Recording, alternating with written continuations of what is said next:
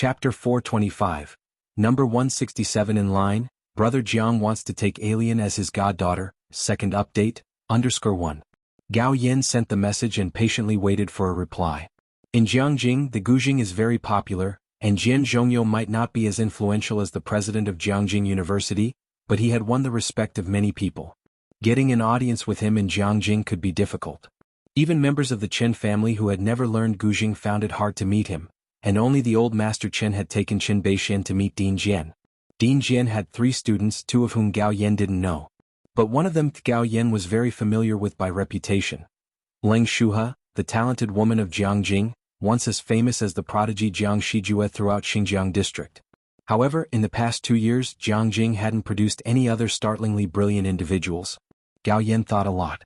She and Jiang Fulai's mother had grown up together since childhood, and their affection for each other was deep. Love me, love my dog. Just seeing Bai Lian's silhouette made her feel her sisters would definitely like it. She couldn't intervene in Jiang Fulai's affairs, but she had to make sure to arrange everything properly for Bai Lian. As she thought, she sent another message to Su Nanjing. Do you think she would agree if I asked to adopt her as my goddaughter? Gao Yin and her father both liked daughters very much, and although their branch of the family did not get along with Su family's second uncle's branch, Gao Yin really coveted the daughter of the second uncle's family. While pondering over this, Jian Zongyi's reply came back. Gao Yin quickly looked down to read it. Ding Jian, it's possible. After meeting with Zhang Xiai's, Bai Lian went to the library to do homework. Jiang Fulai lazily followed behind her carrying a laptop. The library, the queue for doing homework was increasingly large today. Aside from Jianzhe, there was also Yang Lin who had a bandaged head. Jianzhe carefully asked, "Classmate, are you sure you can do homework in this condition?" Yang Lin simply swallowed a handful of medicine. Without saying a word, Pu Xiaohan sat down next to Yang Lin and swatted Jianzhe away with a slap. "Mind your own business, what are you looking at?" She bared her teeth. Jianzhe and Tang Ming quietly complained about how Pu Xiaohan had become so fierce. Tang Ming just grunted a sound very coldly.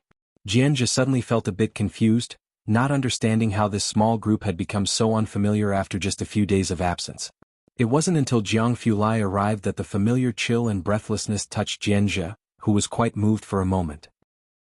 The library had a long row of seats, and they sat in the last row by the windows, with the 3 innermost seats reserved for Bai Lian and Jiang He.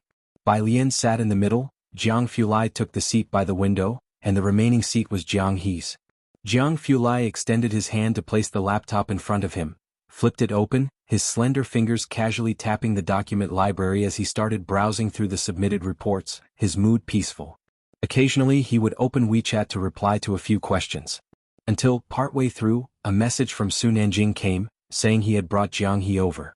Today, since Ming Dongheng was waiting for the Guzheng maintenance, the task of delivering Jiang He was given to Su Nanjing. Opposite the library, Su Nanjing was wearing a white t-shirt with a casual baseball jacket over it, holding a cigarette in his hand, watching Jiang He squatting beside a lamppost with resignation. By his side stood a man dressed in a satin shirt, holding a phone, his features deep. "Bingwen," Su Nanjing took a drag of his cigarette and shook his head, "you should know I can't get involved in this matter.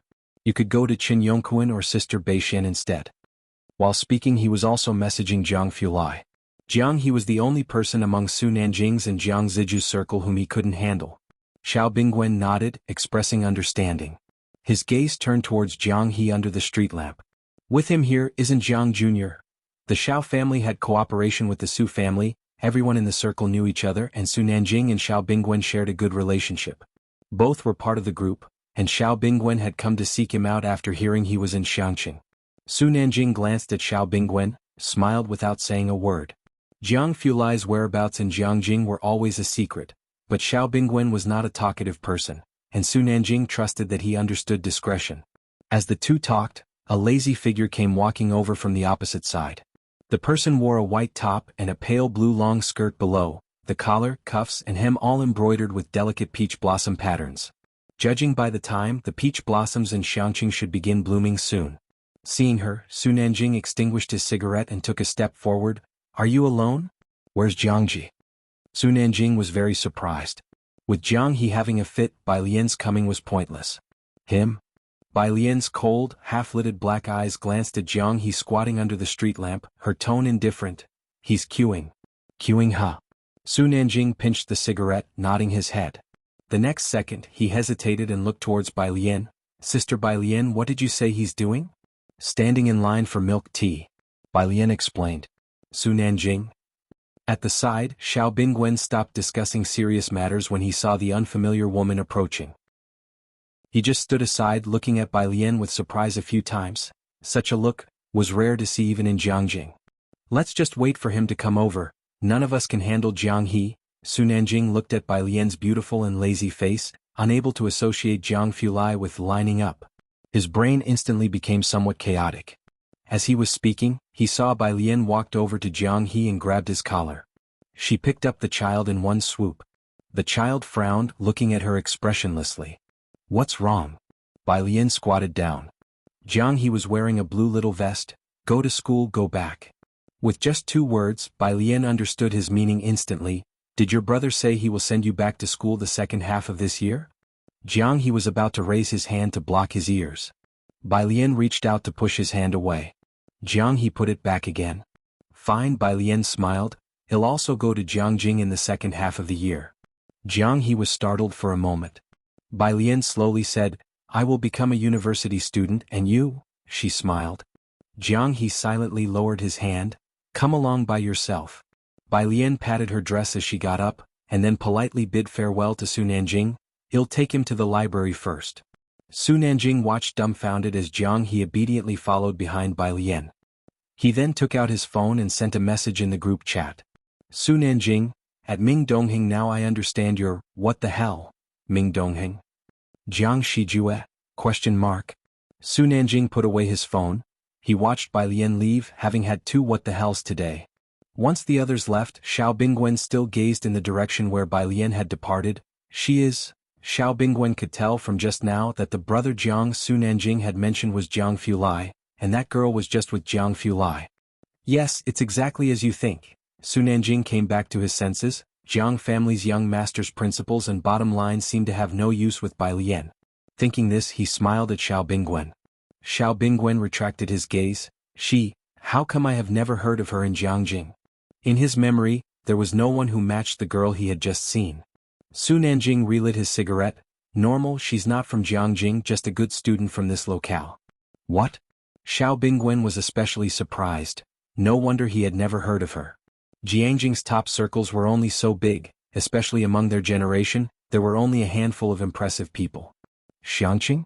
Xiao Bingwen then lost any interest in delving deeper. Don't talk nonsense after you go back. Su Nanjing glanced at him with a smile. I know your family is also acquainted with the Gao family. Xiao Bingwen's heart tensed up. Nanjing, rest assured. Su Nanjing chuckled, not reminding him further about the matter. In the evening, Bai Lian returned with Jiang Fulai. She was going to pick up her guzheng. By the time the 2 adults and 1 child got back, the sun had not completely set. In the antique-looking hall, Su Nanjing had just gotten back not long ago. He finished a phone call with Gao Yan, and when he saw Bai Lian, he immediately stood up. Jiang He was sluggishly trailing behind Jiang Fulai and Bai Lian. Jiang Fulai was holding a stack of books, and Bai Lian was casually playing with Jiang Fulai's laptop with her hands. It was not a large laptop, very thin, and she could spin it on the tip of her finger. Xiao Bingwen, sitting hesitantly beside Su Nanjing, was talking to Ming Dongheng. Master Xiao, Ming Dongheng replied very formally, I don't know about Director Chen's affairs, but even Mr. Wang has not found any leads. Wang Yufeng had mines, but he was affiliated with the Dawson family. It was not easy to find out that he had been providing resources for experiments and heavy industry over the long term. Xiao Bingwen knew that both Director Chen and Ming Dongheng were hard to deal with. About to continue speaking, he saw people returning at the entrance and he quickly stood up, his eyes focusing on Jiang Fulai. Young Master Jiang. Jiang Fulai placed the stack of books on the coffee table. His eyes and brows exuded a chilly pride, and without raising his head, keep talking. It meant not to mind them. Jiang Fulai went to get Bai Lian's guzheng. Bai Lian leaned against the doorway, not entering as she waited for the guzheng to go have dinner with Ji Heng. Xiao Bingwen glanced at Bai Lian beside him but did not continue speaking. It was Ming Dongheng beside him, though, who, upon seeing Bai Lian, got up to pour tea, and Xiao Bingwen was taken aback by his actions. Su Nanjing paid attention to the laptop spinning in Bai Lian's hands and was terrified. If it fell, the whole laboratory would be heartbroken. Sister Bai Lian. Su Nanjing held back his gaze from looking and recalled Gao Yan's words. He walked over to Bai Lian somewhat hesitantly. Have you ever entertained the thought, for instance, of having more family members? Or having another mother? Bai Lian placed the laptop flat in her palm, finally resting it on the bar counter, while looking at a message on her phone. What? On the phone. Wang, how long can my godmother last? Chapter 426. Unusually talented individual _1 takes the 168th preliminary exam. Bai Lian had reminded Wang Yufeng about his grandmother's sickness during the new year. Ning Xiao had also been coming out to do homework less frequently lately.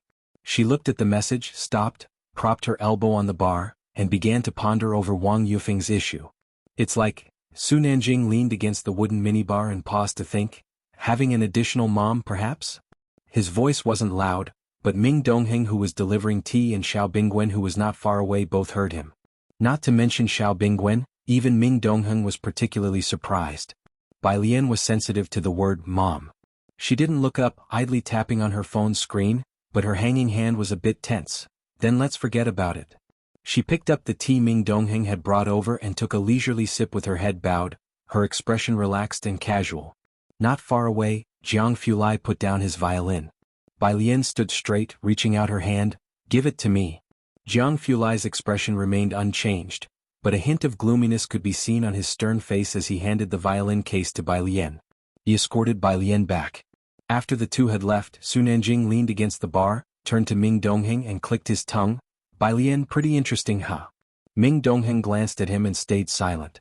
Only then did Xiao Bingwen slowly inquire, Nanjing, what you meant just now was, my mom has always wanted a daughter, right? Su Nanjing went back and sat on the sofa, refilling the cup he'd finished drinking from with water. She's definitely the daughter my mom dreams of having. As he spoke, Su Nanjing thought his own mom was kind of weird. He had only known Bai Lian for a few days, and although they already had a life-and-death relationship, asking her so abruptly if she minded having an extra mom. Jiang Fulai would kill him if he heard that, wouldn't he? He lowered his head and sent a message to Gao Yan. He'll think of another way. Across from him, Xiao Bingwen was taken aback, the Su family wanting to adopt Bai Lian as a goddaughter. He looked up slightly towards the outside.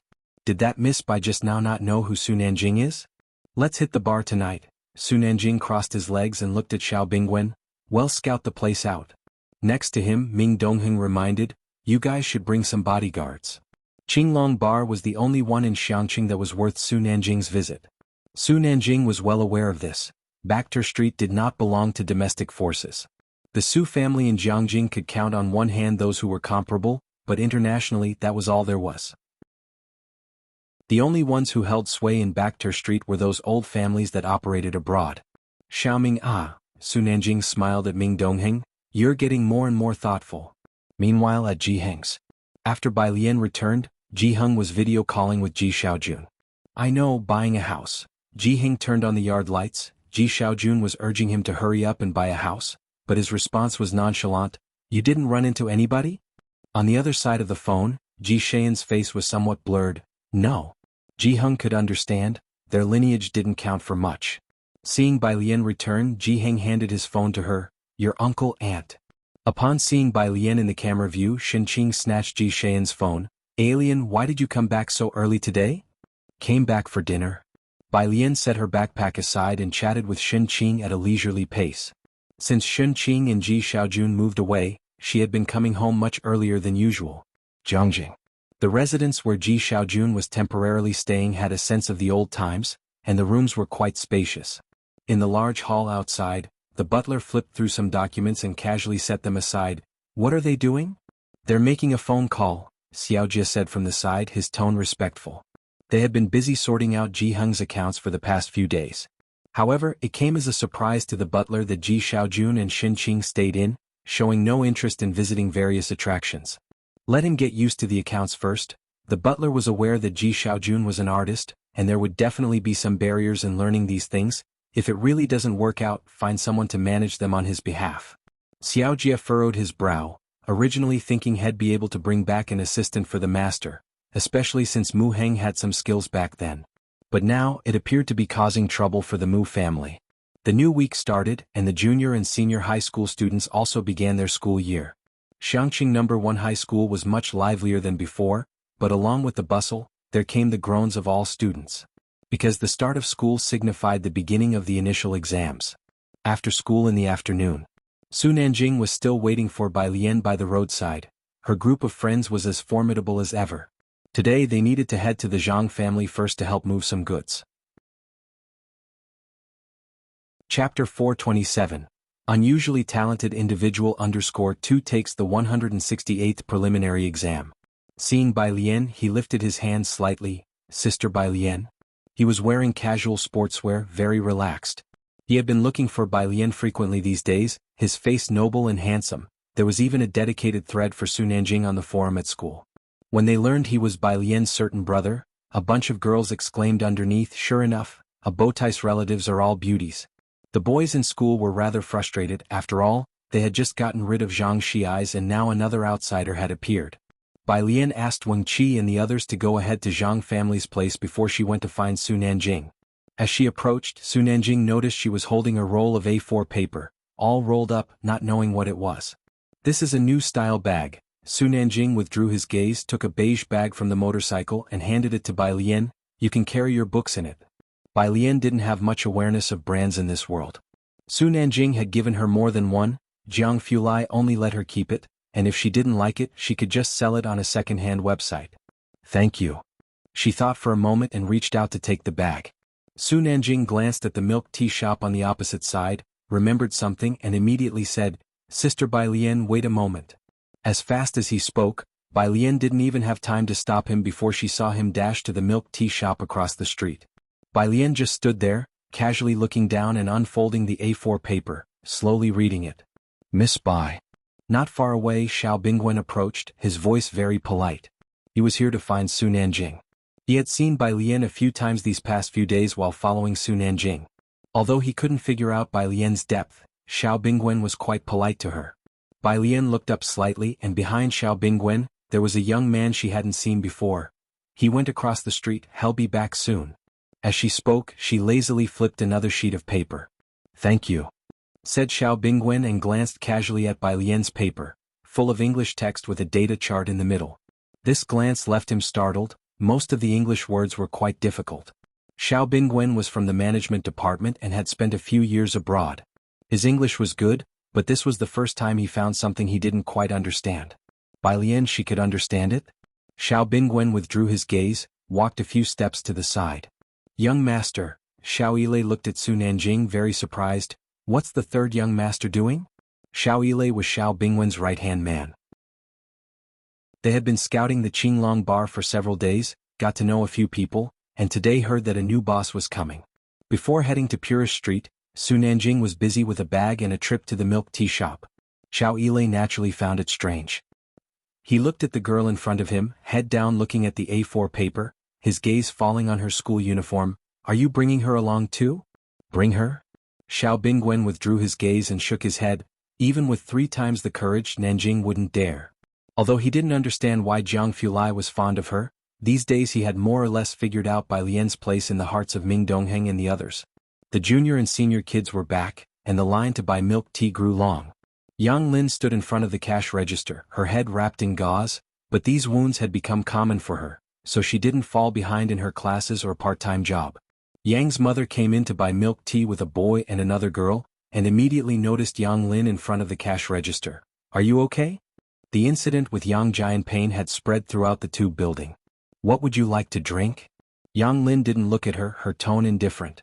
Next to Yang's mother, the girl looked impatiently at Yang's mother. "Hey, what are you actually here for?"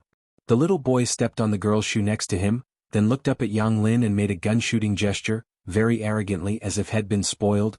"Bang bang, kill the ugly monster." He was Bianji halfway through when someone picked him up. "What are you doing?"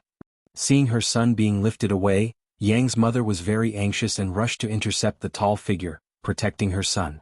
Su Nanjing gave Yang's mother a glance, shrugging gently and very amiably. "Your son? Sorry, I thought he was an orphan." Laughter from the school kids nearby followed.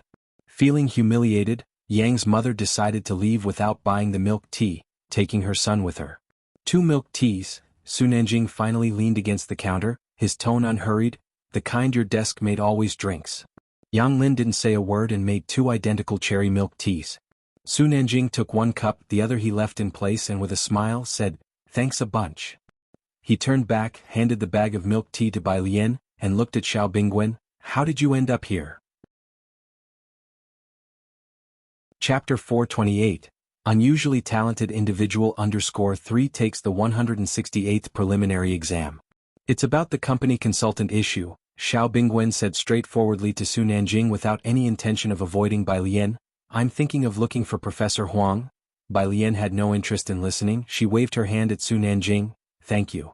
Then she turned and walked in the direction of the Zhang family's place. After Bai Lian left, Su Nanjing finally sat on her motorcycle, looked up at Xiao Bingwen and folded her arms across her chest. "Then it's no use looking for me. Although I am from Jiangjing University, I later switched to economics. You should look for Brother Jiang." Xiao Yilei, who was with Xiao Bingwen. Who would dare to? The street with the tube building.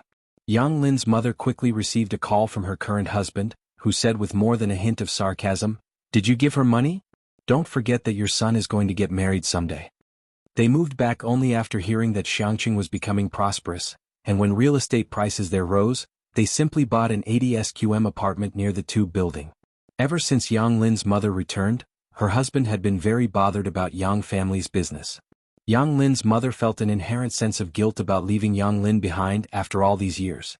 Chastised by her husband like this, she hesitated. She's about to take the college entrance exams? So what? The current husband became alert. "Anyway, don't bring her back here and don't give her a penny. The daughter of a gambler, Tianbao, is going to apply for Beijing University in the future. Don't let her lead him astray."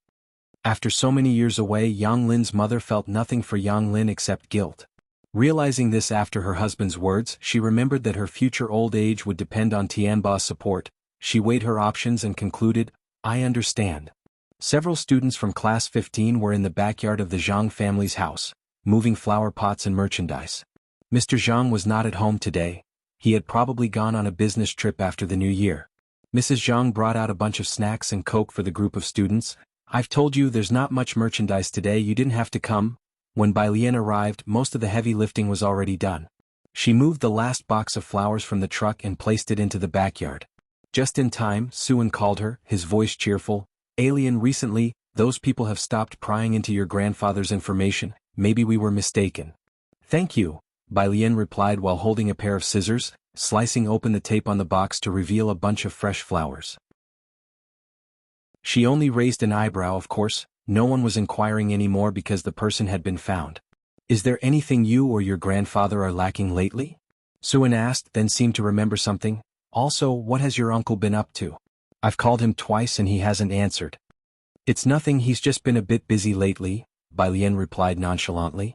With that, Suan no longer dwelt on the issue with Ji Xiaojun. After hanging up the phone, Mrs. Zhang passed her a can of coke. "Auntie," Bai Lian opened the coke with one hand and took a sip. "Zhang Air. Zhang Xiais has earned a commendation in prison, decreasing his sentence by a month and a half." She and Jiang Fulai had been tutoring Zhang Xiais every week. But Mrs. Zhang only got to visit him once every half-month, so she hadn't heard this news. "Really?" Mrs. Zhang instinctively looked up upon hearing news about Zhang Xiais. How did he earn a commendation? During the new year there was a disturbance in the prison. Zhang Xiais had knocked down the ringleader, quelling the unrest, and it was said he gained quite a few minions inside. However, Bai Lian did not go into detail with Mrs. Zhang about this. "He helped the prison warden catch someone." Bai Lian downplayed the incident. She knew full well how clumsy Zhang Xiais was and that he must have suffered a lot in there. Bai Lian was not concerned, but she knew Mrs. Zhang could not bear to hear it. Good, Mrs. Zhang wiped her eyes. "He'll go and tell Yan Lu the good news." A reduction of a month and a half in the sentence meant he would be out even sooner. This weekend, the entire Xiangqing No. 1 high school had scheduled a beginning-of-term examination. All 3 grades would take it together. The internal exams at Xiangqing No. 1 high school were not as rigidly structured as the college entrance examinations. Saturday's exams were Chinese, mathematics, and English, with the final exam on Sunday morning still being the comprehensive science subject. Bai Lian only brought 2 pens as usual. She was ranked first in the final exams, and all the senior year teachers knew her by name and face. Seating for the exams was done by rank, so she was at the first table in the first examination room. Almost as soon as the comprehensive science exam started, An invigilating teacher stopped next to her, looking down at her exam paper.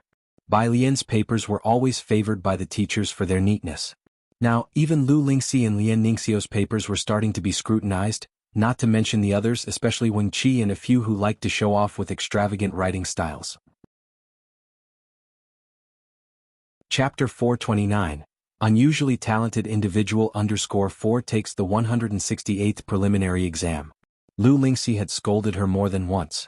After over 2 hours of exams, Bai Lian was still the first to finish physics, then biology and finally chemistry. It had been more than a month since the final exams, and she worked on chemistry and biology every day. Because of these two subjects, she hadn't even done the questions on the Jiangjing app. So much so that when Tang Ming and Ning Xiao didn't know how to solve a problem, they would ask Jiang Fulai, who disdained them several times. The exam ended at 11:30, but Bai Lian handed in her paper at 11. The other people in the examination room were quite numb to this. Most teachers at Shanxing No. 1 knew that Bai Lian was not very good at chemistry and biology. As soon as she handed in her paper, 2 teachers went to look at her answer sheet but couldn't make heads or tails of it. Because one was the English teacher and the other was the math teacher. Outside the gates of Shanxing No. 1, a sapphire blue car was already waiting at the corner. When Bai Lian opened the car door, he seemed surprised, tilting his head slightly, his pale complexion even more prominent under the sunlight. "So early?" The questions weren't difficult. I finished all I could do. The questions this time were provided by Shanxing No. 1 themselves and weren't half as difficult as the joint exam, making it easier for Bai Lian to handle. Jiang Fulai's slender fingers rested on the steering wheel as he started the car and headed towards their residence. Today happened to be a day off. Ji Heng had gone fishing with Director Qin, and Qi Yundai wasn't around either. So Jiang Fulai decided to take Bai Lian out for a meal. Bai Lian lazily rested her hand on the car window, looking down at the messages on her phone. Academician Ma, 145 days. Academician Ma, file. The file contained some papers Academician Ma had selected for Bai Lian. They were all quantum mechanics papers worth reading and were suitable for beginners, mainly for vocabulary building. She leaned back and said, "Academician Ma sent me some new papers." Jiang Fulai drove at a steady pace onto the main road. "Send them to me." Jiang Fulai's residence. When the two of them arrived, Su Nanjing had just woken up not long ago, and lazily yawned, asking someone to brew a pot of tea for him. Xiao Bingwen had been waiting on the sofa for Su Nanjing for quite some time. Seeing the two return, Xiao Bingwen stood up with much restraint. "Young Master Jiang." He wasn't like Su Nanjing and naturally did not dare to call Jiang Fulai brother. Jiang Fulai placed the keys casually to one side and nodded slightly towards him. "Sister Bai Lian." Su Nanjing took a sip of tea and greeted Bai Lian. "Didn't you go to the library today?" Bai Lian saw Jiang He playing with Lego on the carpet beside the sofa. She walked over, sat next to him, helped him with the instructions and handed him a Lego piece. "I just finished an exam." She was wearing a long skirt with 2 pens stuffed into her oversized pockets. Su Nanjing also found it strange. It seemed as if Bai Lian could anticipate Jiang He's next move. She handed him exactly the Lego piece he needed. "Ah." Seeing her empty hands, Su Nanjing was especially surprised when she mentioned she had just finished an exam. "Brother Jiang." Su Nanjing suddenly remembered the matter concerning Xiao Bingwen and spoke to Jiang Fulai. "Do you have any contact with Professor Huang?" He glanced at Xiao Bingwen. Jiang Fulai bent down, handed 2 scattered Lego pieces to Bai Lian, his expression faint. "Are you afraid Academician Ma won't find a reason for letting me study quantum mechanics?" Su Nanjing laughed, nearly forgetting about that. Jiang Fulai went upstairs to the study to print the papers Academician Ma had sent for Bai Lian. After he left, Xiao Bingwen finally let out a sigh of relief. Watching Bai Lian play Lego with Jiang He, Su Nanjing said to Xiao Bingwen, "Don't take these researchers for fools. For Professor Huang's situation, think of some other solution. Or you could wait a few more years until he has results, and then claim him under your company's name. That's not impossible either." The few notable figures in Jiangjing's scientific research community were well known. Xiao Bingwen took out a cigarette pack from his pocket with much concern. "Hewen is still far from ready. There's also Liang Wuyu." Su Nanjing glanced at him and smiled. "You could try to compete with the Qin family for him. In the future, he won't be inferior to Hewen." Xiao Bingwen nodded. Several families were competing for these seed players. Liang Wuyu was valued by the Qin family early on and had started working in labs since high school. Aside from him, there were no other outstanding students in the past 2 years. Liang Wuyu is also a senior taking the college entrance exam with you. Like he won a rare talent seen once in a decade. The Jiangjing app. Su Nanjing started, but recalling Bai Lian beside him didn't want to leave her out, he explained the situation. Never mind, you might not know about it. One needed to meet certain criteria to use the Jiangjing app. Bai Lian handed the missing Lego piece to Jiang He, and when she heard Su Nanjing speaking to her, she lazily turned her head to glance at him. Is that so? She continued to leisurely pick Legos for Jiang He. Su Nanjing continued, Professor Huang is a professor at Jiangjing University, also a student of Academician Ma. They both are pillars of Chang'an District. That laboratory underground at Jiangjing University, it belongs to Academician Ma. But Academician Ma has a special status. Ordinary people can't meet him, so if you Xiao really can't find anyone. Xiao Bingwen looked at Su Nanjing, wondering if it was okay to casually discuss Academician Ma's information. He watched Bai Lian slowly playing with the Lego, then reassured himself. Even Academician Ma was beyond his reach, so how could ordinary people understand his significance? Chapter 430. 169 She can't turn things upside down in the Jiangjing circle? Guessing rank _1. Su Nanjing said, and Bai Lian just nodded in agreement. Although she didn't react much, she still responded.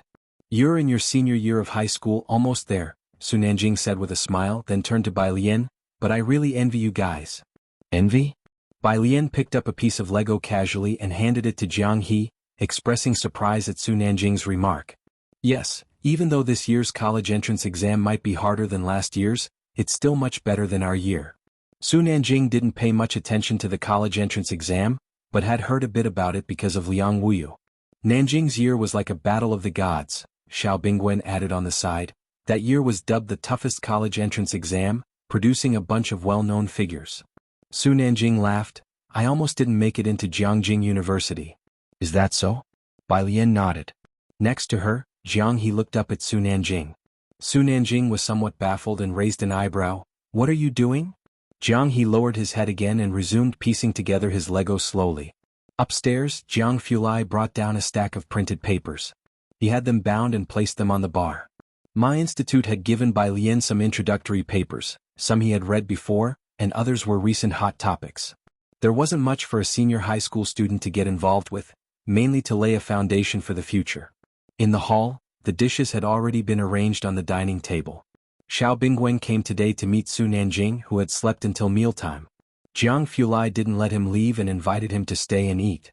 He dared not sit close to others and took a seat next to Su Nanjing. Are your school's test questions sufficient? Jiang Fulai knew about the tension between Xiangqing and Beiqing, but his reach wasn't that far, and in the end, Xiangqing No. 1 High School had to develop on its own. The Chen family had been a great help to Xiangqing No. 1 High School in recent years, but still it didn't rise up. Like the Chen family, Jiang Fulai could only offer them some resources. As he spoke, he noticed there were no drinks next to Bai Lian, so he got up, fetched a can of cola, casually opened it and placed it beside her. This scene didn't surprise Su Nanjing sitting nearby, but Xiao Bingwen was exceptionally astonished, thinking he had to be even more courteous to Bai Lian in the future. After all, even Jiang He didn't receive such treatment now. Taking her time, Bai Lian picked up the cola and took a sip, thinking about the school's issues. For now, yes, most of the students have poor fundamentals and can't handle the more difficult comprehensive questions. It wasn't just the senior students affected, but also the freshmen and sophomores. Listening calmly to her, Jiang Fulai's left hand casually rested on the table.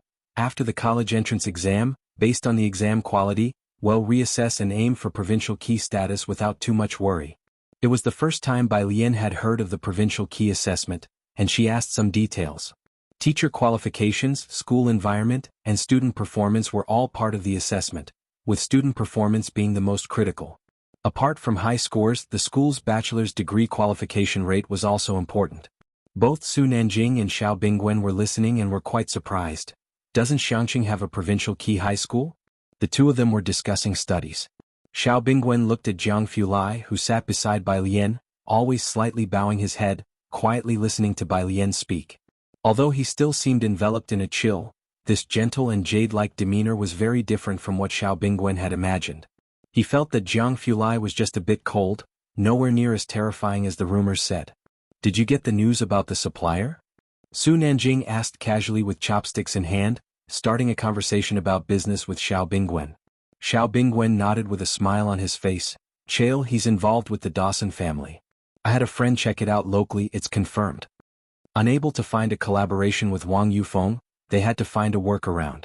The two had been hanging out in bars the past few days, and with Su Nanjing's generous spending, they had gathered quite a bit of information and, through mutual interests, met a contact. Su Nanjing narrowed his eyes slightly. Get him more drinks tonight and probe some more. We want to secure this person. Also, how are the preparations for the Panshan Highway coming along? Almost done. Then let's check it out this afternoon. We have to be ready before the reporters come. Su Nanjing, hearing the news about Chail, was in a good mood. Turning to Bai Lian, he said, would little sister Bai Lian like to come have a look? There will be people doing bends this afternoon. After finishing her bite of food, Bai Lian looked up at Su Nanjing, her eyes bright. I haven't read today. Su Nanjing, right? That's true. Little sister Bai Lian, the studious good student, probably didn't even understand that his mention of doing bends referred to motorcycle racing. After lunch, Jiang He went for a nap. Su Nanjing took Xiao Bingwen to check out the Panshan Highway and went to the small bar to pick up the keys. Chapter 431. She can't turn the world upside down in Jiangjing? Guess rank _2. His eyes immediately caught sight of the printed papers that Jiang Fulai had left on top. Research paper? Even though it was a stack of English printouts, Su Nanjing instantly recognized the website identifier, and said to Xiao Bingwen, I can't understand any of these kinds of documents. Su Nanjing realized it was a physics research paper and complained a bit to Xiao Bingwen. I don't understand it either. Xiao Bingwen had never published in that journal, and it was only after Su Nanjing mentioned it that he learned of it, inevitably recalling what he had seen at Bai Lian's place last time.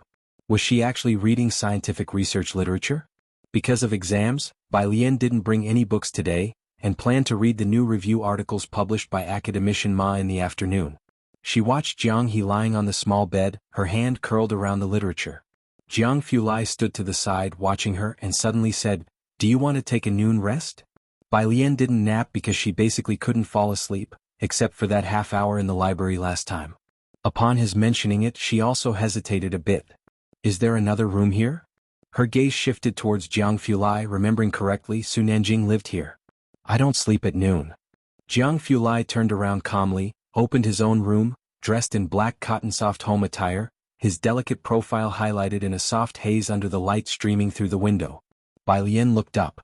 His room was laid with gray flooring. It was a large room with a gray bed in the center, and a desk under the windowsill, all in a very cold color tone. The temperature was much lower than that in Jiang He's room. If you want to rest, you can come here. I will work on my project. Jiang Fulai left the door half open, his slender and jade-like fingers resting politely on the iron door handle.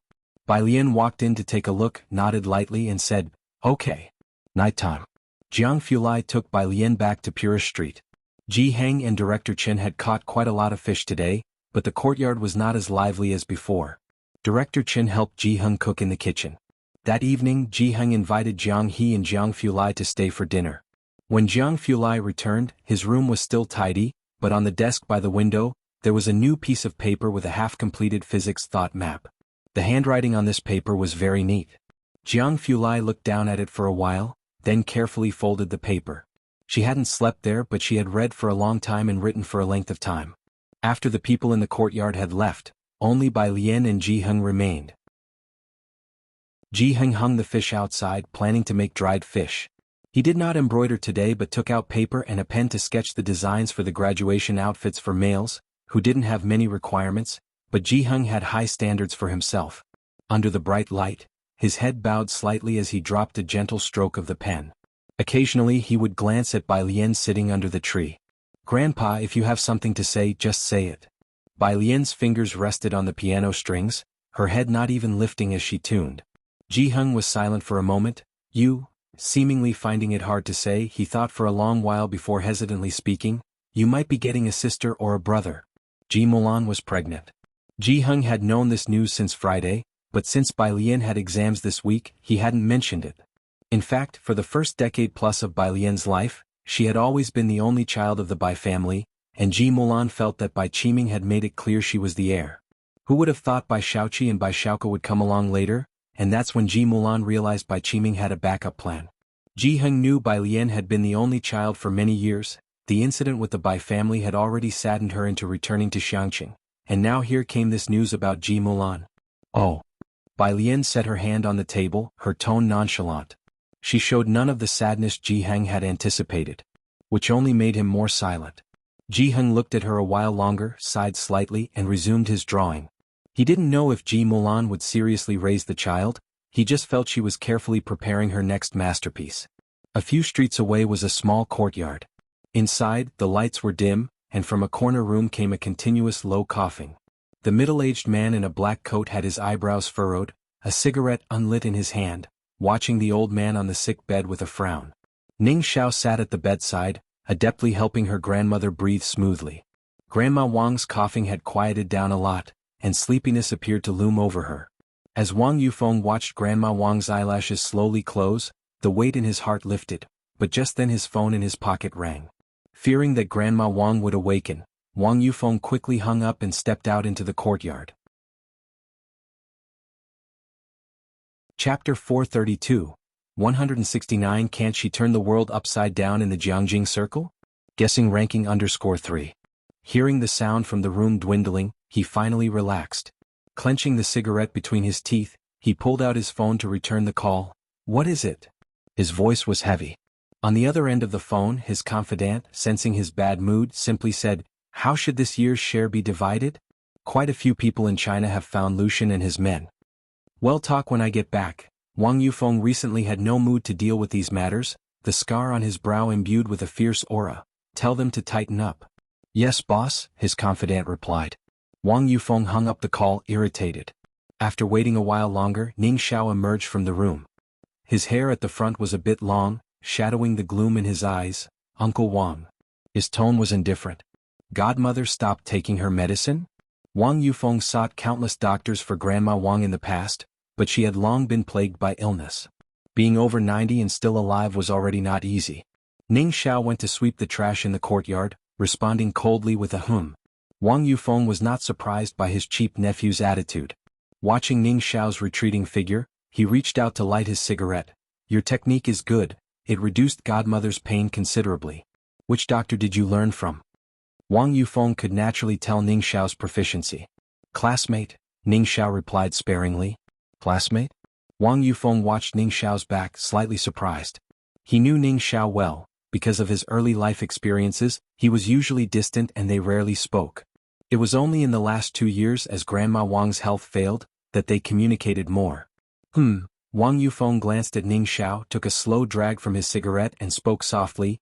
In a couple of days, he'll find a chance to invite your classmate for a meal. You let them know. Ning Xiao remained silent.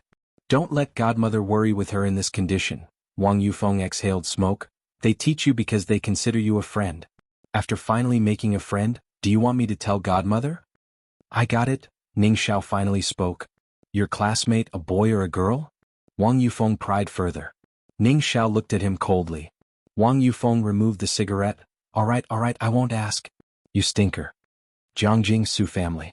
Mid-month, the Su family gathered for a meal at the old master's place. The Su family lineage had substantially more people than the Jiang family, and with ambitious younger generations, strife within big families was inevitable. Gao Yin sat next to Su Jueling below the old master. Across them, Su Jueming glanced at Su Jueling. I heard Big Brother secured a position for a clerk? With her makeup impeccably done, Gao Yin elegantly sipped her tea without a word upon hearing this. Su Jueling answered with minimal effort and a slight smile. Second brother is well informed. Of course, Big Brother has a fine son. Everyone in the clan respects Big Brother. Su Jueming lifted his head with a smirk. I've heard Nanjing has been up to something big recently. Let me congratulate Big Brother in advance. Big move? The old master indeed looked up, directing his gaze at Su Jueling with a smile. I was wondering why I haven't seen Nanjing lately. Where did he go? Among the younger generation of the Su family, many were outstanding, but in Jiangjing, Su Nanjing and Su Jin were particularly well known, particularly Su Nanjing, who had the backing of the Jiang family and who had always outshone Su Jin. Giving Su Jueming a brief glance, Su Jueling reported to the old master. Dad, don't mind the nonsense from my second brother. Nanjing has been off riding motorbikes in some secluded place recently. Less than 10 people knew that Su Nanjing went to Xiangqing to draw blood from Jiang Fulai. You're being modest, Su Jueming turned to the old master. Nanjing wants to give you a surprise. Su Juling frowned slightly. After the meal.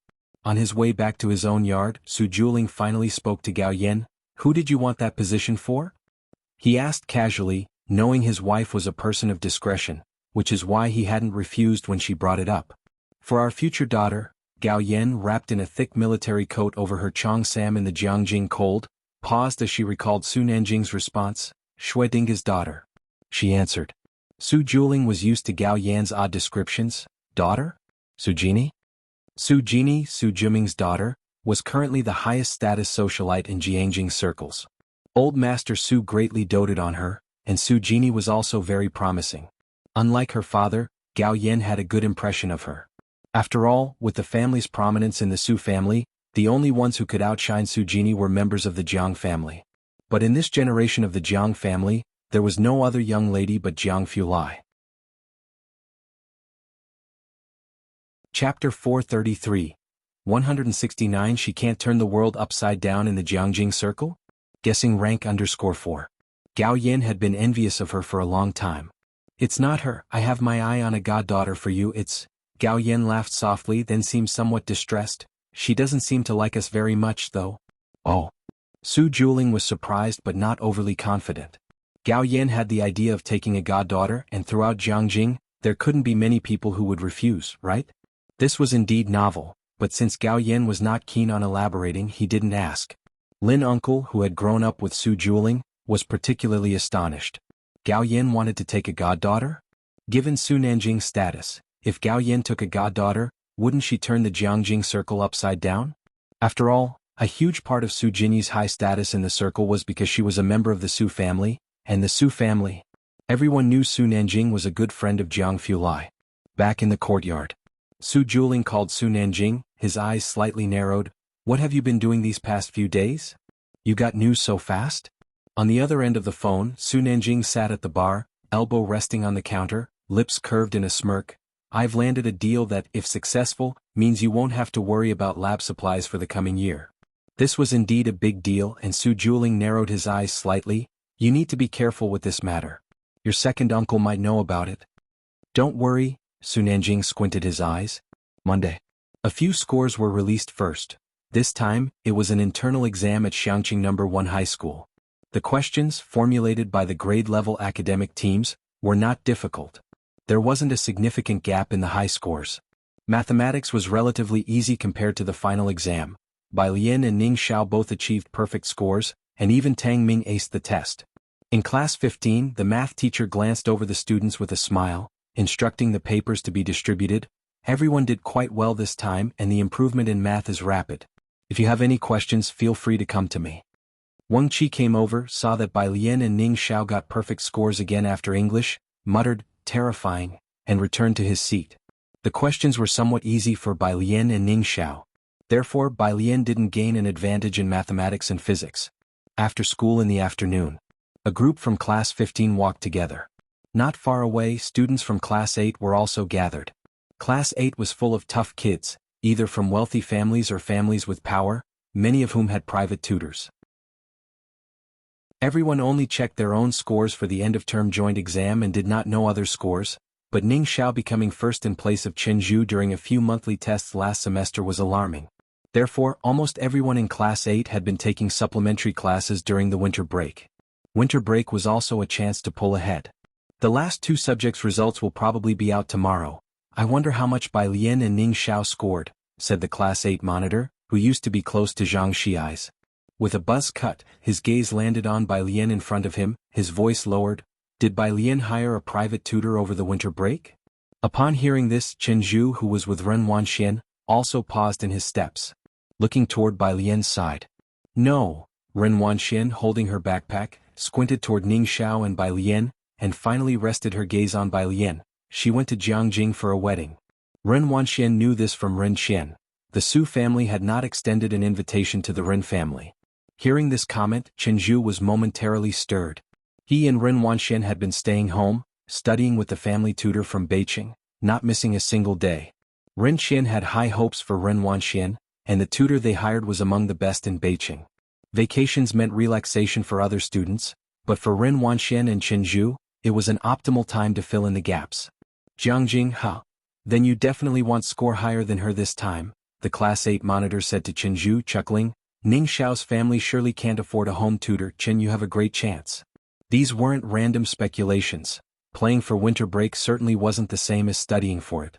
Chen Zhu heard this and just shook his head. Not necessarily. Not far away. Wang Qi noticed the looks from the students of Class 8, frowning. What are those people from Class 8 staring at us for? I don't know, Pu Xiaohan shrugged, playing with the camera in her hand. Their brains have always been a bit off. Tang Ming and Bai Lian were discussing a physics problem. Ning Xiao didn't pay attention to those people. Ning Xiao walked alongside the two, not talking much, only occasionally glancing at Bai Lian. The electric field comes down like this. Bai Lian's hand angled 45 degrees downward under the sunlight, her fingertips glistening like jade, looking at Tang Ming. Imagine in your head how the path of Q and E would intersect. An idea struck Tang Ming and he slapped his forehead. Right, how did I not think of that? He took off his backpack and pulled out a practice workbook. Only then did Bai Lian slightly turn her head, fished out Bluetooth earbuds from her pocket, and while putting them on she languidly looked at Ning Xiao. What did you want to say? It's just, Ning Xiao was inviting a friend to dinner for the first time, his eyes and voice both dropped, very quiet. My uncle wants to invite you to dinner to thank you. Do you have time? Chapter 434. 171st 3 are some kind of devils. Meet_1. Your uncle? Bai Lian was somewhat astonished. Ning Xiao nodded. Bai Lian remembered that man named Wang. It was the first time she had heard Ning Xiao mention his uncle.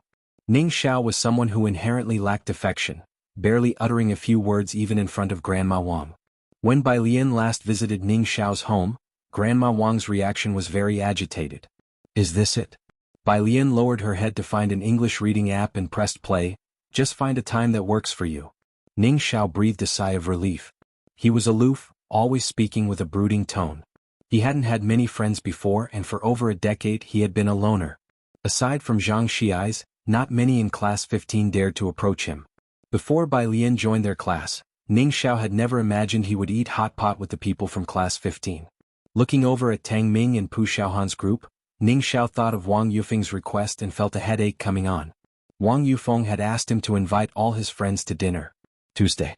All 3 comprehensive science exams were handed out. Bai Lian found a moment to hand over her mind maps and study methods to Lu Lingxi. In the office, Lu Lingxi took the stack of papers and looked down. It's what we've compiled, and part of it was what Ning Xiao and Tang Ming had put together for Zhang Xiai's. Bai Lian looked at Lu Lingxi. With less than 4 months left, if they work hard, most students can score a few more points. With so many students in the school, there were those who had clear goals like Bai Lian and some like Zhang Xiai's. These materials would also be helpful to those with clear goals. Thank you all. Lu Lingxi hadn't expected that Bai Lian and her 2 companions would take the time to do this. She packed away the materials. He'll distribute them to each class right away. Every top student has their own study method, both efficient and fast. Back then, a student from Xiqing had shadowed their top scorer during college entrance exams and asked about study methods that ultimately helped get into Jiangjing University, a story that also circulated online. Lu Lingxi knew these methods held significance for average students. As the grade director, she quickly convened a meeting with the class advisors. The class advisor of Class 8 took these materials and brought them to the class that afternoon, placing them on the lectern. These are study materials and methods provided by Teacher Lu. Anyone who needs to can come to me for a printout after class. Also, the initial test scores are out. You can come check your rankings after class if you're interested. After finishing, he picked up the exam papers and began discussing the physics multiple-choice questions. This time, the physics questions weren't hard and the students in Class 8 performed well. After class, a crowd surged forward to see Chen Zhu's ranking. Chen Zhu Wanxian, their seats had been changed. The class president of Class 8, now sitting in front of Chen Zhu, rested his hand on the table and leaned over to look at Chen Zhu, then glanced at Ren Wanxian sitting in the row next door. Are you two going to print those materials? Chen Zhu's dark eyes were fixed in the direction of the lectern and he didn't respond immediately. Ren Wanxian hesitated. Heard through the grapevine, the class president's desk mate, a guy with a buzz cut, Bao Boyu, could barely suppress his laughter. that these study methods and materials are supposedly by Lien and Ning Xiao's group. What? Chinju's desk mate also laughed. I mean, what are they doing? Isn't this awkward? Are they sharing their study experiences? Who's going to print it? If you print it, remember to show me. Bao Boyu glanced at Chinju then said, I'm definitely not going. The class president didn't make any statement. Both Chinju and Ren Wanxian had actually considered printing the materials, but upon hearing that it was compiled by Lien and her group, neither of them reacted. Ren Wanxian turned to Chinju and asked quietly, Are you going on Saturday? Chinju shook his head, not sure. I don't know who it is, but my dad might go. Go where? Bao Boyu knew these two were better informed than most. The MK Club has booked Panshan Highway, Ren Wanxian explained indifferently to the others, for a friendly race. Booked Panshan Highway? The class president was surprised. Who has that kind of money? Chinju murmured, MK, you guys search it. A few classmates who had their phones immediately started searching. The MK Club, a top-tier luxury motorcycle club in Jiangjing, funded by the privileged scions of Jiangjing. Damn, Bao Boyu was astonished. Why would they hold a friendly race in a place like ours? Neither Ren Wanxian nor Chinju had an answer to that. It was then that the chatter from those who went up to the lectern to check the grade suddenly stopped. What happened? Bao Boyu looked over and then stood up, pushing through the crowd. While speaking and laughing, he said, What rankings for Chinju and Wanxian this time? It can't be that Ning Xiao has surpassed them again. Chapter 435. 171st 3 are some kind of devils. Meet _2. Upon looking, he was too late to close his mouth. That was agape. Class 8 scores were always good, especially for people like Chinju and Ren Wanxian. Last semester, Ning Xiao exceeded Chinju in the midterm exam. However, at that time, Chinju was at least the second in rank, but now, Bao Boyu looked at the names in the first row. Chinju Chinese, 136, 1, 6 Math, 142, 1 for English, 141, 1 for Science Comprehensive, 281, 1 for total score, 700, 1 for Chinju was almost first in every subject in class as usual, with rankings almost the same in school and class, occasionally switching places with Ning Xiao. But now, he was consistently ranked fourth from the top in every subject. Both Chinju and Ren Wanxian felt the disturbance on the podium and stepped forward to check the rankings. The latter half of the semester had been extremely stressful for Ren Wanxian, who had hired a tutor charging a hefty fee, and she had believed she would confidently be able to return to her former level alongside Chinju, only to find, not only had she not recovered, but her ranking had even dropped. Chinju stared intently at the number 4, for a long time before turning to find the class teacher in the office. Ren Wanxian followed suit. A wordless silence spread from the entire podium. After a long while, someone finally broke it. I only have 590 points, and with 700 points to be at fourth, I want to know, what kind of demonic scores are the top 3? The office. The class 8 homeroom teacher wasn't surprised to see Chinju and Ren Wanxian. You've come? What are the scores for the top 3? Chinju's face was exceptionally cold. He looked only at the homeroom teacher, his words terse. They're right here, take a look. The class 8 homeroom teacher handed another ranking sheet to Chinju. Chinju and Ren Wanxian looked down to see the overall ranking list. 1 Ning Xiao, 741 and 0. 2 Bai Lien, 737 and 0. 3 Tang Ming, 736. The top 3 had pulled away from Chinju by 30 to 40 points, a stark difference in scores. The two stared at the paper, unable to snap back to reality for quite some time. How is this possible? Ren Wangshuan's face turned pale. She had worked so hard with Chinju during the winter break, and now she felt a sense of powerlessness. Of course, what she and Chinju didn't know was that this gap was actually not significant, given that math and physics were far too simple for Bai Lian and the rest. When it came to the difficulty level of the college entrance exam, the gap would be even more apparent. Evening bubble tea shop. Ning Xiao went home early while Bai Lian, Tang Ming, Jianzhe and a few others were reviewing inside. Yang Lin still had 2 hours of classes to teach. The bubble tea shop was larger than ordinary stores, well decorated and affordable. Although its cakes were not as delicious as before, they still tasted better than most of the other stores, and most people still liked to come here for their purchases. Su Nanjing and Xiao Bingwen, 2 young masters, stood at the door, also quite a scene.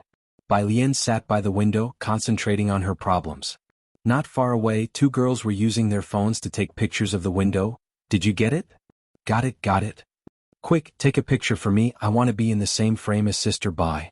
When Su Nanjing and Xiao Bingwen arrived, they saw such a spectacle. Though they knew Bai Lian was attractive, wasn't this a bit much? Her popularity really is quite something, Su Nanjing said with a laugh once he saw it. Xiao Bingwen stood next to Su Nanjing rather surprised. You seem to think highly of her. He knew Su Nanjing wasn't easy to get along with. Can't quite say. Su Nanjing took out a cigarette. From childhood, he was the kind of personality that couldn't be controlled by his family, warm yet wild, often hitting it off with those who shared some common interests. Bai Lian, seemingly a well-behaved student however, got along quite well with him. He entered and, as usual, ordered a few cups of bubble tea for Bai Lian and the others. Once Yang Lin completed the order, she turned to serve the next customer. After Su Nanjing left, a regular store employee finally withdrew his gaze from Su Nanjing. Yang Lin, do you know him? Not really. His clothes look really expensive, like my month's salary. The employee clicked his tongue and increased the pace of crushing ice. Another boy added, more like your year's salary. A month might not cut it. Su Nanjing didn't interrupt Bai Lian and the others' study session. The two were just waiting for Jiang Fulai. After most of the students from First High left, Jiang Fulai's car slowly arrived. It was getting dark late in Xiangqing and the sun hadn't set yet. In the twilight, Jiang Fulai's tall figure appeared both solitary and cold. A cursory glance swept over, causing Xiao Bingwen to instinctively avoid eye contact. Struck with surprise, was Jiang Fulai in a bad mood today? He didn't dare to look at Jiang Fulai again. Almost time. Su Nanjing put out his cigarette and stood up straight. The racetrack is cleaned up. Chael will definitely love this feast. Chapter 436. 171st 3 are some kind of devils. Meet_3. Jiang Fulai had just stepped out of the laboratory when he heard the statement and gave him a look. Well done. Scarce mineral resources on Earth were just so much, and it was not easy to pry a bit away from a family like Dawson's, with its profound heritage and affiliation with M country. It's on Saturday night. Su Nanjing raised an eyebrow, curling his lips. It should be quite a big event. Are you and Bai Lian planning to come? Xiangqing was not as chaotic as Jiangjing, and with Jiang Fulai around, Su Nanjing faced almost no obstacles from start to finish. Everything was surprisingly relaxing. So much so that he even invited Bai Lian and Jiang Fulai to attend the grand banquet. Jiang Fulai walked towards the milk tea shop, his gaze falling on the glass window, his expression easing slightly. I'll ask her. Then she might not be willing, Su Nanjing pondered. She'd rather choose to study. 8 o'clock in the evening. Purest Street. Jiang Fulai took Bai Lian to the usual place. The streetlights were bright, casting long shadows of the two. It wasn't late at this time and passers-by would greet Bai Lian from a distance. At the intersection, after sending off Bai Lian, Jiang Fulai paused, then reached into his coat pocket to take out a sandalwood box. What's this? Bai Lian looked down. Sandalwood, Jiang Fulai said calmly and succinctly, for helping with sleep. Bai Lian took it from him, looked up, the streetlights casting hazy contours on her face. For sleep? In fact, even Ji Heng wasn't aware of her sleep issues. Yes. Jiang Fulai was reluctant to explain further, simply embracing her fully, resting his chin on her shoulder, his voice still clear and cool, his phoenix eyes slightly closed. Su Nanjing invited us to watch the race on Saturday night. A race? Bai Lian asked, clutching the wooden box, shadows cast on her face by the streetlight.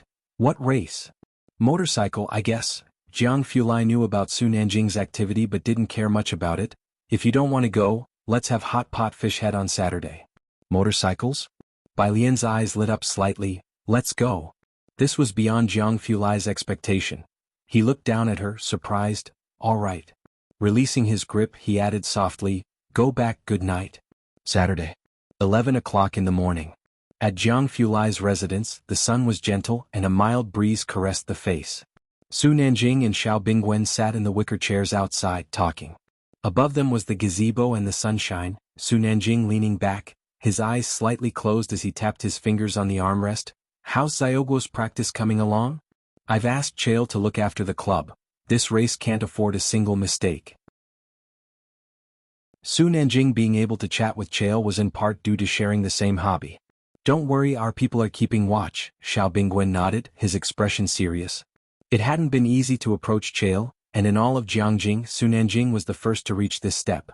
Who could have known that Chael would be hanging around the Azure Dragon Bar and would share the same hobby as Su Nanjing? Ming Dongheng was sitting next to Su Nanjing, his face cold, saying nothing.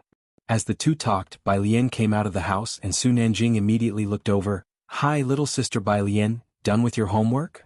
By his side, Ming Dongheng picked up the keys on the table and stood up. Bai Lian greeted Su Nanjing in a lazy tone as well. "It's almost time for dinner, where are you going?" Su Nanjing realized that Bai Lian was about to head out as he looked at Ming Dongheng. Today was the day Su Nanjing and Chail had organized a motorcycle chase. For this he had prepared for 10 days. The group was planning to go to Panshan Highway just after lunch. "Going to dine with classmates first," Bai Lian said, holding a canvas bag, smiling at him. Today Uncle Ning Xiao was inviting Ning Xiao's classmates for a meal. Su Nanjing looked at Ming Dongheng saying, "We happen to be heading to Panshan Highway earlier as well, Xiaoming, don't make an extra trip, he'll take little sister Bai Lian there." Ming Dongheng gripped the keys tightly. Half an hour later, Xiao Bingwen's car stopped in front of a very clean old-fashioned local restaurant. This street was somewhat ancient and was not frequented by non-locals. Bai Lian got out from the back seat and said goodbye to Su Nanjing. Su Nanjing leaned out to watch as Bai Lian entered, then withdrew his gaze, noticing two burly men who had just gone in and feeling slightly surprised, as they looked like martial artists with extraordinary abilities. So many martial artists in Xiangqing? It was out of the ordinary to see two such figures in a small restaurant. Xiao Bingwen also glanced over. "This place is on the border, mercenaries are common here." Su Nanjing nodded. The two continued their talk as the car drove away. On the second floor in a private room, Pu Xiaohan and Tang Ming had arrived 10 minutes before Bai Lian. Wang Yufeng was wearing a more amicable outfit today and he greeted Ning Xiao's two classmates with a smile. "Ning Xiao has a difficult personality, please be forgiving of him." Ning Xiao sat by his side, his face cold, silent. "Uncle, it's because the academic god was willing to hang out with us and even explain problems to us." Pu Xiaohan expressed his gratitude to Ning Xiao. "Our class ranked first in the average score for the midterm exams, all thanks to him." Wang Yufeng was surprised. He glanced at Ning Xiao and then asked, "Didn't you say there was another classmate coming? Why hasn't the person arrived?" Ning Xiao looked down at the time. "She's here." As Wang Yufeng wondered how Ning Xiao could be so certain, the next second the door to the private room was knocked on 3 times and Tang Ming, who was sitting by the door, opened it. Chapter 437. 171 Are your requirements high? Second update, _1. Wang Yufeng knew the last one to arrive was the student teaching Ning Xiao the techniques. By Tang Ming's side, Pu Xiaohan's eyes also lit up. "Lian is here." Ning Xiao by Wang Yufeng's side also sat up straight. This made Wang Yufeng feel strange. It seemed that the last student was the leader of this little group. Just who was this person that could even captivate someone with Ning Xiao's personality? Just as he was thinking this, the person outside had already walked in. The newcomer was dressed in a loose lead white top and dark blue long pants, which looked somewhat like national-style training attire. A pair of wooden hairpins held up the long hair at the back of the head. She was casually carrying a canvas bag, with wisps of hair falling lightly across her forehead, and her ink-dyed eyebrows and eyes appeared relaxed yet cool. Although her style was different, Wang Yufeng recognized her. Wasn't this the girl who had saved him in the alley and then met his godmother? What a coincidence. "Bai Lian," Wang Yufeng stood up and smiled at Bai Lian, "So you're also Ning Xiao's classmate?" Pu Xiaohan turned curiously. "Uncle Wang, you know each other?" "Yes, we met at my godmother's house." Wang Yufeng did not mention the incident in the alley, only saying, "Previously when his grandmother accidentally fell, it was Bai Lian who brought her." Ning Xiao didn't know about this. He once again thanked Bai Lian, who had just transferred to their school at that time, and he did not know her yet. Pu Xiaohan and Tang Ming, who were still a bit restrained, were initially somewhat afraid of Wang Yufeng due to the tattoos that were faintly visible on his neck, but now that Bai Lian had arrived and they all knew each other, the atmosphere immediately relaxed. "Classmates, add Uncle's WeChat." Wang Yufeng took out his phone, amicably adding Tang Ming and Pu Xiaohan's WeChat. "If you need anything in the future you can look for Uncle." "All right." Both obediently took out their phones. When Wang Yufeng heard that Pu Xiaohan was a senior, he was momentarily stunned, and then looked at Ning Xiao. "You're a senior already?" He felt a bit embarrassed. He had brought back practice problems for freshmen on this trip. "Ning Xiao, what else?" Wang Yufeng felt a bit embarrassed and changed the subject. "Is the college entrance exam coming up soon? All 4 of you need to work hard." After the meal, Wang Yufeng seemed particularly happy, and they only finished eating a little later than planned. He and Bai Lian lingered behind and Wang Yufeng took out a cigarette. My godmother's condition is not good. She is conscious less and less and I don't know how long she can hold on. You should spend more time with Ning Xiao. The last time Bai Lian took her grandmother's pulse, the signs had already been faint and weak. As they talked, the group parted ways at the door. Wang Yufeng watched Bai Lian and the others leave and then thought that he hadn't yet asked about Ning Xiao's grades. Where are you planning to apply? He turned around, asking casually. He planned to arrange things for Ning Xiao in advance. Ning Xiao, Jiangjing University. Wang Yufeng, seriously? Although he didn't finish middle school, he knew that this was not a university just anyone could get into. At 6 in the evening, Bai Lian and Jiang Fulai arrived at Panshan Highway. The Panshan Highway in Xiangqing is located in the north of the city. Although it was only 6 o'clock, the entire Panshan Highway was already lit up with colorful lights and banners, and the grandstands on either side of the starting station had been renovated, sparkling in splendor. In the middle of the road were motorcycle enthusiasts from various countries. This was the second time Bai Lian felt there could be so many people. She was holding her phone. Miss Jiang, you're here. Su Nanjing didn't have time, so Xiao Bingwen, accompanied by others, came down to bring Bai Lian and Jiang Fulai to the viewing platform. There are 3 layers in the spectators' stand. The bottom layer had seating for regular spectators as well as media reporters. The middle was for monitoring facilities and a giant screen, which would project live footage for those below. Many people were below, recording the giant screen with their phones. The 3rd floor was the VIP room, with a small section for a tea break room in the middle. Xiao Bingwen took Bai Lian and Jiang Fulai to the viewing platform, instructed the people outside to take good care of them and then hurried away. Bai Lian saw there was a balcony and walked over. From the balcony she could see the cheerleaders below, the huge screen opposite and the audience on the 1st floor. The music and voices from below were booming. Jiang Fulai stood beside Bai Lian for a while, leaning slightly against the balcony, his eyebrows lowered. I thought you weren't interested in these kinds of things. It's all right. Bai Lian casually propped her hands on the balcony, her gaze fixed on a black motorcycle below, a hint of a smile playing on her lips. I've watched it sometimes. Outside, someone knocked on the door. It was Xiao Bingwen's man Xiao Yilei. Mr. Jiang, Miss Bai, here are some refreshments. He placed a small dish on the little table on the balcony. Seeing that Bai Lian and Jiang Fulai had no other instructions, he went back downstairs. He was very respectful. The sun was gradually setting and streetlights were lighting up one by one, illuminating the entire Panshan Highway as if it were broad daylight, making the crowd below even more excited. Jiang Fulai wasn't interested in motorcycles. He took out his laptop and placed it on the table, talking to Bai Lian while also checking his computer. The friendly match would start at 7:28 p.m. At 7 p.m., after Su Nanjing and Xiao Bingwen finished greeting people, they finally found a chance to say hello to Bai Lian and Jiang Fulai. Su Nanjing sat opposite Jiang Fulai and drank a large glass of water. It's not easy. Chael seems to love this scene. He's chatting with the racers downstairs. Jiang Fulai closed his laptop and started to talk business with Su Nanjing. Is everything arranged? You still don't trust me? Su Nanjing smiled. Jiang Fulai didn't say anything, just gave him a light glance. Su Nanjing, that matter with physics doesn't count. Bai Lian was still lying lazily on the balcony, listening to English and looking at the cars below. Xiao Bingwen stood by Su Nanjing's side, his posture also much more relaxed now. Just at that moment someone knocked on the door. Xiao Bingwen went to open it. It was Xiao Yilei. He whispered something in Xiao Bingwen's ear, and Xiao Bingwen's expression suddenly changed. What's wrong? Su Nanjing, holding a glass, looked over casually. Xiao Bingwen's expression was cold. Xiaoguo went back to Jiangjing.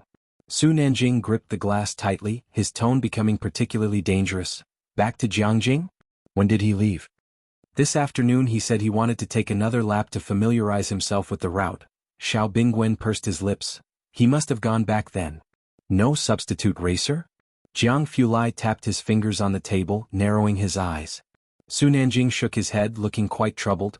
There are not many in the club who dare to run this stretch. Besides Xiaoguo, there's one other person, but he can't run the whole thing. I personally recruited him. I didn't expect him to leave at this time. Jiang Fulai's gaze fell on Su Nanjing, coolly asking, do you know who's behind this? Su Nanjing tilted his head back and gave a bitter smile. It must be an inside job. Thanks to Su Juming's reminder, Su Nanjing had also prepared well for Su Juming's moves. He took precautions against the people around Chael and made sure nothing happened on his watch. The only thing he didn't expect was betrayal from within his ranks.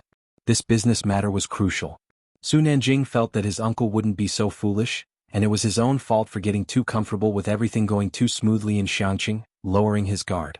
Jiang Fulai, looking at Bai Lian who was practicing her English words, lowered his voice. Let's talk inside. He stood up and went inside. The atmosphere downstairs was exhilarating. But in this room on the third floor the atmosphere was very oppressive. Jiang Fulai and Su Nanjing were inside. Xiao Bingwen did not dare to go in, but his face also couldn't be said to be good. I should have not left his side. No one could have anticipated this. Xiao Yilei clenched his fists in anger. Xiaoguo's betrayal is just despicable. Bai Lian tilted her head and looked at the backs of Jiang Fulai and Su Nanjing. She asked Xiao Bingwen, is it that serious, missing one person? How could it not be serious? This was Su Nanjing's big opportunity to get on good terms with Chail, concerning rare metals and international trade. Explaining all this to Bai Lian might be futile since she probably wouldn't understand. Xiao Bingwen, pressing at his brow, suppressed his irritation and explained to Bai Lian, if this matter isn't handled well, things will be even harder for Nanjing in the Su family. The Su family members scrutinize his every move, and his uncle has always been against him. Bai Lian took off her headphones, her hand lazily resting on the balcony, listening to Xiao Bingwen's explanation. It was now 7:18 p.m. and the staff knocked at the door. Third young master Chail is asking when you will come down. As soon as the words were spoken, the atmosphere in the room sank even lower. The match would start at 7:28 p.m. Chail must have already reported this incident to Grandpa, Xiao Yilei added from the side, and then he sighed, if only we had a racer familiar with the route right now. There were no motorcycle clubs in Xiangqing, and the routes on Panshan Highway were complex. There weren't many who ran them, so finding someone familiar with the route on short notice was not easy. After Xiao Yilei finished speaking, Bai Lian thought for a moment, how high are your requirements? She wasn't professional, she had only run this Panshan Highway with Mao Kuan and the others. When she needed to blow off steam she would either go to a fight club or drive here. Su Nanjing had given her things before. If their requirements weren't high she could race a stretch. Of course she wasn't professional but she was wild enough. Chapter 438, 172 Wild Blueberry _1. It's not high level, they're all amateurs, Xiao Bingwen said softly, and it was precisely because of this that no one expected issues to arise. There are 9 racers. Chail likes the number 9, just completing the race is enough. Su Nanjing found 3 capable racers, one of whom was his most trusted Xiaoguo, while Xiao Bingwen had people keeping an eye on the other 2, excluding Su Nanjing's most trusted Xiaoguo. Chail may act like brothers with Su Nanjing, but striking a business deal wasn't easy, or else Su Nanjing wouldn't have gone to such great lengths to construct a racetrack. How important it was to accompany Chail goes without saying.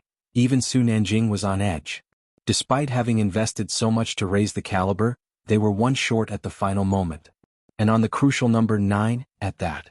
Bai Lian turned off the app on her phone and slowly flexed her wrist. Then I can do it. Xiao Bingwen was pondering the likelihood of finding a substitute to complete the full race when he heard Bai Lian's statement. What? He looked Bai Lian up and down. Compared to Jiang Fulai, Bai Lian was undoubtedly more introverted, with a loose white shirt on her exuding a mysterious artist vibe. So much so that when Bai Lian spoke, Xiao Bingwen never associated her with riding a motorcycle. Inside the house, Jiang Fulai was wearing a casual white jacket today, his naturally stern aura more prominent. His gaze solely on Bai Lian, the corner of his lips tensed. No. Su Nanjing too was startled by Bai Lian's words. Little sister Bai Lian? This is a motorcycle we're talking about. If there were many willing to ride tonight, Su Nanjing wouldn't have been in such a passive position. He had even thought about letting that substitute who couldn't finish the race take part. Even though they weren't race bikes, the motorcycles Su Nanjing prepared for today also had 1,000 cubic centimeters engines, although their top speeds didn't reach that of professional race bikes. Inherently dangerous. Not to mention Jiang Fulai, Su Nanjing also would not let Bai Lian ride, and given Bai Lian's appearance she hardly looked like someone who could ride a motorcycle. Bai Lian nodded, I'm aware I can ride. The timing was off, but when Bai Lian said she could ride a motorcycle, Su Nanjing too was incredibly surprised. Next time I'll take you for a ride, let's forget about today, this isn't a joke. Moreover, Su Nanjing didn't dare look back at Jiang Fulai beside him. He felt the chill coming from Jiang exude almost visibly. Real racing was a rider's game. They were not afraid of death. Su Nanjing was a true car enthusiast and understood the dangers involved. Don't you need someone familiar with the Panshan Highway? Bai Lian's gaze drifted towards the racetrack outside. She made a rough estimate. I've run this track no less than 100 times. I could do it with my eyes closed. Jiang Fulai's expression darkened. When did you run it? I used to run it a lot in the beginning. Bai Lian knew who really called the shots among them. Now I've been focusing on studying mostly, but I'll be careful. It's been a long time since I last ran. After all, Bai Lian redirected her gaze. Her dark pupils turned to Jiang Fulai, her voice almost imperceptible. I value my life highly now. Jiang Fulai just stood in front of her, knowing a little about motorcycles because Su Nanjing liked them. An outsider like him only sensed danger, the kind where one mistake at that speed was irreversible. He looked steadily at Bai Lian. Be careful. Su Nanjing had thought that Jiang Fulai would be the most determined to stop Bai Lian, but in the end, it was Jiang Fulai who was the most indulgent. Nanjing, Xiao Bingwen watched Bai Lian go to get changed and grab a helmet, feeling very uneasy. Are you sure it's okay? Su Nanjing pulled out a cigarette, his gaze resting on Jiang Fulai in front of him. The usual relaxed air about him was absent. I don't know. If it hadn't been for Bai Lian speaking up today, he wouldn't have had any clue that she could ride motorcycles. Downstairs. The starting racetrack. 7:25. Su Nanjing went downstairs to greet Chael, a foreigner with chestnut hair and deep brown eyes. Su Nanjing communicated fluently in English. Sorry, we had a little problem with our people, but they will be here shortly. Chael held a champagne glass in one hand, his eyes squinting a bit as he observed Su Nanjing. All right. Su Nanjing watched Chael's expression closely, his heart sinking slightly, realizing that someone had already informed Chael about the issue in advance. The 8 motorcycles ahead, orange, fiery red, ice blue. Each motorcycle had a person standing beside it.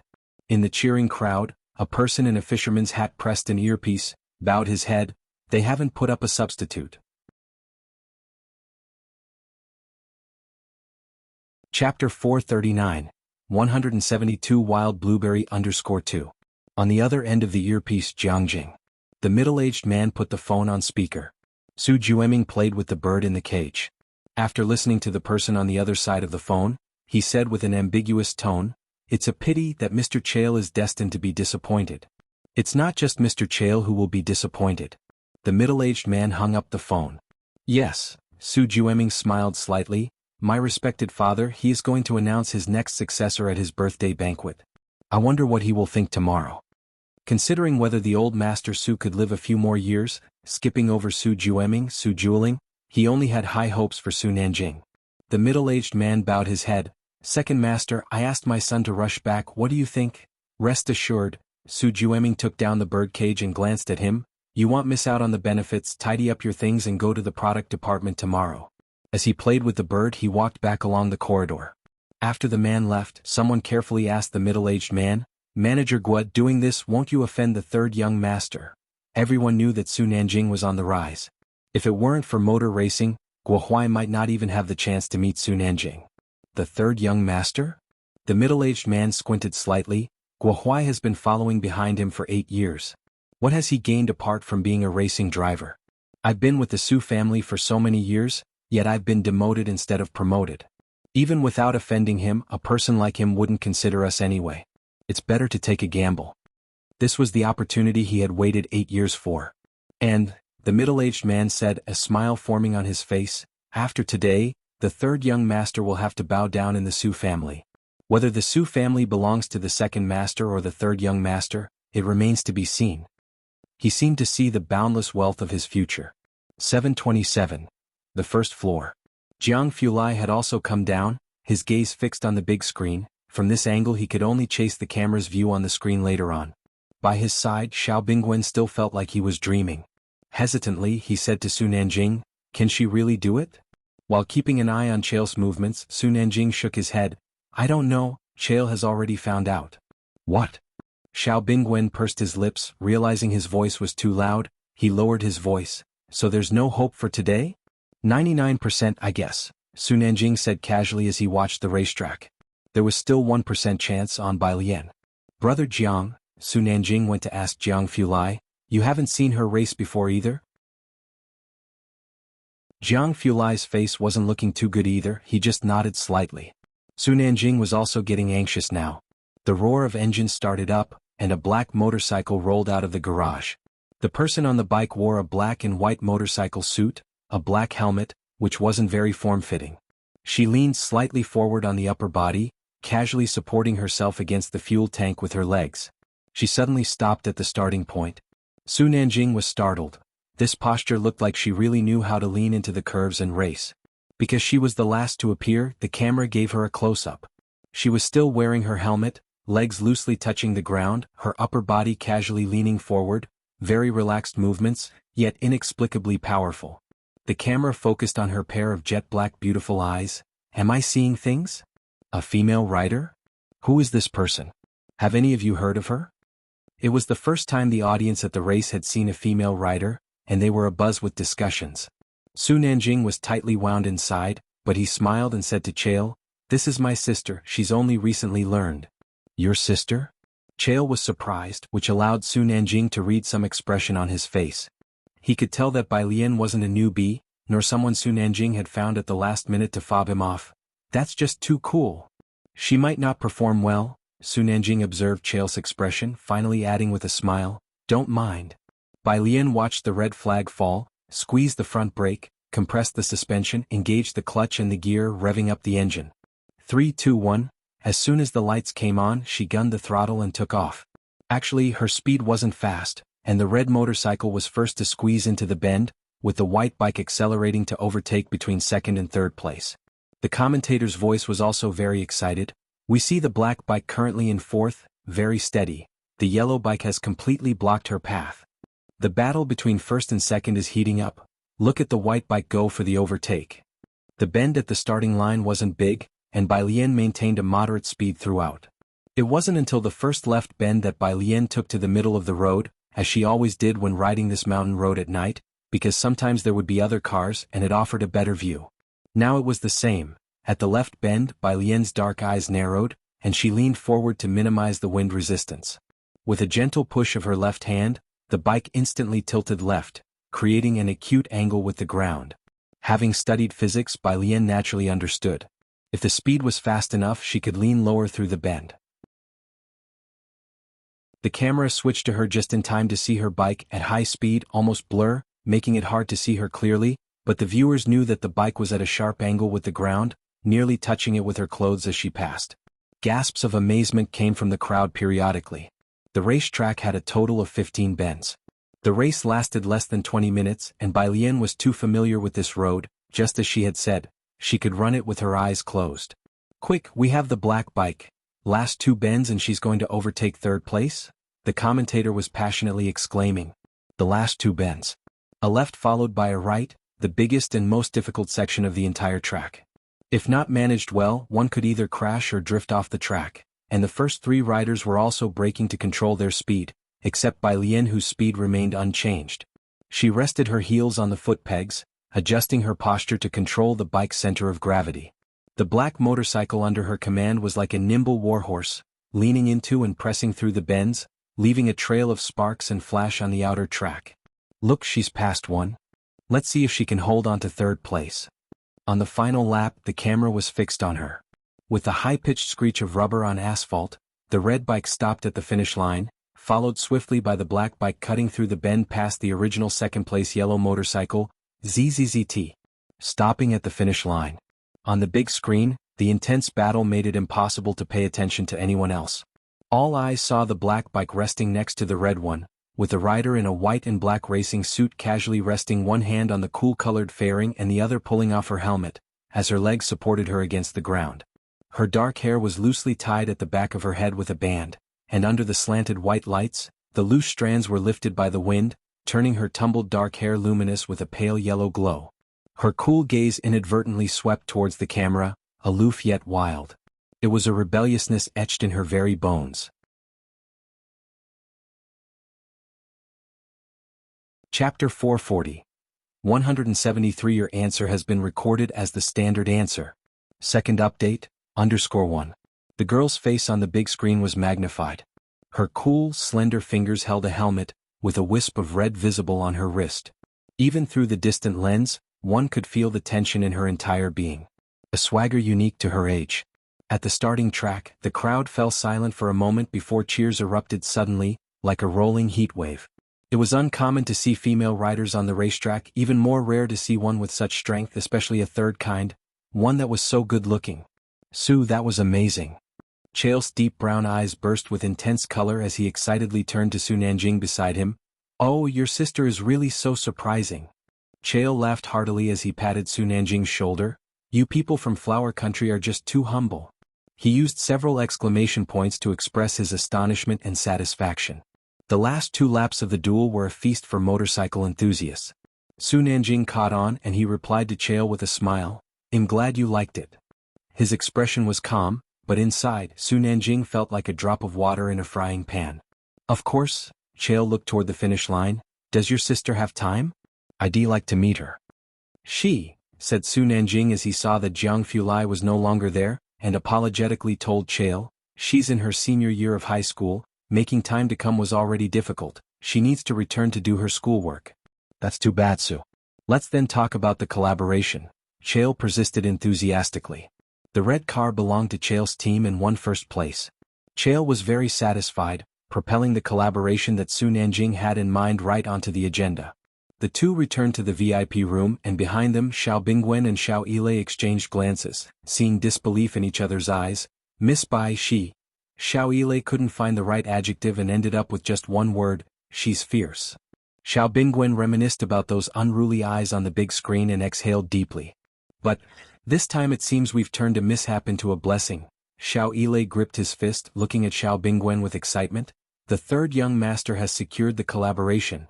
After Guo Huai left, someone informed Chael, which displeased him, and then Bai Lian emerged out of the blue, showcasing a classic bend press in the last 2 tracks, performing with such stellar technique right behind the red car. With all these factors in play, an elated Chael agreed to Su Nanjing's terms. If Guo Huai had not left and everything had proceeded as usual, Chael wouldn't have agreed so quickly, and it would have taken at least another month of negotiations. After today, her status in Nanjing's heart might surpass that of Su Jini, Xiao Bingwen commented softly. With Jiang Fulai around, very much to Su Nanjing's liking, skilled in motorcycles, securing a deal with Chael. Xiao Bingwen thought, it might no longer be a might. The title of Miss of Xinjiang District, owned by Su Jini, might have to make way for Bai Lian after she entered Jiangjing. Not far off. In the crowd, the class monitor of the 8th class came to his senses and nudged Chen Zhu beside him. Chen, that's Bai Lian, right? But the screen now displayed a defiant, self-indulgent face, and he hesitated to recognize it. Chen Zhu stared at the screen, which now showed an advertisement, and said nothing. Bai Lian returned to the rest area over here. Jiang Fulai was already waiting for her at the door after the bend press. Her mood was good and she took off the hair tie from the back of her head, reaching out to him. Where's the hairpin? Obviously, she couldn't wear the hairpins with a helmet, so Bai Lian had Jiang Fulai remove them. Jiang Fulai still looked aloof and serene. Even in casual white clothes, he exuded an air of refined elegance. His fingers pinched 2 wooden hairpins, eyes downcast, signaling Bai Lian to sit. Bai Lian sat on the sofa with Jiang Fulai standing behind her. His articulate fingers threaded through her black hair, his movements slow and methodical, gathering a bunch of hair smoothly. Do you know how? Bai Lian felt him fiddling with her hair and leaned back slightly onto the sofa, a hint of doubt in her voice.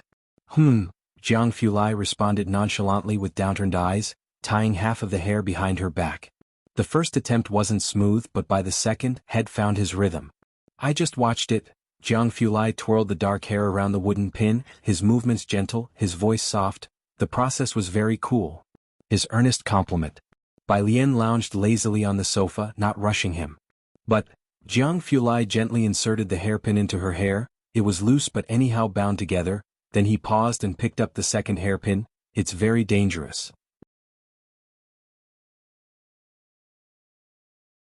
Chapter 441. 173. Your answer has been recorded as the standard answer. Second update, _2. He paused, then uttered 3 words. Su Nanjing knew how to race, but Jiang Fulai had never seen a racing scene before. Today was because it was Bai Lian's first time watching.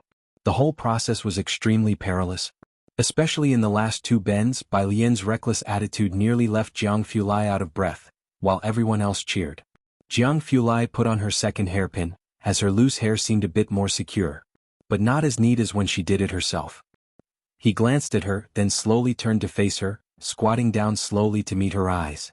There was always a touch of aloofness between his eyebrows, but today it had softened slightly. Jiang Fulai said softly, "Even if you have to ride a bike, can you go a bit slower next time?" Those light-colored eyes, like glass beads, watched her quietly, earnest and persistent. "Otherwise I'll tell your grandfather," he added. Bai Lian, "Fine. Give me a piece of paper and a pen," Bai Lian urged Jiang Fulai. "I have some inspiration." The life and death speed had sparked a burst of creativity in Bai Lian that she was eager to record while she still remembered it. When Su Nanjing and Xiao Bingwen finished up and returned, Bai Lian was writing something on a piece of paper, sitting by the window with her head down and a lamp shining above her. "Well, leave in a bit." Jiang Fulai glanced at Su Nanjing and Xiao Bingwen. Su Nanjing walked over for a look. "Not leaving now?"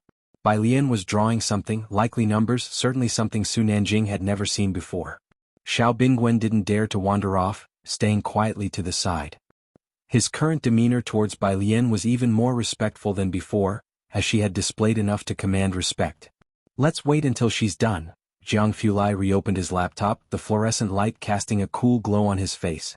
Without her gouging, Bai Lian could only roughly jot down her inspiration. 9 o'clock. Xiao Bingwen drove back. Bai Lian and Jiang Fulai sat in the spacious rear seat. Yen Lu's next song was promising, and it was only then that Bai Lian felt in the mood to open the app, causing the screen plugin to activate as well. She randomly opened her account. The monthly rankings scrolled down. No. 1 Liang Wuyu 48800 No. 2 Su Jiu 45112 16. Ning Xiao 35587 No. 37 Song Min 32589 No. 43 Tang Ming 30178 No. 261 by Xiaoqi 22493 No. 852 by Jian 0. What should have been an overwhelming flood of private messages was now nowhere to be seen. Bai Lian's app hesitated for a moment before restoring smooth operation. She glanced at her points, clicked into this month's question bank. With each question worth 100 points, she hadn't done any, and the first one she came across was mathematics. A problem asking for the range of values for blanks. In a quadratic equation with one variable, ABC represents a triangle. She needed to find the range of BC. Scanning over it, Bai Lian roughly knew how to proceed and opened the drawing board on her phone to begin calculations. In the driver's seat, Xiao Bingwen turned on the music. In the car, Yen Lu's voice started to play, making Bai Lian instinctively look up. In the passenger seat, Su Nanjing was now vigorously attentive to Bai Lian's every move. Seeing her look up, he immediately perked up. "Sister Bai Lian, you know this song too? It's by the singer Xiao Bingwen likes." "Yen Lu." Xiao Bingwen glanced at the rearview mirror and replied politely. Bringing up his favorite singer, he added, "This song would sound even better played on a guzheng." As the guzheng was mentioned, Su Nanjing remembered that Bai Lian could play it too. He said to her with a smile, "Sister Bai Lian, he has a childhood friend who's studying the guzheng with a famous teacher. Maybe he can introduce you to her sometime." "You mean Shuha?" Xiao Bingwen's expression softened a bit at the mention of this person. "That's right," Su Nanjing told Bai Lian. "There are many good guzheng teachers in Jiangjing. If you're serious about wanting to study the guzheng," he chatted on. Bai Lian lowered her head, turned to the next problem and said candidly, "I'm just interested in the guzheng. I hadn't thought about studying it seriously." Her only love now was studying. Otherwise, why would Director Jian think that the only option was for her to return to Jiangjing? "Being good at guzheng can be useful too," Xiao Bingwen picked up the conversation. "Shuha is very talented and her teacher holds her in high regard. I heard she's going to meet with old Master Chen." Su Nanjing shrugged. He wasn't particularly interested in the guzheng but had heard of Leng Shu's reputation. They arrived at Purist Street. Jiang Fulai escorted Bai Lian down. Su Nanjing looked at the low houses on Purist Street, guessing that Jiang Fulai would be a while before returning, so he got out of the car to smoke by the door. Xiao Bingwen came down on the other side. The two discussed the day's events. "When the time comes, give some scarce materials to Master Ma," Xiao Bingwen estimated roughly, speaking to Su Nanjing. "What do you think are the chances he agrees to let Professor Huang come on as an honorary professor?"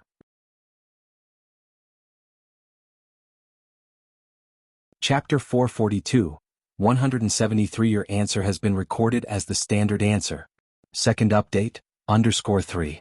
He still hadn't given up. If academician moss materials aren't enough, he'll turn to young Master Jiang, unless you come up with something that truly excites him. Su Nanjing flicked the ash from his cigarette and shook his head. If he were so accessible, he wouldn't be known as the clear stream among academicians. One who joins no power and focuses solely on research. His own achievements, the medals he has received. Even old Master Qin treats him with great respect when they meet. What are you planning to do about Guohuai? Xiao Bingwen remembered the matter at hand. Su Nanjing's eyes turned cold. My second uncle got the news so fast, I'm sure he'll soon find out about my negotiation with Chael tomorrow. If he knew the collaboration was pushed forward by a fortuitous mistake. In Ji Heng's courtyard. It was Saturday, and Jiang He had been with Ji Heng all day, swinging his legs as he watched Ji Heng draw the designs. Seeing Bai Lian return, Ji Heng looked at her hair. Where have you been? Your hair is a mess. Bai Lian almost wanted to laugh but held it in. Jogging? There's supper. Knowing Bai Lian loved to exercise, Ji Heng simply pointed at the pot and continued to focus on his drawing. Bai Lian took the supper back to her room, took out the guzheng and a sheet of paper, and refined the piece inspired by the night's musings. This musical composition was also nearing completion. Unlike the previous two, Bai Lian intended this one to be a boisterous feast. Wary of disturbing the neighbors, she lightly pressed the strings, planning to refine the piece in the next 2 days. After roughly adjusting the piece, she picked up her smartphone and slowly worked on the exercises from the app. No one knew that NO 852s by Jin had climbed to NO 598 in just one night. Monday. After school. At the school gate. Class 8 also noticed the standout Bai Lian. What are you doing? Bao Boyu, who was seated beside her, slung on his backpack and glanced at the class president. The president hesitated and lowered his voice. I'm going back to print out the study methods and materials from Bai Lian and Ning Xiao. You coming? As soon as he spoke, Bao Boyu hurriedly looked towards Chenju and Ren Wanshan in front, then finally said, Are you really going? Yeah. The president, recalling what he had seen the night before in the school rankings, said, You know, all 3 of them scored 730 points. So what? Even if you read it, can you score 30 in 3 months? Bao Boyu whispered, Could you possibly get into Beijing University? You'd be better off currying favor with Ren Wanshan and young Master Qin. Both of their grades weren't far off, but there was still a long way to go to reach Beijing University. The class president paused. What if? I'm going to print it out, aren't you coming? Bao Boyu helplessly gave him a look, as Bai Lian seemed to have some inexplicable power of faith within the school. Not going. Then he'll go alone.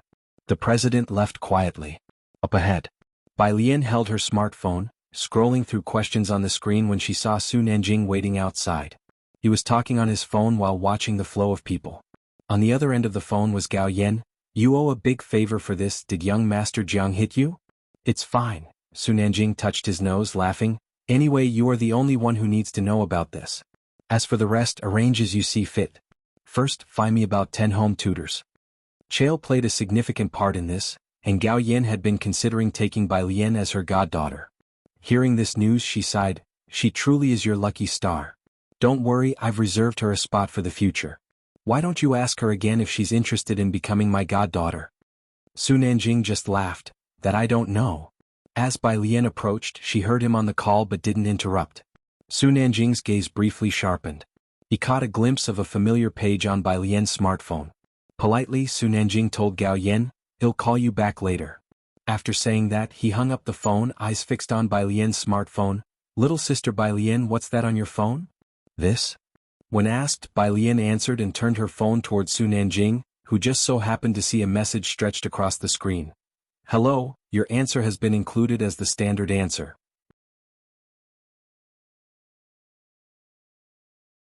Chapter 443. 174 Bai Lian's True Strength _1. The words at the top of the mobile screen drifted past. Su Nanjing had also been tormented by this app and once doubted whether Jiang Fulai and Jiang Shijue were even human. He fell silent for a moment before putting his phone back in his pocket. Then, with a touch of impoliteness, he asked, Bai Lian, could I have a look at your question bank? Bai Lian? She handed her phone to Su Nanjing. Su Nanjing respectfully didn't tap anywhere else but opened the overall rankings, saw the familiar L, checked his familiar following list, and finally opened Bai Lian's homepage, NO 192 by Jian 23875 from the get-go. Ming Dongheng had told Su Nanjing a few things about Bai Lian. The Su family, out of respect for Jiang Shijue and those close to Jiang Fulai, didn't conduct extensive investigations. Ming Dongheng had said that Bai Lian's grades were average. Su Nanjing believed it until now. Nanjing, Xiao Bingwen stopped the car at the intersection, and seeing that Su Nanjing hadn't come over for a while, he came over to urge him. Upon seeing Bai Lian, he greeted her politely, "Miss Bai." Su Nanjing slowly looked up, and returned the phone to Bai Lian. "What's the matter with you?" Seeing Su Nanjing's unusual expression, Xiao Bingwen asked. He knew Su Nanjing was there to talk to Bai Lian about tutoring. Su Nanjing took a deep breath. Her ranking on the Prep Camp app is 192. What? Xiao Bingwen looked at Bai Lian's phone in astonishment. Bai Lian nodded her head. Yes, 192. What about it? Even Tang Ming had made it into the top 50. Bai Lian felt that compared to others, her ranking was also within a normal range. Schools here probably don't understand the significance of this ranking. Jiangjing University is open to the whole world, and the foreign exchange students inside are often lured by other students to stay in Jiangjing, making the competition fierce. Being from Jiangjing himself, Xiao Bingwen withdrew his gaze in shock. Therefore, on the app, domestic students who make it into the top 500 have a chance to get into Jiangjing University, and the top 200. It means you're not only capable of getting into Jiangjing University but also of choosing a very good major. Both these guys had a rough time getting into Jiangjing University coming from a business background. Especially in Xiao Bingwen's eyes, being from a place like Xiangqing with less developed teaching resources and information, breaking into the top 200 meant she had an incredibly daunting talent. Upon hearing this, Bai Lian understood the reason. You're that strong? Su Nanjing clicked his tongue and came back to his senses. I'm actually the one benefiting. When you apply for a research position in the future, you'll go straight to our senior management. He casually made a promise to Bai Lian, which made Xiao Bingwen take another look at Bai Lian. Bai Lian gripped her phone but gave no response, only asking Su Nanjing, "What did you need me for today?" Su Nanjing, "Just passing by to check on you." Tutoring? He was too embarrassed to say it. Bai Lian, "Such a random visit, even more outrageous than young Master Jiang." "Alright, then I'm heading to a classmate's place." Seeing that Su Nanjing had no particular business, Bai Lian waved to him and turned to go to the Zhang family's home. Su Nanjing stood there watching her walk away. After Bai Lian left, Xiao Bingwen exhaled. "Nanjing, she really is, no surprise," Su Nanjing murmured. 192. Should have figured it out long ago. Anyone young Master Jiang takes an interest in, where's there not a freak?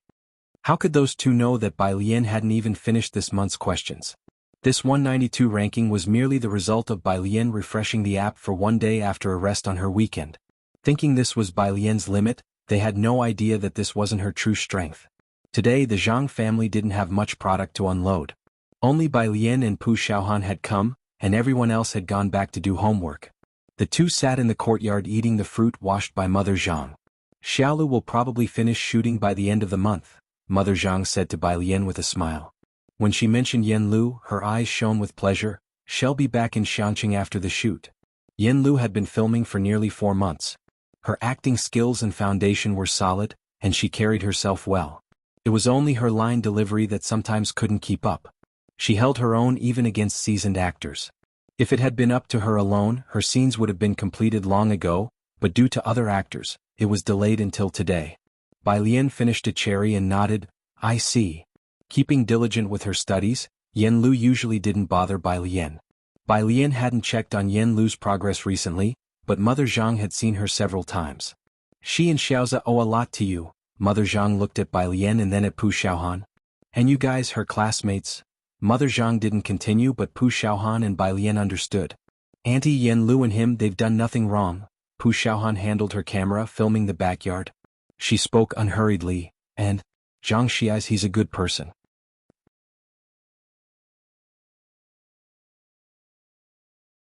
Chapter 444.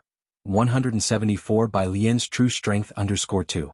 Zhang Shi's imprisonment this time was largely related to Yen Lu, yet Zhang Shi's parents never blamed Yen Lu. Bai Lian listened quietly, picked another cherry from the plate beside her, and finally opened WeChat. She sent 2 images to Warden Jian. New song Warden Jian, so soon? On the other side of the mobile phone, Jian Zhongyo put down his pen and picked up his phone. Not far away, a man and a woman stood up. "Teacher?"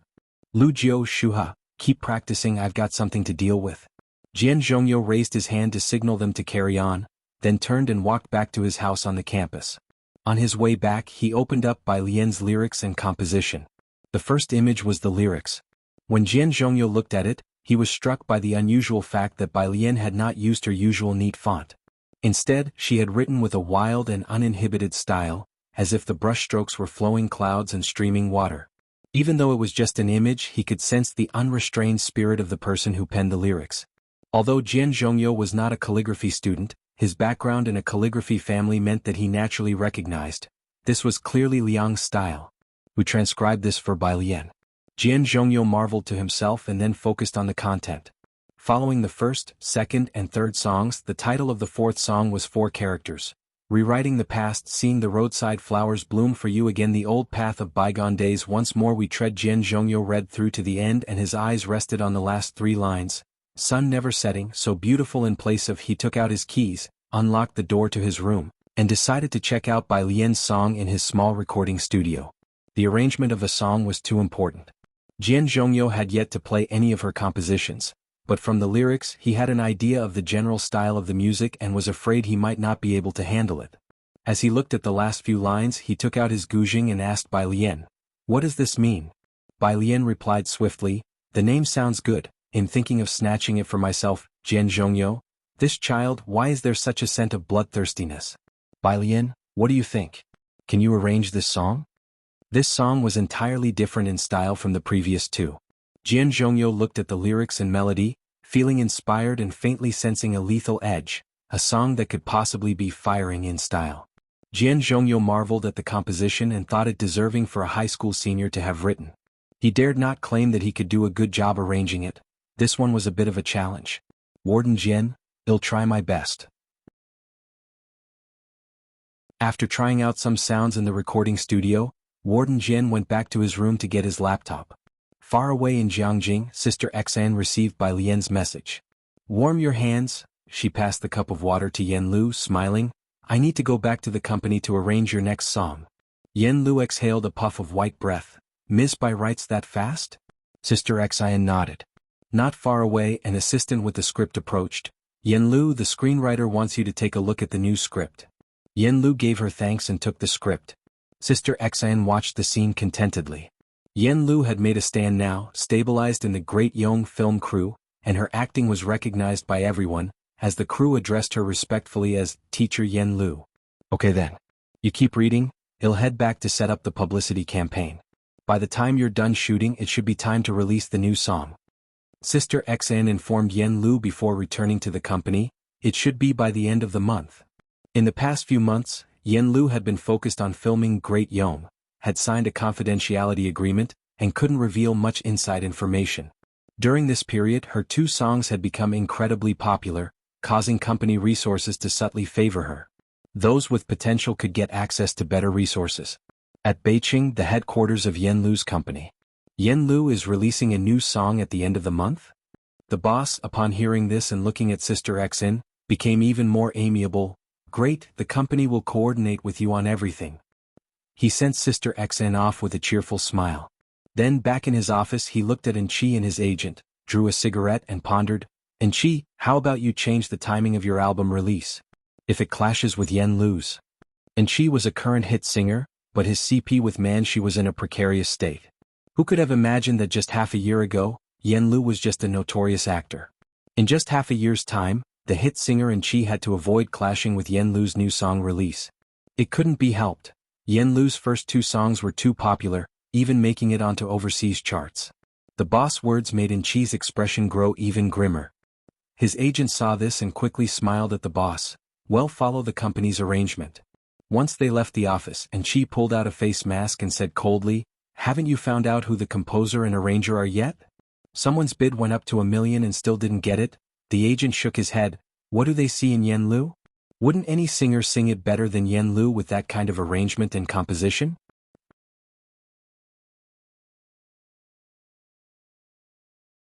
Chapter 445. 174 Bai Lian's True Strength _3. Compared to professional singers, Yen Lu's singing skills are quite ordinary. It's also quite strange if you say Yen Lu has a financial backer. you don't see her flooded with resources. After thinking it over, the only envy-worthy thing is her composing and arranging skills. What do you think if you were still hyping a CP with Yen Lu, would she tell you who they are? The manager asked Chi softly, or maybe let you sing instead? Upon hearing this, Chi fell silent. Rarely Chi felt some regret. Because what the manager suggested wasn't impossible. Everyone knew Yen Lu was quite generous with people before. Look into it again, find out who's behind her. Chi put on his mask and lowered his brows and eyes. At the end of February in Xiangqing, Bai Lian had not been busy with anything else for the past half a month, just focusing on problem solving. Saturday afternoon. Bai Lian was doing homework by the fish pond in the garden, with Jiang He sitting next to her doing a puzzle, while Bai Lian neatly wrote answers on a blank sheet of paper with a pen. The app, apart from sending out 20 problems every month, also features a challenge question bank. Each time you complete a challenge question, your points multiply. Jiang Fulai's unlimited points were gained just like this. Bai Lian didn't have an advantage in chemistry, she did more challenge questions, and most importantly, the challenge bank was all math problems. Su Nanjing came over to take a look and, having been away from high school for a few years, had nearly forgotten all these complex numbers, joining Xiao Bingwen in admiration. Sister Bai Lian's handwriting is really nice, truly befitting a top student. Xiao Bingwen didn't dare come too close, but he had seen Bai Lian's handwriting once or twice. He sneaked a glance at Su Nanjing, thinking, you didn't say that before. Jiang Fulai stood nearby, towering and elegant, holding a box of fish food, pinching a little and carelessly sprinkling it down. The food he sprinkled seemed to carry a barrier, causing the fish to scatter in all directions. Jiang Fulai's face was cold. Bai Lian sat on the stool, lethargically resting her chin in one hand and tapping on her phone with the other to upload answers, her dark almond eyes half closed as she watched the fish. Stop feeding them, the fish will die of hunger. These were Bai Lian's words. Su Nanjing looked up, not daring to laugh. If it were him, he'd face punishment from young Master Jiang the next day. Xiao Bingwen, however, lowered his head. Jiang Fulai casually put down the fish food, not caring much. You feed them. After seeing him finish, Su Nanjing sat next to Jiang He and spoke to Jiang Fulai. The contract is signed, aren't you really going to mention it to Academician Ma? Jiang Fulai looked at the 2 boxes of chess pieces on the table. Jiang He had just been playing Gamoku with Bai Lian, and he sat down on the gazebo's long bench, an arm resting on the railing. You first notify uncle and aunt. Rare metals were, after all, a big deal. He, on the other hand, turned on the laptop that was set aside. Okay, Su Nanjing idly raised his hand in acknowledgement. Bai Lian, meanwhile, was looking down at her phone. The answer review was complete, and her ranking jumped successfully from 56 to 19. A WeChat message popped up on the top of her phone. It was from Yen Lu. Location. Yen Lu returned to Xiangqing today and arranged for Bai Lian to dine with some students from Class 15 on behalf of the Zhang family, now sending Bai Lian the location. Bai Lian lowered her gaze to put away her pen. Jiang Fulai closed the laptop, his brows and eyes slightly raised. Is she here? Yes, Bai Lian nodded. Yen Lu also wanted to invite Jiang Fulai and Qi Yundai, but since the beginning of the year, Qi Lu had been busy and hadn't returned to Xiangqing, only giving Bai Lian a message to train Zhang Xi as well. The 2 of them took Jiang He to eat out. Leaving Su Nanjing and Xiao Bingwen looking at each other in bewilderment, Su Nanjing rested his chin on his phone. Xiaoming, where did they go? Probably went to eat with Miss Bei's classmates. Ming Dongheng knew about Ning Xiao and those with him. Xiao Bingwen and Su Nanjing did not pay much attention. Bai Lian's classmates must be from Xiangqing First High School. The fact that Bai Lian was a prospective student of Jiangjing University was already surprising enough. Xiao Bingwen's phone lit up. He looked down to see a video notification. Yen Lu's new song. Xiao Bingwen was taken aback. He didn't follow the entertainment industry, but seeing Yen Lu's name, he clicked in anyway. A new song tonight? Su Nanjing heard the video blogger's recommendation. Why are you so interested in this singer? She's not a singer, Xiao Bingwen clarified, because Shuha listens to her songs, so I pay close attention. Su Nanjing was even more surprised. Lung Shuha? She likes a pop singer? Rumor has it. Xiao Bingwen lowered his voice, saying to Su Nanjing, her teacher appreciates this singer very much. Therefore, everyone around the president of the institute, including Xiao Bingwen, paid close attention to her. Beijing. At the Bai family home, Bai Qiming put down his coat and glanced upstairs, asking the butler, has the young lady not come down? The butler respectfully replied, She's upstairs discussing Jiangjing University's prep camp examination questions with young Master Song. Prep camp? Nearby, an uncle from the Bai family took the tea handed to him by a servant, puzzled. What's that about? The exam topics for Jiangjing University's prep camp, the butler explained with a submissive gaze. From the overall rankings, you can predict the chances of getting into Jiangjing University. Oh. The mention of Jiangjing University sparked the uncle's interest. He took a sip of tea and then put down the cup. And how is Xiaoqi ranked now? Although the idea of two siblings from the same family applying to Jiangjing University sounded a bit far-fetched, recently Bai Xiaoke had been saying that Bai Xiaoqi made substantial progress in her studies. Since the incident with the institute president, the family had rarely contacted Bai Xiaoqi. But the Bai family still held on to a glimmer of hope. Bai Qiming beamed with pridefulness, clearly very pleased with himself. This kid keeps it a secret, I still don't know. As the two of them were talking, Bai Xiaoqi and Song Min came downstairs one after the other. Just in time, Bai Qiming waved them over, his stern face softening a bit. Xiaoqi, your uncle from the family is asking about your prep camp ranking.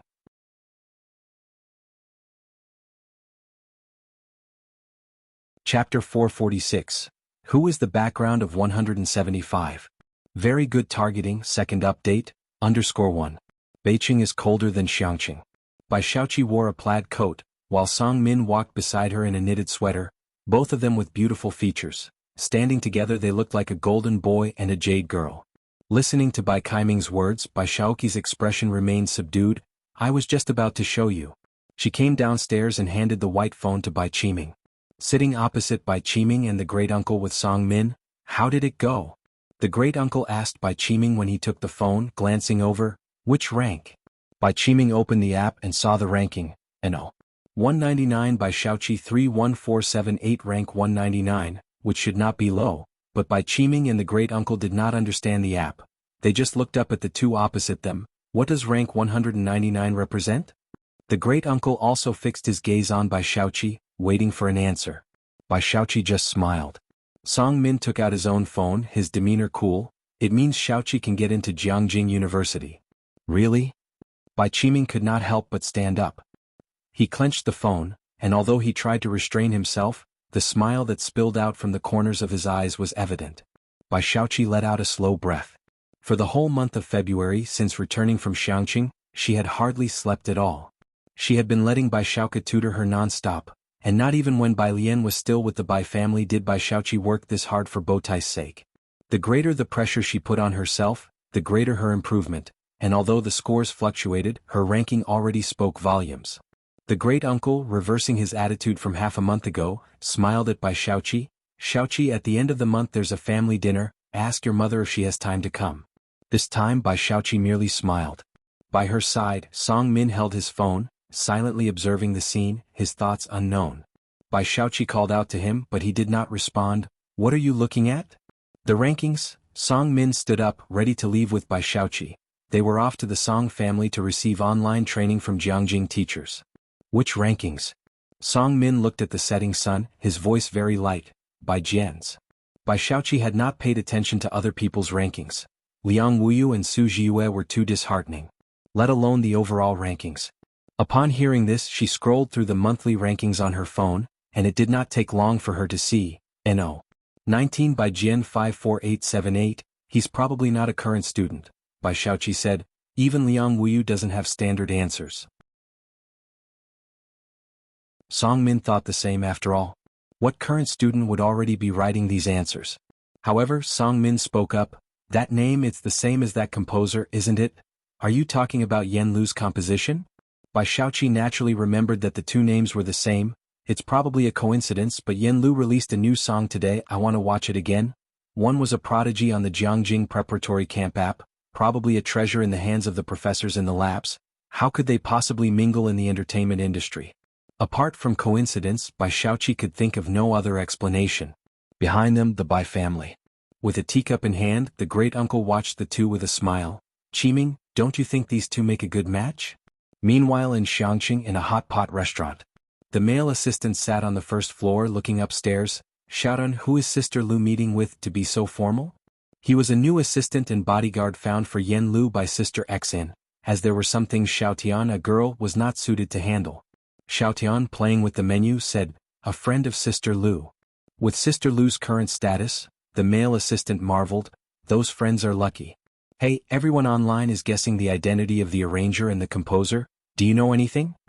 Xiaotian handed the menu to the waiter, casting a glance at him. "Just friends of Sister Lu. You should know how tough her journey has been." "I think Director One has been really kind to Sister Lu," the male assistant scratched his head. "That's because Sister Lu is talented," Xiaotian replied nonchalantly. "Stop asking or Sister XN might give you a thrashing." "All right then," the male assistant said, his eyes catching the sight of two adults and a child, suddenly commenting, "Xiaoan, don't you think these two have an even stronger aura than Sister Lu?"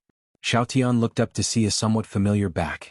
The girl wore an ice blue blouse, its hem embroidered with plum blossoms in the snow, and feeling the gaze upon her, she lazily turned to look their way, her brows slightly lifting.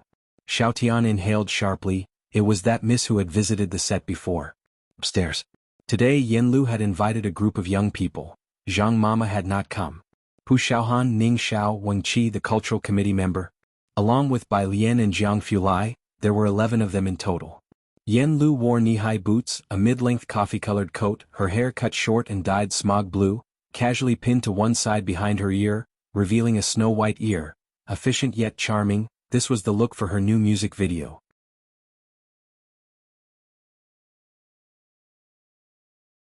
Chapter 447.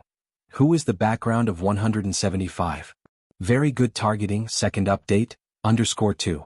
Compared to a few months ago, Yen Lu was now beginning to show a formidable aura. As soon as Wang Qi entered and saw Yen Lu, his face turned red and he didn't dare to speak. At the moment he only sat together with Pu Xiaohan and the others. When Bai Lian and Jiang Fulai arrived, it was Yen Lu who opened the door for them. She was invited by Qi Yundai to call the two of them. "Miss Bai, young Master Jiang." Her gaze finally landed on Jiang He. "Xiaoniao bro." Pu Xiaohan stood up before Yen Lu could speak and waved at Jiang He. "Come sit here." Jiang He walked over reluctantly.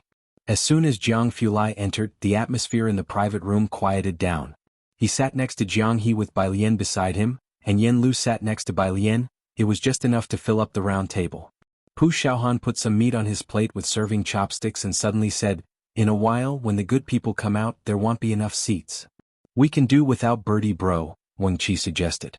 Pu Xiaohan's eyes lit up. "That makes sense." Jiang Fulai glanced at Jiang He, feeling quite cheerful.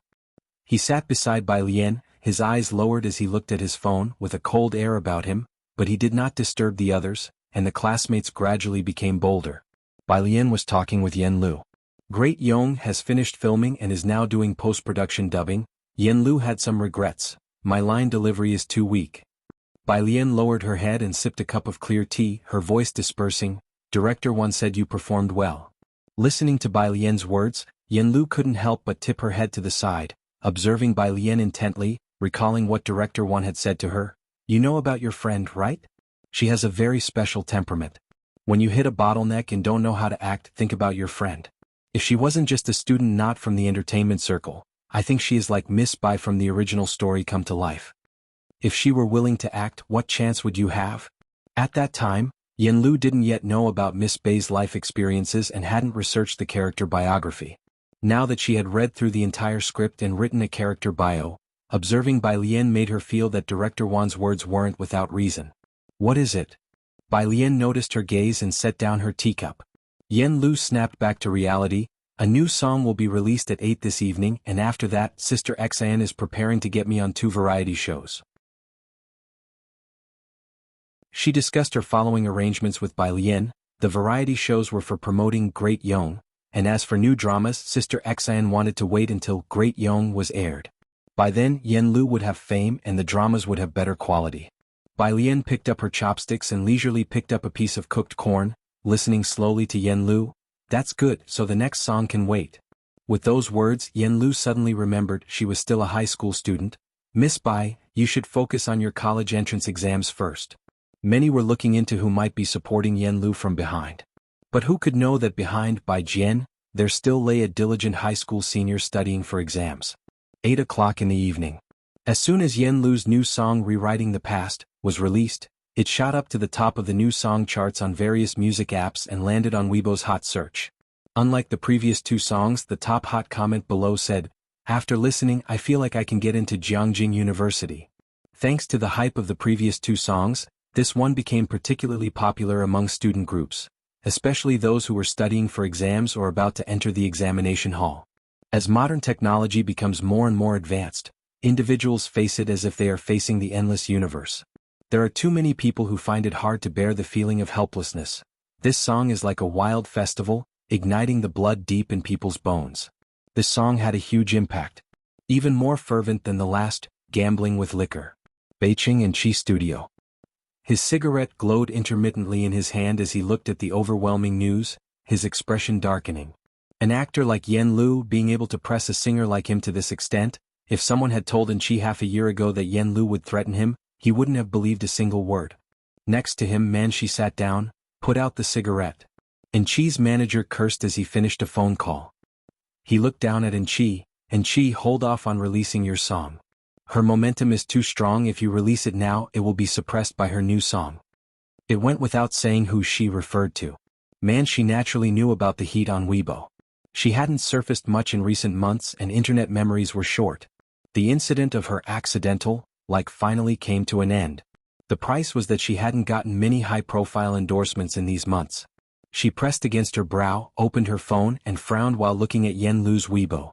Yen Lu was nearing 10 million followers, not a lot, but she saw that the top 3 hot searches on Weibo were all about Yen Lu. Her lips pressed tightly, realizing that rising to fame is really simple. She clicked on a hot search, scrolling through the comments. The phone of Chi's manager rang again, and after he answered, his face darkened completely. "Come Here Friend has decided to invite Yen Lu." Come Here Friend is a variety show that invites friends over to chat and cook a meal together, and it was currently very popular online. The manager had had drinks with someone from the variety show twice. It was unexpected that they would invite Yen Lu. Everyone knew that Yen Lu's Great Yong was in editing and would likely air during the summer break, and this top 3's production would 99% be a hit. The entertainment circle serves dishes according to the playback of productions, and this time it was Chi's turn.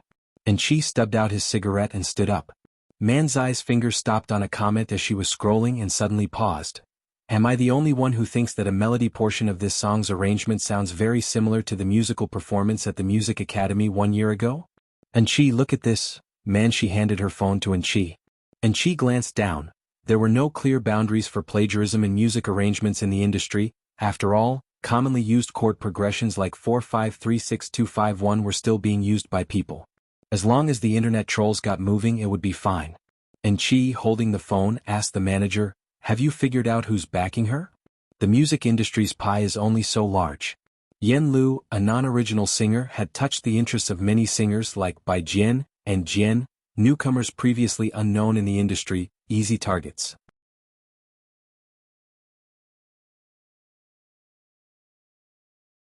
Chapter 448, Behind the Scenes Mastermind, the teacher found for Alien_1. Logically speaking, there are no secrets in the circle. The word and music composer and arranger behind Yen Lu really just came out of nowhere. Looking back, there's no similar style to be found. Nowadays, with hip-hop and rap prevailing, there are only so many people in the traditional music circle. The agent suspected it was a couple of top-tier artists who created alternate accounts to pave the way for Yen Lu, but no matter how long they investigated, they couldn't match these two with any known lyricist or music arranger in the circle. It's as if these two really did come into existence just for Yen Lu. Other than hanging their names on Yen Lu's new releases, almost nothing is known about them in the circle. Not their gender, not their age, nothing. The production quality of each of Yen Lu's songs is top-notch as well. The flute, pipa, and guzheng sounds, taken individually, each would be worth listening to on repeat. It's simple why Yen Lu's third song immediately blew up. From the lyrics to the music to the arrangement to the singer, everyone involved seems like an expert. But oddly, no leads could be found. They didn't even know where Yen Lu recorded the songs. To say Yen Lu doesn't have a powerful backer seems baffling, yet to say Yen Lu does, well, she hasn't even landed any global endorsements yet, save for a single new product, Solid Foundation Paste. Neither Chi nor Chi was interested in it. First, her ambiguous history with Xiao Lu was all over the place, and there was no talk in the circle of her being particularly close to anyone. The agent shook his head. Yen Lu's background was easy to check. These past few months and she didn't dare to act rashly, but Yen Lu hasn't made any significant moves besides releasing songs. This time, not willing to be overshadowed by Yen Lu's new song, and Chi decided he wouldn't remain passive any longer. He lowered his head. I understand. And Chi knew people at the Jiangjing Music Academy. Do you have a summary of your school's performance competitions over the years? Xiangqing. In the private room, Pu Xiaohan and others were also watching Yen Lu's new song. Wang Qi, sitting beside Pu Xiaohan, excitedly shared the link in the class group and put on his headphones. Come to your senses, Pu Xiaohan said to Wang Qi with a smirk. Weren't you a fan of Manxi before? You almost got into a fight with Zhang Erbi. How come you're a fan of Sister Lu now? Wang Qi had a deep memory of that slip-of-the-hand incident. He quickly gestured to Pu Xiaohan, relieved only after making sure Yen Lu hadn't noticed them, and said somewhat embarrassedly, youthful ignorance, you know. From their few encounters, he felt Yen Lu was a decent person and quite charming. Understandable. Let's eat. Pu Xiaohan picked up some food for him with her chopsticks. Delicious, isn't it? While eating, Wang Qi scrolled through the comments under the song. After listening, fans started analyzing the lyrics of the song, top tier as usual. He immediately noticed the second hottest comment. The name, The Never Setting Sun, is indeed nice. When will we take it back? Smirking, he laughed and then liked the comment. After everyone finished eating, Yen Lu offered to take the people from class 15 to karaoke. She knew that during her filming period, these kids often helped out at the Zhang family. Pu Xiaohan was the first to refuse. Sister Lu, let's wait until after our college entrance exam. Recently, everyone's been tortured by Alien and the study God's notes to the point of sleeplessness. The learning atmosphere in class 15 has been good lately, probably moved by Bai Lian and Ning Xiao's study schedules. There was also Lu Lingxi's heartfelt advice during the class meeting. High school and college indeed provide the best opportunities to break out of your original social class. It's hard to enlighten these students, but Bai Lian makes a good poster child. That's true. Wang Qi sullenly crushed his can of cola. I'm also trying hard to study. Alien, when you guys ascend later, can you take me with you? Bai Lian raised an eyebrow, giving him a look. Wang Qi was genuinely a bit sorrowful. I'm seriously afraid that after the exams, you'll either go to college in Beijing or Jiangjing, leaving me here chanting Makabaka. Listening to their conversation, Yen Lu realized that the group around the table were candidates preparing for exams. After finishing their meal, Bai Lian and Yen Lu lagged behind. The other students were discussing problems up front. Jiang Fulai was following close to Bai Lian, listening to Wang Qi and Pu Xiaohan discuss a math problem for a while. For about a minute. He couldn't help but glance at Wang Qi and Pu Xiaohan. Touching the back of his head and sensing a chill, Wang Qi said, so if you substitute the trigonometric function, why is this problem so perverse? 2/3 times the square root of 3. Before he could finish, Jiang He, who was being led by the hand by Pu Xiaohan, looked up slowly and said, 2/5 times the square root of 3. Ha! Wang Qi and Pu Xiaohan stopped their discussion.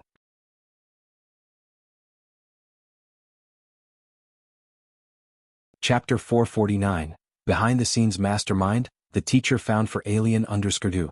The two of them exchanged glances, then bowed their heads to pull out their mobile phones and check the answer. 2/5 times the square root of 3.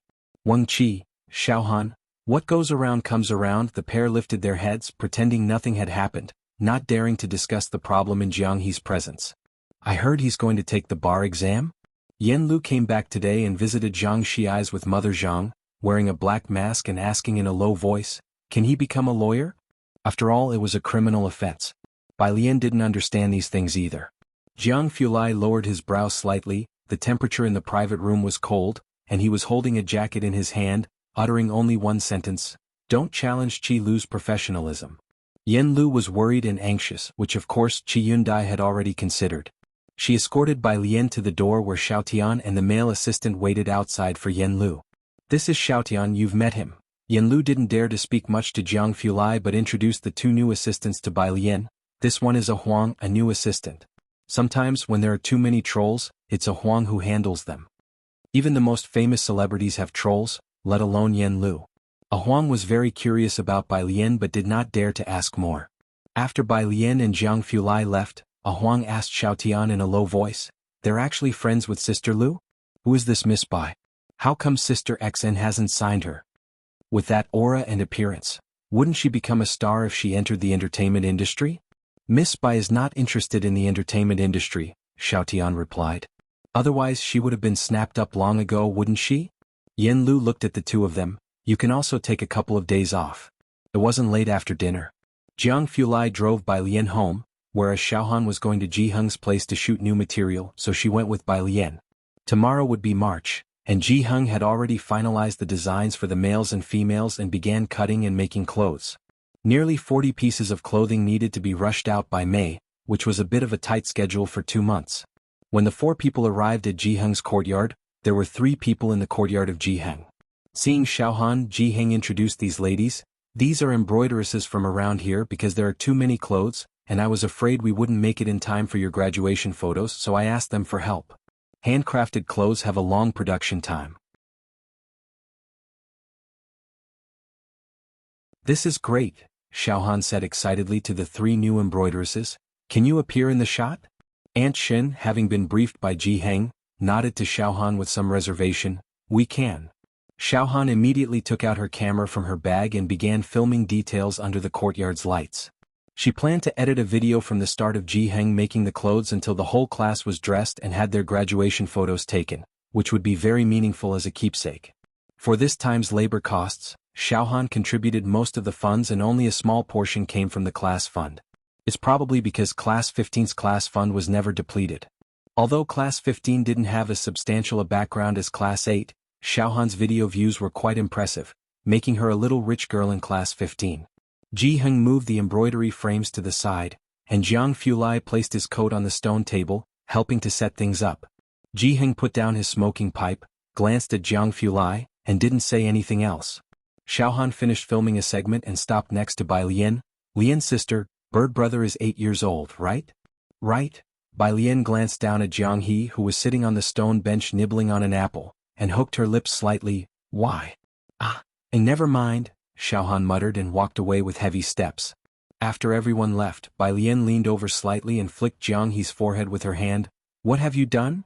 That evening when they parted ways, she had noticed Class 15 looked as though they had taken a hit. The little bird brother refused to answer.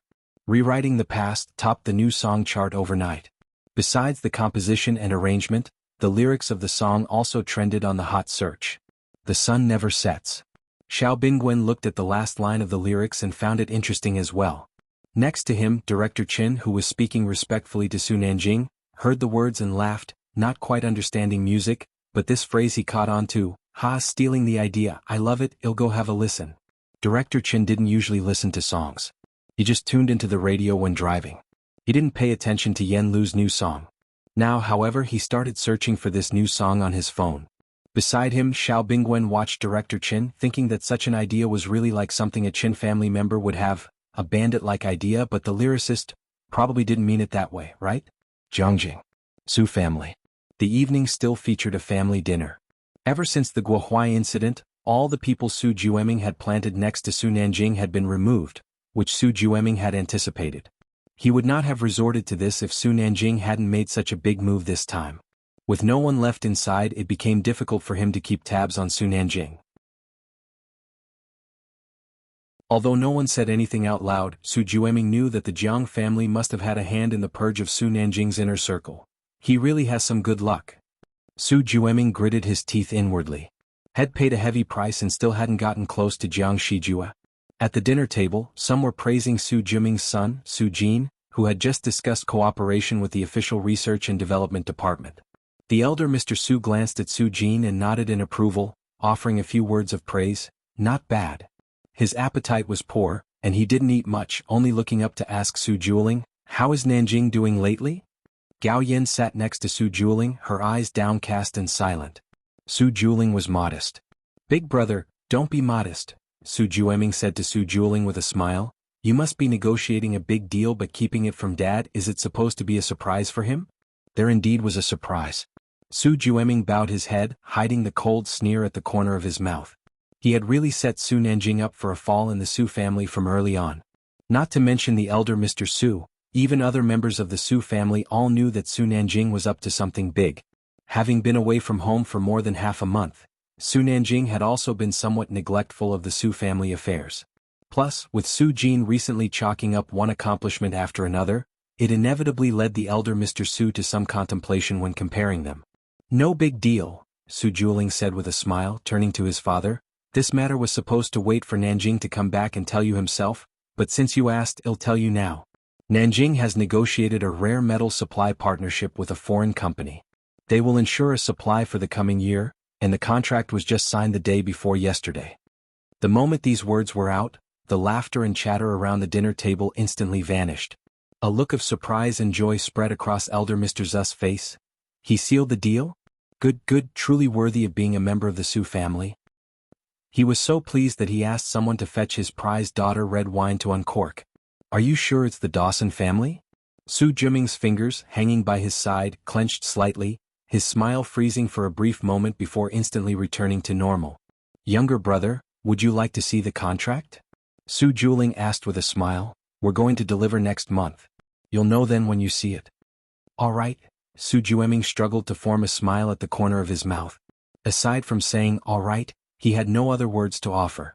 The Dawson family, the largest supplier in the world, almost monopolized the entire market. If Su Nanjing had indeed secured a deal with them, his standing in the Su family would only skyrocket. He had taken a great risk by having Guo Huai come back. Why was Su Nanjing still able to close such a deal, especially so quickly? Su Jueming found it utterly incomprehensible. "We really owe it to that girl. What are you planning to do?" After dinner, Su Juling walked slowly back with Gao Yen, but tried to ride the motorbike less. "It's not safe." Su Nanjing was home and Su Juling was strict with him too. "What can I do?" sighed Gao Yen, hugging her military coat closer. "I wanted to make her my goddaughter but she didn't want to." Su Juling turned his head, a look of surprise in his handsome eyes. "The one you mentioned last time is her?" "Yeah." Gao Yen pondered and then pulled out her phone from her large pocket, calling Su Nanjing. Su Nanjing answered quickly. Gao Yen gave Su Juling a signal to be quiet before asking, "Didn't you ask me to find a teacher last time? I asked Principal Yang for recommendations and confirmed with several of them, or else." She rolled her eyes as if mentioning it casually. "Shall I send them to Xiangqing?"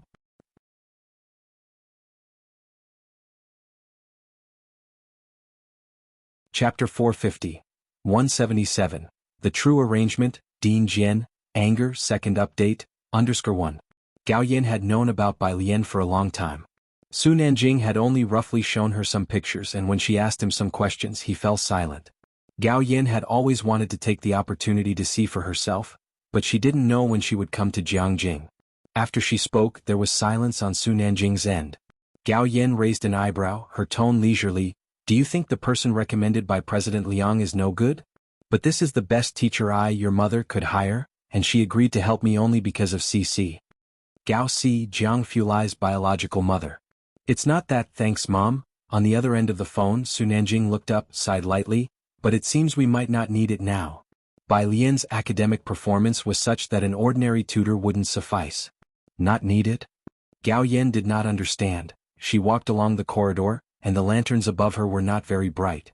Su Nanjing said helplessly, "Bai Lian's grades might be better than mine." Of course, Su Nanjing was too embarrassed to omit the might. "Gao Yen? So, I can't go to Xiangqing?"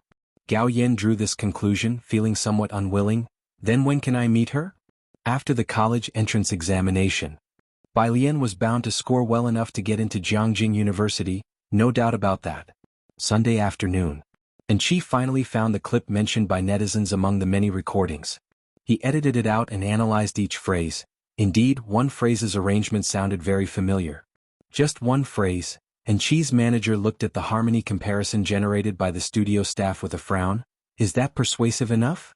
The studio staff coolly laid the evidence in front of him. "It depends on how we operate this. So what do you say, should we go for it?" And Chi's manager did not think for long. Most of the company's resources were currently invested in Yen Lu. Major music platforms were promoting Yen Lu's new song, and Chi's resources had decreased significantly, and even Come Here Friend was inviting Yen Lu, threatening in Chi's top brother's status. Resource allocation was finite. Contact all major entertainment bloggers and get everything ready to launch, and Chi's manager made the final call. Remember, after all accounts have posted, to immediately get the top comments pushed to prominence. That way the first thing the public would see would be the top comments, swaying even those with doubts. They had done this kind of manipulation before. Monday. Yen Lu's song had just been released Saturday evening, and Xiangqing No. 1 High School's radio station began playing Rewriting the Past right after classes on Monday morning. This song was more popular than anyone could have imagined, from its lyrics to its melody. Bai Lian was eating with a group from class 15 in the big cafeteria. Tang Ming, carrying his tray from a distance from his own class, sat down next to Wang Qi and finally exhaled a sigh of relief. People in our class are asking me for your and the study god's avatars.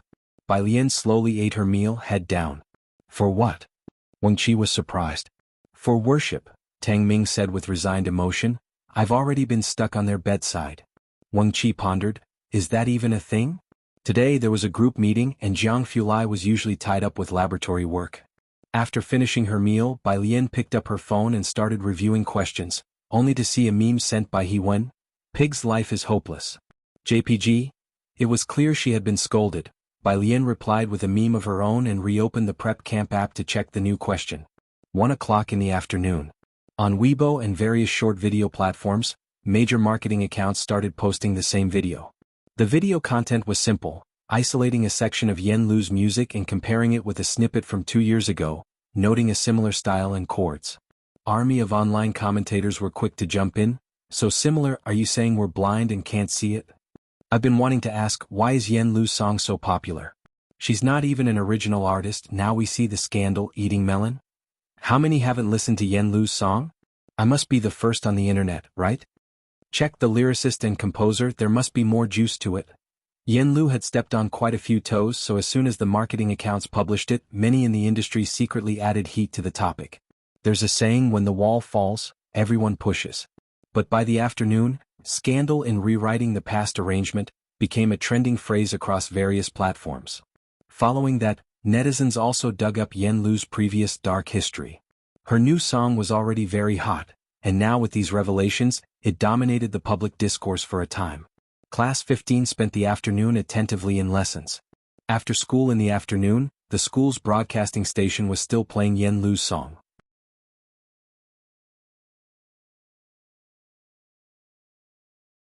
Chapter 451, 177. The True Arrangement, Dean Jian, Anger, Second Update, _2. Lotus Road. Xiaohan and the others made their grand exit, Yang Lin heading to the milk tea shop while Bai Lian followed Ning Xiao and the rest to the Zhang family's backyard, where a truck was already parked at the entrance. A group of students finished moving the flower pots in just a few minutes. Mother Zhang brought out 2 plates of watermelon and set them on a small table in the yard, organizing everyone to have some fruit. Let's have dinner here today. In 2 days, Xiaolu will be going to record a program and won't be able to join us. She tied an apron around herself. Sure. Bai Lian took a slice of watermelon and took out her phone to message Ji Heng. He'll just let my grandpa know. As Bai Lian was looking down to text, someone knocked on the yard door.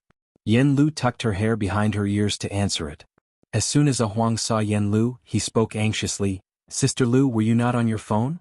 Sister XN said she couldn't reach you and sent me to check. I went to visit a grave this afternoon and didn't bring my phone. Yen Lu was on vacation and Sister XN had mentioned there were no activities planned for her lately. As she went to fetch her phone, she asked, what did Sister XN want from you guys? Xiaotian was about to speak but then noticed students from Xiangqing No. 1 Middle School sitting in a row in the backyard, each holding a slice of watermelon, eating and curiously watching them. Bai Lian, however, was not sitting. She stood under the shade of a tree, her blue and white school jacket casually open. One hand held a slice of watermelon, the other a phone, and she was looking down to text. As they talked, Bai Lian had just finished sending her message and looked up at Xiaotian and Huang, her pale face slightly lifted, an air of languor about her. The setting sun tinted her wispy hair with a hint of gold. Despite the urgency of the moment, the sight of Bai Lian calmed Xiaoshan's nerves. You two take a break. Bai Lian put her phone back in her pocket and then bit into her watermelon without looking up. Next to her, Mother Zhang handed watermelon slices to Xiaotian and Huang as well. Huang, holding his slice, had no appetite whatsoever. Inside the house, as soon as Yen Lu picked up her phone, she saw numerous missed calls from Sister XN, Time Entertainment CEO, and others. She was about to return Sister Zin's call when the CEO of Time Entertainment called. Yen Lu, the CEO of Time Entertainment, exchanged pleasantries. You must be aware of the situation online. It's quite significant this time, and the PR department wants you to make a Weibo post right away. Deny any connection with the arranger, so this incident seems unrelated to you, minimizing the issue.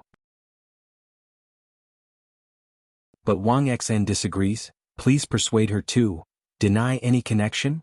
Yen Lu replied politely, I can't do that. The CEO of Time Entertainment had expected Yen Lu to be more clear-headed than Wang Xan, but she was more resolute than Wang Xan, frowning. With a lyricist and composer on hand, there's no need to worry about an arranger. Don't be stubborn about this. They'll have a look first.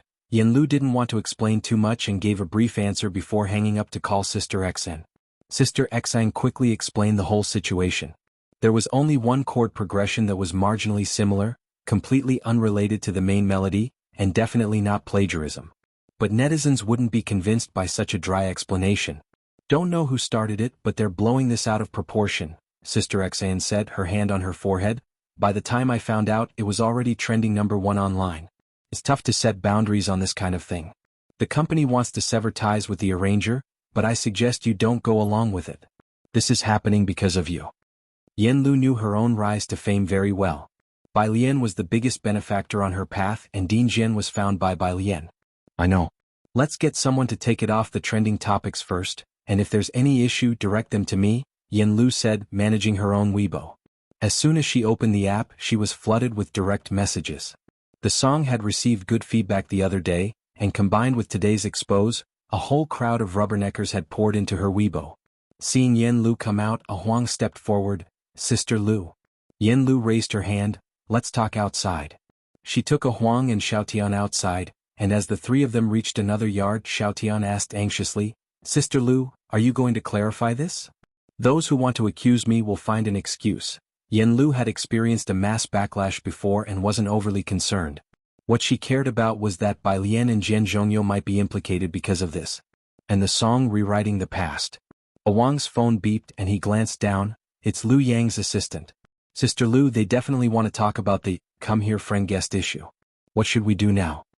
Yen Lu would be recording Come Here Friend in 2 days, followed by going for acting lessons.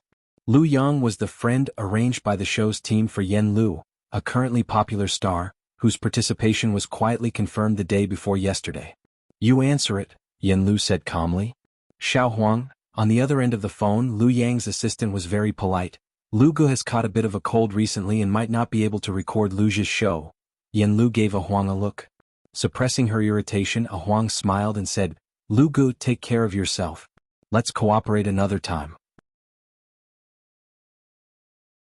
After hanging up the phone, Xiaotian couldn't help but say, not feeling well, my foot, I'll be recording other shows in no time. What should we do now? A Huang asked. In the yard, Mom Zhang was calling out to Yen Lu, Xiaolu, tell the 2 assistants to stay for dinner as well.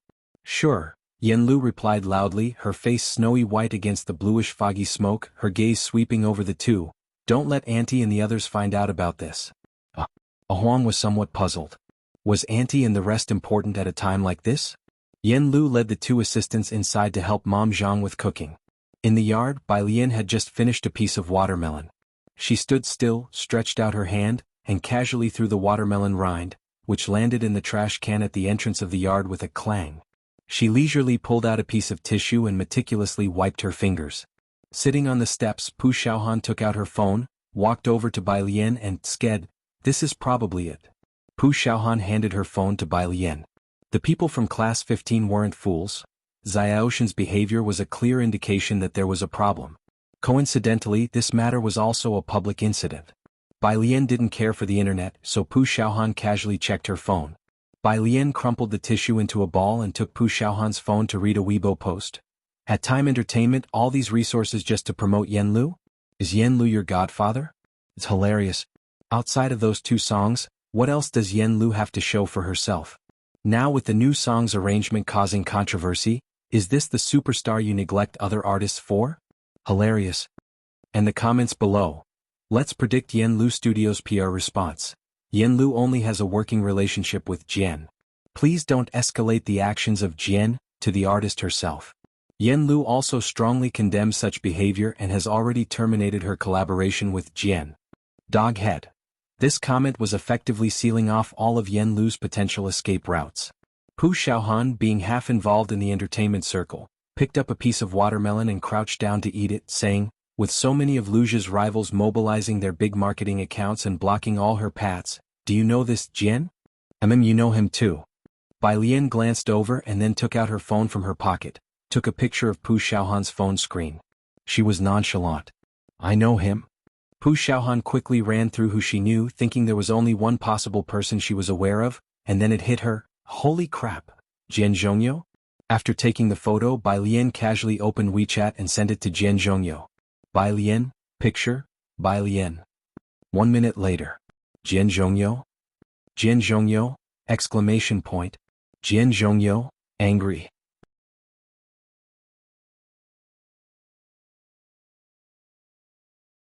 Chapter 452, 178 Brother Jiang intervenes _1. Young people's world is something Jian Zhongyo doesn't quite understand. He couldn't name a single hot star if asked. It was the start of the school semester, and he had even sneaked out for a trip during the holiday with many tasks awaiting him. Today was Monday, and he had just finished a meeting when he received a message from Bai Lian. As soon as he opened the picture, he saw the bold black letters. Rewriting the past, arrangement controversy explodes. He squinted his eyes and sent Bai Lian several symbols. The older generation could handle videos, but many Weibo functions remained a mystery to him, so he scrolled through somewhat slowly. At that moment, Bai Lian sent another message. Controversy?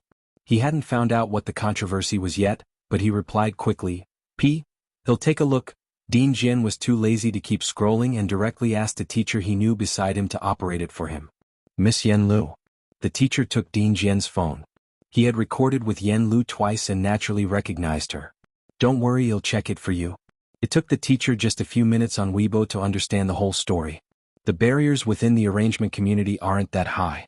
Actually, before this, most people wouldn't go specifically digging into the arranger of a song. Now that it's been dug up by paid posters, it could only mean that this was the only flaw they could find in the song. On the other side of the phone, Bai Lian, having seen the reply, knew it had nothing to do with Dean Jian. She was waiting for Dean Jian to reply to her.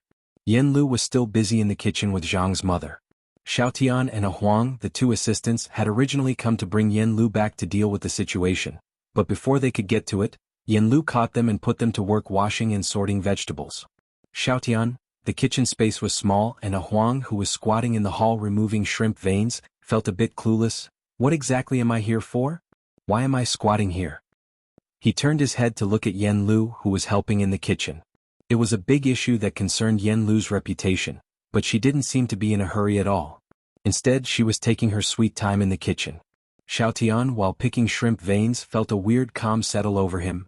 Let's just keep sorting for now. Outside, after Bai Lian and the others had finished eating watermelon and went to throw out the trash, Bai Lian and Ning Xiao entered the house. Why haven't you started doing the problem sets yet?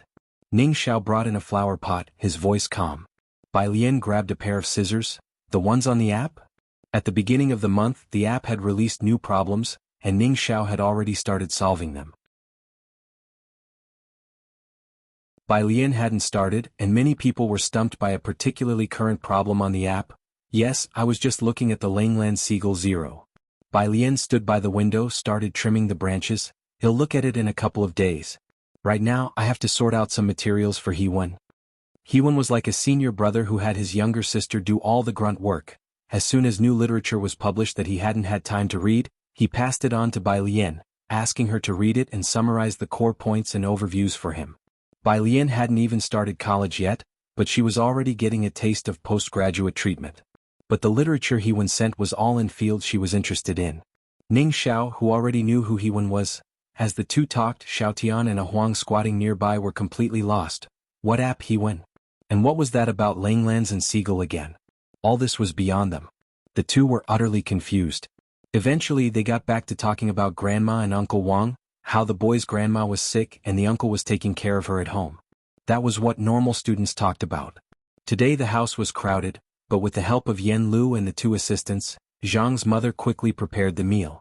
She moved 2 tables together and a bunch of people gathered around to eat. Alien, when is Qi Lu coming back? At the dinner table, Zhang's mother recalled that the last time they had a meal, Zhang's father was there, and so was lawyer Qi Lu. When Zhang's mother mentioned Qi Lu, Yen Lu also looked at Bai Lian. Qi Lu was the life-saving benefactor of Zhang Xiai's. Bai Lian, holding chopsticks and picking up a stalk of bok choy, said upon hearing this, Next month. Last year, Chi Yundai was in exile, but this year he was returning to his position. Ming Dongheng said he didn't have much vacation time, but he would still take the time to come back and test Zhang Xiai's. Around the dinner table they chatted about this and that, but no one brought up Yen Lu's issue. The dinner lasted until after 7 in the evening. As A Huang finished eating and started to help clean up the table, he looked down to ask Xiaodan, "Why does Sister Lu have so many student friends? Also, who is Qi Lu?" "I don't know," Xiaotian responded as he placed the dishes into the kitchen. Xiaotian and A Huang hadn't been involved with Zhang Shi's case and didn't even know that Qi Lu was a lawyer. They only thought it was some two-character name. "These students are so lucky to be friends with Sister Lu," A Huang sighed, then his concern returned to the pressing matter at hand. Time Entertainment knew that A Huang and Xiaotian were with Yen Lu. The Public Relations Department couldn't reach Wang Xian for a decision, so they called A Huang. After taking the call, A Huang finally found an opportunity to speak with Yen Lu. "Sister Lu, the Public Relations Department communicated with me. You just need to post a clarifying Weibo." A Weibo post clarifying that she had nothing to do with the arrangement. Yen Lu shook her head, offering no explanation. If this matter isn't clarified with such a fuss, Yen Lu might lose a lot of resources. A Huang couldn't understand it at all and said, "Xiaotian, what do you think Sister Lu's team is thinking? Who exactly made the arrangement?" Xiaotian shook her head. Yen Lu recorded the songs herself, so she didn't know who wrote the lyrics and music. Within the entire Time Entertainment, probably only Sister Xian and Yen Lu knew about it. At 8 o'clock, a group of students bade farewell to Mother Zhang. Jiang Fulai's car had just stopped on the opposite side, waiting for her. As Bai Lian walked toward the car, her phone vibrated a few times. Principal Jian had finally figured out the ins and outs of the situation. He didn't send a message, he called Bai Lian directly. Pressing the answer button, Bai Lian walked towards the light across the street. "Principal Jian. I found out." Jian Zhongyo didn't beat around the bush. He was still sitting at his desk, reaching out to click on a long recording. "There is a video on the internet from a previous internal performance of our school, and I conducted that performance. I checked the records of that performance at the school." Principal Jian didn't have a vivid memory of that performance, and it was only after seeing the video online that he realized he had such an arrangement to his credit. It was indeed Jian Zongyi's own stylistic hallmark. There was nothing much to say. Jian Zhongyo could only sigh. The netizens, or rather Yen Lu's aggressive moves, were too powerful. With so many years of performances at Jiangjing Music Academy, each nearly 3 hours long, they could still find these arrangements amidst them all. "What do you plan to do?" Bai Lian reached out to pluck a leaf from the side, toying with it in her hand, her voice calm and unhurried. Jiang Fulai saw her walking so slowly, so he got out of the car to wait for her. Bai Lian was not yet done talking with Principal Jian. "We need to handle this." Principal Jian also calmed down, having lived long enough to know that with such intensity behind it, there must be someone stoking the flames. Otherwise, even if it's clarified, a lot of people won't be notified. Everything needs attention. Spreading rumors takes just a mouth, debunking them runs you ragged. After hanging up the phone, Jiang Fulai opened the car door and asked a few questions, to which Bai Lian recounted the whole situation with Yen Lu. "Your new song." Jiang Fulai knew she wrote lyrics and composed music, and his eyes turned colder too. "Yeah." Bai Lian was not too concerned. She got into the car and began to check the academic paper Hewen had sent her on her phone. Jiang Fulai, seated beside her, raised his hand to signal Ming Dongheng to drive, his eyes narrowing slightly. "Don't let Principal Jian act rashly on this matter, give me Yen Lu's agent's contact information." Rewriting the past had already been labeled impure, and clarifying it completely wasn't something Principal Jian, an outsider to the circle, could accomplish. Bai Lian opened Sister Zin's WeChat and sent it to Jiang Fulai. Jiang Fulai reached out to open it and added her as a friend. "Why are you looking at this?" Jiang Fulai waited for Wang Xian to accept, his gaze glancing over at the new academic paper Bai Lian was viewing. It looked familiar. "Hewen gave it to me." Upon hearing this, Jiang Fulai knew what Hewen was up to. The light was turned on in the back of the car, and he sat under it, dressed in a black shirt and black trousers, his refined facial features especially cold, and he just tugged at his lips at the comment. Hewen, who was at a research base dressed in a sterile suit, suddenly sneezed. A male student in the laboratory glanced at him. "Hewen, do you have a cold? Don't pass it on to the junior sister."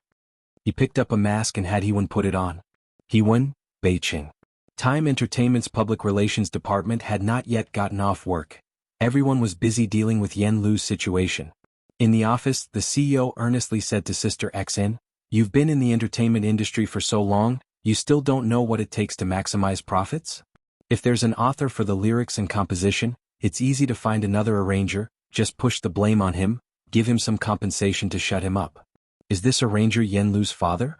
Won't you make any concessions at all?" Hearing this, Sister XN sitting opposite only raised her eyebrows.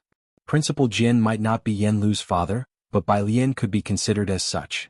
With Principal Jin's status, the fact that he was willing to arrange music for Yen Lu was all for the sake of Bai Lian.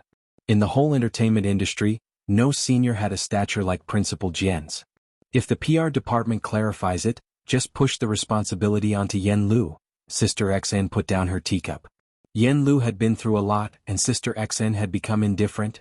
As for the rest, well, try to debunk it as much as possible. This isn't plagiarism to begin with. It seemed Sister XN and Yen Lu were already out of control. The CEO lit a cigarette, looking at Sister XN. In that case, let Yen Lu rest for a few more days. Let Manshi replace her in Perfect Day, this time to avoid the limelight. Perfect Day was a variety show invested in by Time Entertainment. Businessmen always seek profit and avoid harm.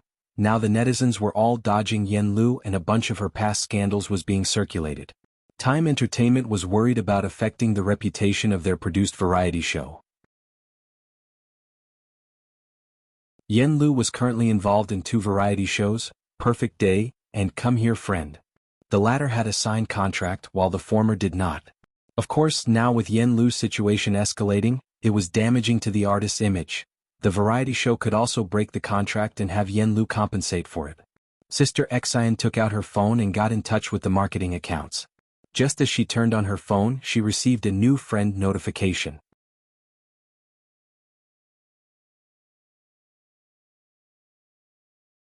Chapter 453. 179 might be because I composed the music myself. Second update, _1. Xinjie added Bai Lian to her private account, which was known to few people. She opened her friends list, and although there was no information on the other party's certified page, the account name consisted of 3 words, Jiang Fulai. Just a profile picture and a name, and Xinjie felt a chill down her spine for no apparent reason. Back when she was in Xiangqing, she had never heard anyone call out the name Jiang Fulai. Even a prominent lawyer like Qi Yundai was addressed as Young Master Jiang, but Jiang Fulai had mentioned his name when introducing himself. Xinjie remembered the pronunciation but not the characters. Now she finally matched the characters with the pronunciation. She reached out to accept the friend request and took the initiative to send a greeting. Jiang Fulai on the other end didn't reply but recommended a business card to her. Jiang Fulai, add him. Xinjie didn't dare to ask who this person was and directly added the stranger as a friend. She was just wondering who Jiang Xiaojun wanted her to add when the next second, the message from that person came through. Hello, I am Chu Rong, a planner from Shijiang. Shijiang, one of the top 3 marketing firms in the country, mostly deals with national brand projects. This was the first time Xinjie had connected with such a high-level executive. On the other side of the phone, Jiang Fulai had sent Bai Lian back home. Today wasn't late yet. Ji Heng was still embroidering in the courtyard, the large light illuminating and casting a long shadow behind him. His mobile phone was also next to the embroidery frame. He was video calling with Ji Xiaojun and Xin Qing. You're back early today. Hearing the sound of the door opening, Ji Heng raised his head slightly. Yes. Bai Lian put down her backpack, washed some fruit in the kitchen to share with Ji Heng and sat beside him. She greeted Xin Qing and Ji Xiaojun while speaking to Ji Heng. Grandpa, do you know about the Landau, Zener crossover? What crossover? Ji Heng's wrinkled hand paused, his mind still lingering on the wave-particle duality of light. Had Bai Lian mentioned she wanted to switch subjects beforehand? He calmly made another stitch, deftly directing the conversation. There's something I need to tell you. Go ahead. Bai Lian bit into a pear, speaking unhurriedly. Your uncle is now in Jiangjing. Ji Heng knew Bai Lian was an excellent student, probably the smartest among the Ji family. Have you thought about what you want to do in the future? Bai Lian, quantum mechanics. Her answer was crisp and decisive. Ji Heng, are you going to study this? Wave-particle duality? What's that? On the other end of the phone, Xin Qing was full of confusion, and Ji Xiaojun also leaned in. Bai Lian looked encouragingly at Ji Heng, who set down his needle expressionlessly. All of this is related to quantum mechanics. In short, a photon is a superposition of waves and particles. To put it in plain terms, do you know about online games? You know there is a rock ahead, but it won't spawn until you get close. The moment you walk over, it immediately spawns. Shen Qing didn't understand, but she felt something odd and involuntarily rubbed her arms. I see. Ji Xiaojun nodded his head, his mind recently bombarded by a plethora of data. So, Alien is going to study physics? That's the plan for now. Bai Lian finished the pair. Uncle, is there something you need? Shen Qing chimed in from the side. He wants to find you to help him with the data analysis. Ji Xiaojun. Ji Heng picked up the needle again. Let's wait until after Alien's college entrance exams. Nearby, Bai Lian didn't bring up the crossover again, and Ji Heng finally relaxed. Meanwhile, with Jiang Fulai in the study, his phone was lit up with a hands-free call activated. On the other end, Jiang Ziju's voice sounded puzzled. Marketing? Yes. Jiang Fulai reached out, picking up the cushion on the carpet with 2 fingers and casually tossed it onto the sofa. His voice was indifferent. The person is all I need. Okay. Jiang Shijue arranged it, curious about what it was but didn't dare to ask. Are you coming back next month? Jiang Fulai paused for a moment. Coming back. He ended the call, returned to his seat and turned on the computer. The glow from the screen cast his face in a stark white light. He logged directly into WeChat. The request from Director Jian had been accepted, and the person had sent Jiang Fulai a video and a document. The video was an internal performance from Jiangjing Music Academy, and the document listed the names and times of the performers involved. He edited a segment from the video and took a screenshot of the list with Director Jian's name and the school's seal. Jiang Fulai, do you mind if it's revealed that you are Jian? Jiang Fulai knew that Director Jian had used the pseudonym Jian to collaborate quietly with Bai Lian on music, purely for the music's sake, but had not expected that after the song became popular, such a situation would arise. At that time, Yen Lu was still relatively unknown, and Director Jian didn't want to label the song with something as significant as Director Jian.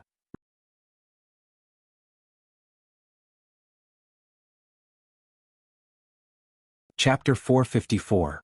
179 might be because I composed the music myself. Second update, _2. After the 2 songs, the reputation of the lyricist and composer by Jian and Jian had already been established. They were the rising stars in the circle. Whether Director Jian made a public appearance was no longer a concern. At least the new song wouldn't be tagged with Director Jian. Director Jian, I don't mind. Jiang Fulai had anticipated this as well, his fingertips idly tapping on the tabletop. With no issues from Director Jian's side, things would be easily manageable. The next day, Tuesday. Yen Lu's popularity was still sky-high. Bai Lian received a WeChat message from Sister Xan during her afternoon class, telling her that Sister Xan had driven to Xiangqing overnight. After the afternoon classes ended, at the Zhang family's place, Mother Zhang knew Yen Lu and the others had business to discuss, so she went to sell flowers in the front, leaving the backyard and the living room for Yen Lu and the others. Sister Xan had driven to Xiangqing overnight and arrived in the morning. After getting some sleep at a motel, she didn't reach the Zhang family's place until now. Sister Xan, Sister Lu doesn't agree to post a clarification on Weibo, a Huang said, having stayed up all night following public opinion, and poured a glass of water for Sister Xan. You haven't seen what people online are saying about Sister Lu. Yen Lu treated her assistant well, was approachable and not pretentious, and a Huang liked this boss a lot. I know, Sister Xan said, holding a teacup and looking at Yen Lu. Did Lu Yang reject you? Yeah. Yen Lu wasn't surprised by this. They'll check with some old friends. Sister Xan took out her phone to call a friend within the circle, looking for someone to step in temporarily. As soon as the person on the other end heard it was about Yen Lu who had been at the peak of controversy these past few days, they politely declined. Are you guys sure about recording in Xiangqing? Isn't that a bit too far? We're shooting in Xiqing recently. After hanging up the phone, Sister Xan also felt somewhat helpless. It was then that the back door was pushed open, and upon hearing the sound, Sister Xan quickly stood up. The person who entered was Bai Lian, one hand carrying a black backpack, the other holding a removed school uniform, and using her elbow to close the door as she walked in. Miss Bai, Sister Xan gave up her seat to Bai Lian, her tone full of apology. It's my fault, I've dragged both you and Director Jian into this. It's my fault, Yenlu also felt very sorry. She hadn't expected the incident to disturb Bai Lian, who only loved studying. There are too many marketing accounts smearing me, and I've given them plenty of material in the past. It's okay. Bai Lian understood all there was to know about the entertainment industry. She didn't care much about it. Even Pu Xiaohan, who focused on making videos, was being slandered, let alone a public figure like Yen Lu. Teacher Jiang will arrange for clarifications later. Sister XN paid attention to Bai Lian's expression, and seeing that she didn't mind, Sister XN finally relaxed. I know. Jiang Fulai had mentioned this to her the night before, but Sister XN still hadn't seen Jiang Fulai remove the trending search. Nor had there been any movement from Chu Rong in her contact list. For Sister XN, the important thing wasn't the dirt on Yen Lu, but rather Bai Lian and Director Jian. Since neither of them would hold a grudge against Yen Lu because of this, she could rest assured. Across from her, A Huang watched Sister XN and Yen Lu treating Bai Lian, the high school student, with such respect that he was inwardly surprised. As Sister XN was speaking, her phone lit up. She glanced at it, and her face lit up with excitement. Yen Lu, Teacher Mei Yi is willing to be the guest star for this episode. Teacher Mei Yi? Yen Lu was very surprised. How could he come? Bai Lian also looked up when she heard the name. She had been to the set of Great Yong. The Teacher Mei Yi in question was the actor who played Bai Zhongyu. Maybe he sees potential in you? Sister XN, handling her phone, was clearly very excited. He'll talk to his agent about the variety show first. Bai Lian looked away and lazily at her phone as Jiang Fulai sent her a WeChat message. Do you want to register on Weibo? Bai Lian? Jiang Fulai. Screenshot. After opening it, Bai Lian saw a topic about Bai Jian. She didn't have a Weibo account, but after 3 songs the fan count for the Weibo topic had already surpassed 100,000.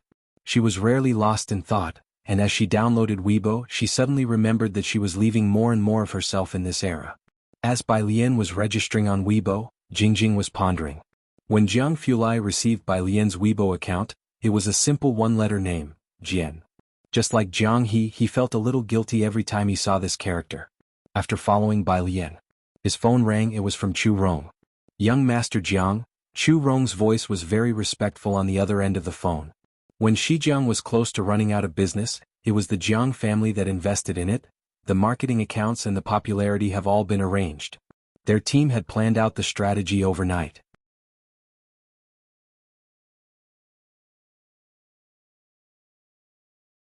Chapter 455. 179 might be because I composed the music myself. Second update. _3. Ensure Yen Lu won't be stained by this incident and use the opportunity to push the song to another level of popularity. Although Chu Rong didn't quite understand why such a minor incident in the entertainment industry would warrant the attention of Jiang Fulai, who was said to have been hands-off for quite some time. Jiang Fulai walked to the isolation room, his voice faint. Okay, he'll have Dean Jian post on Weibo. Jian Zhongyo did have a Weibo account. When Jian Zhongyo received the message from Jiang Fulai, he was still at school. He stopped in the middle of the path, logged into his Weibo account, which he had just registered the previous night at Jiang Fulai's request, with only a few bot followers, but it was already verified. A big V verified so quickly? A teacher beside him looked at Jian Zongyi's V verified account and didn't understand. Jian Zhongyo hadn't even posted a single Weibo. I don't know. Jian Zhongyo opened Weibo and posted as per Jiang Fulai's request. Beijing. Time Entertainment, Man Shi and Enchi's teams met up. Man Shi, Enchi's agent smiled. Perfect day will still be yours, right? Man Shi pressed her lips together, nodding with a cool smile. I guessed as much. Enchi's agent then turned her head with a smile. I thought they would clarify that Yen Lu had nothing to do with the arrangement. I didn't expect Wang Xian to be so stubborn, actually refusing to agree. Enchi removed his sunglasses. Are you sure she doesn't have someone backing her? With the situation turned out like this, we haven't heard of any PR firm stepping up for her. His agent, who was antsy just yesterday, finally relaxed. Don't worry. Rumors had been circulating on the internet that Yen Lu had the support of a high-level executive from Zhongguang Group. Compared to Zhongguang Group, Time Entertainment was like an ant to an elephant. Although paparazzi had been stalking Yen Lu for months, they hadn't caught a glimpse of the rumored sugar daddy. Yen Lu's issue was still trending on Weibo without any forceful measures to remove it from the hot search. It seemed the rumors were just that, rumors. The group was quite relaxed together. Enchi's agent laughed and said, And Chi, why don't you and Manshi go out for a meal in a couple of days? I'll arrange for someone to take pictures. To ride this wave of public opinion, and Chi's studio had spent a lot of money. As they were talking outside, an assistant hurried in with a phone in hand. Mr. and Chi, something's wrong, look at the hot search. Making a big deal out of nothing, and Chi's agent frowned. What happened? Everyone in the room took out their phones and opened Weibo. Weibo was a bit slow. Netizens thought the Yenlu incident had come to an end, but little did they know that at 6 o'clock today, another bombshell dropped. The top hot search was "time to eat melons," followed by the word "explode." Click in and you see that several major marketing accounts had reposted a Weibo post from someone named Jian with the emoji of eating melons, Jian, maybe because I composed the music myself, image, / at Black Friday, screenshot, so similar, do you think I'm blind not to see it? Was this the mysterious composer? Everyone was taken aback, then they went to check Jian's Weibo verification. Jian Zhongyo, Dean of Jiangjing Music Academy, National Team's Chief Guzheng Player, Royal Music Academy. Looking back at Jian's two screenshots, the first was the comparison made by netizens of that music performance, the second was a list of that performance with 3 words in the column for the guidance teacher, Jian Zhongyo. And there was an official stamp behind it. The top trending comment was very direct. What the hell? The legendary self-plagiarism? Isn't the biggest bombshell that Jian is actually Dean Jian? The arranger is Dean Jian, damn, who wrote the lyrics and composed the music. Oh, who could have made Dean Jian willingly arrange the music? Why not take a look at his following list?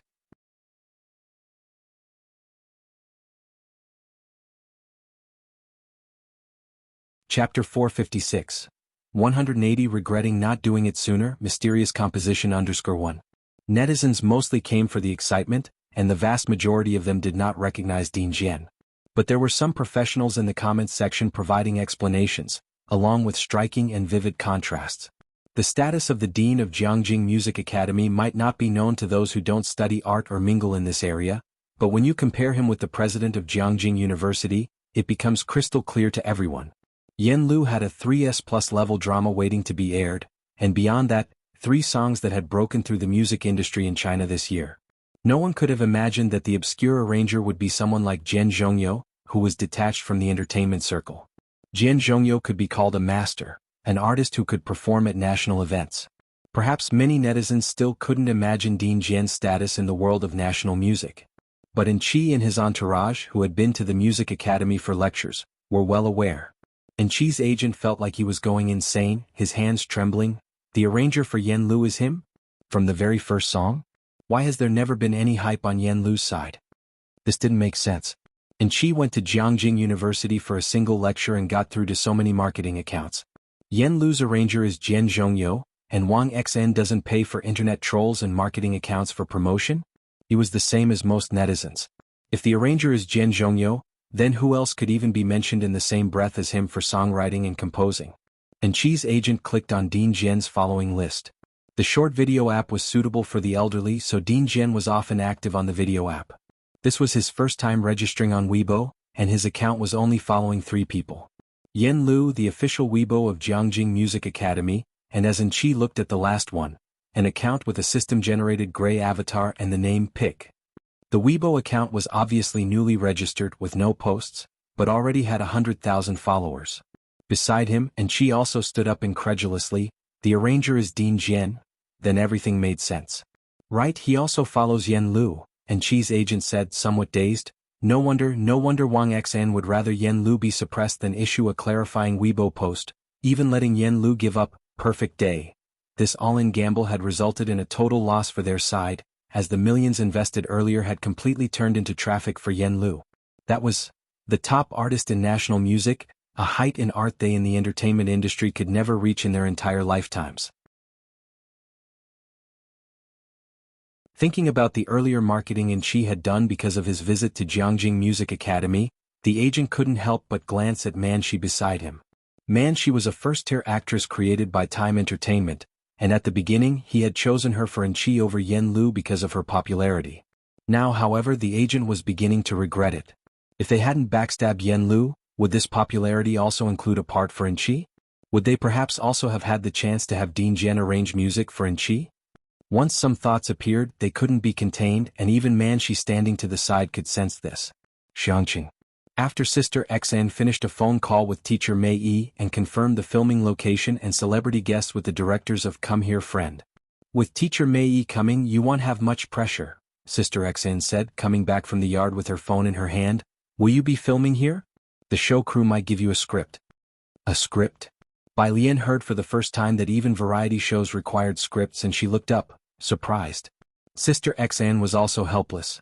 There's only teacher Mei Yi among the celebrity guests. The other groups probably have several friends from within the circle. Yen Lu's everyday life is dull, while other artists watch shows, have numerous friends talk about life.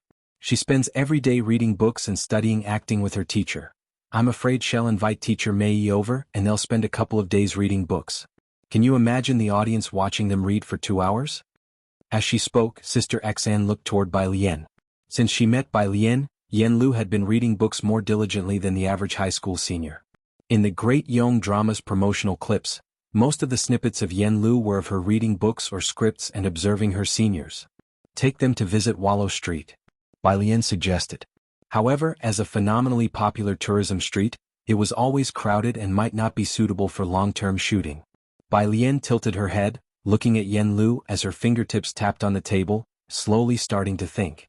Perhaps because she felt guilty about not keeping a closer eye on Zhang Xiai's, Bai Lian had been feeling remorseful about his year in prison and became even more caring towards Yen Lu and Zhang's mother. Sister Xin's phone rang again. It was the CEO of Time Entertainment. As soon as she picked up the call, the delightful voice on the other end rang out. Sister Xan, look at you not letting us know sooner that the arranger is Dean Jian.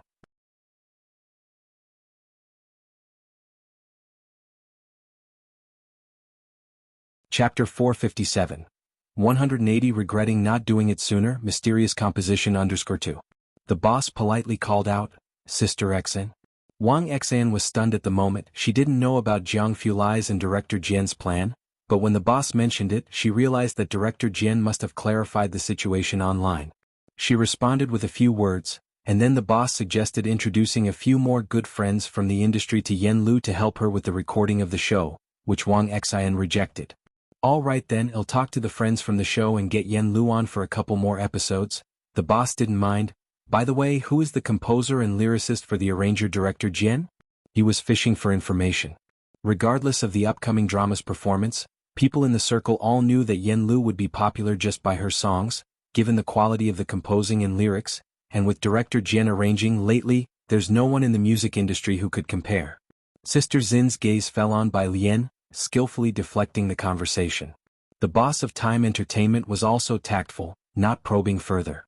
She was on the phone, while Xiaotian and a Huang next to her hadn't received the Weibo notification, but their WeChats were bombarded with inquiries from numerous friends. As soon as a Huang unlocked his phone, he saw a message from a friend who also worked in the industry. Yen Lu's arranger is the dean of Jiangjing Music Academy? Damn, you kept such a big secret from me. I've been worried for you for 2 days. De Huang, I'm really angry now, smile. A Huang? At night, 10 o'clock. Bacter Street Bar. Bai Lian sat on a high stool, leisurely writing down her homework.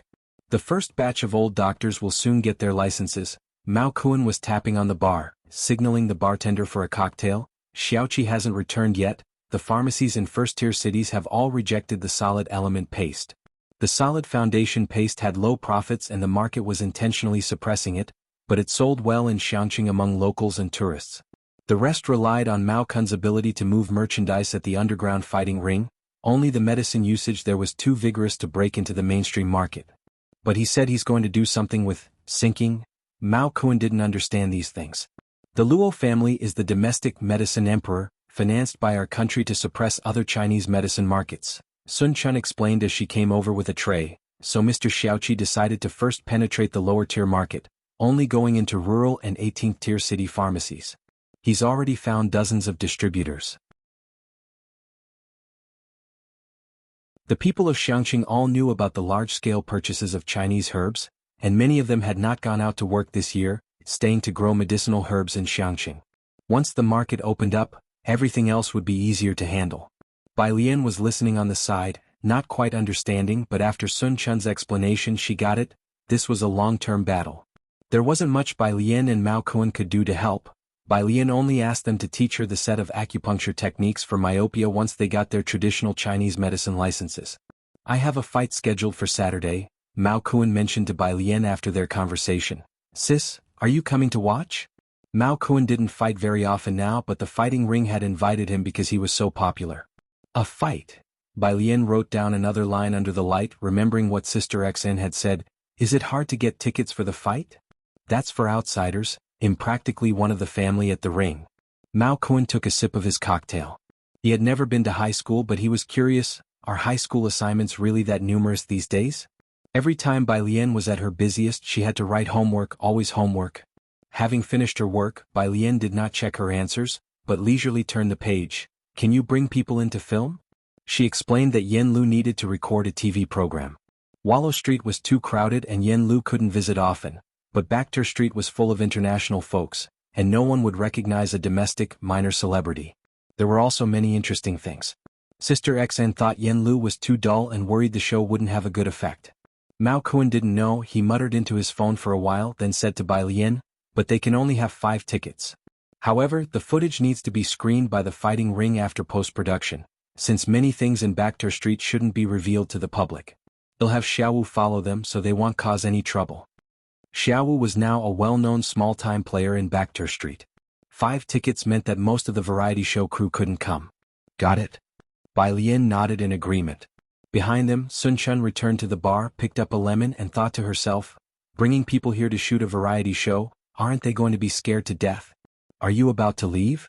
Bai Lian suddenly remembered this and turned her head to look at Sun Chun.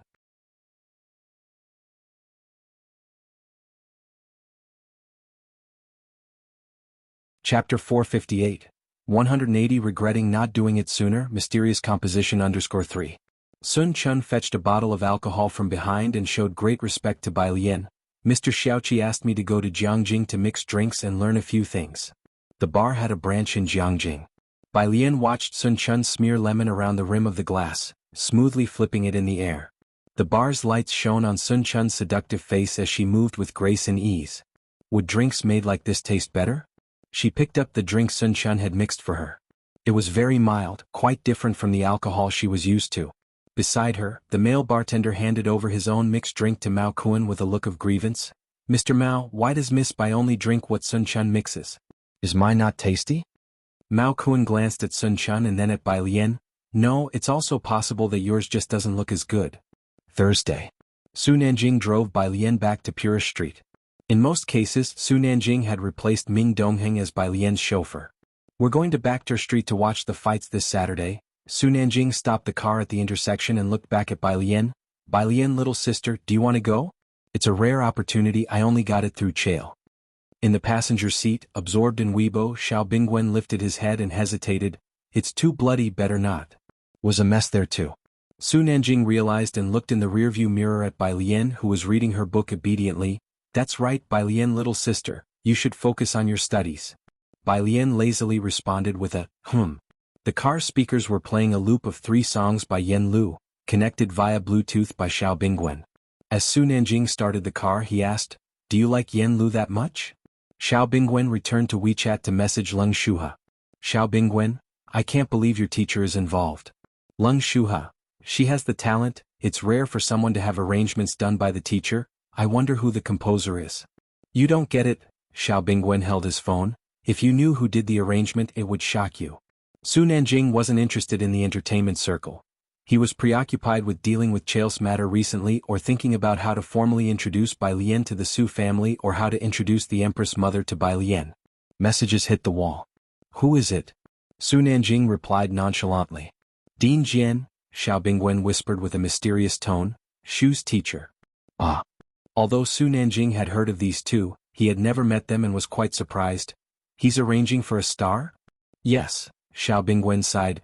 Everyone's guessing who the mysterious composer is. They're definitely not any less talented than Dean Jian. This has been a frenzy in both the music industry and entertainment world. Xiao Bingwen was close to Leng Shuha and naturally understood music too. The fact that Yen Lu's 3 songs were such a hit already illustrated the composer's abilities. After Dean Jian appeared, even Leng Shuha and his circle were guessing who the lyricist and composer were, not to mention others. Su Nanjing also found it unexpected, then remembered something and explained to Bai Lian in the back seat, Dean Jian, that's the teacher who's really good at Guzheng. Bai Lian, little sister, when you go to Jiangjing, I have a surprise for you. He recalled something Gao Yan had told him. In the back seat, Bai Lian lazily turned a page. The car arrived at Purist Street. Bai Lian said goodbye to Su Nanjing. Next to Purist Street's trash cans, a blonde-haired man squatting and smoking stood up when he saw Bai Lian. With a cigarette dangling from his mouth, he pulled a few tickets out of his pocket and handed them to Bai Lian. Bai Lian reached out to take them. Inside the car, seeing Bai Lian interacting with a ruffian with yellow hair, Su Nanjing couldn't help but sit up straight, his gaze following as the yellow-haired man gave Bai Lian something. Hey! Su Nanjing sat up, his eyes narrowing slightly, and tapped Xiao Bingwen's shoulder. Doesn't the thing in her hand look familiar?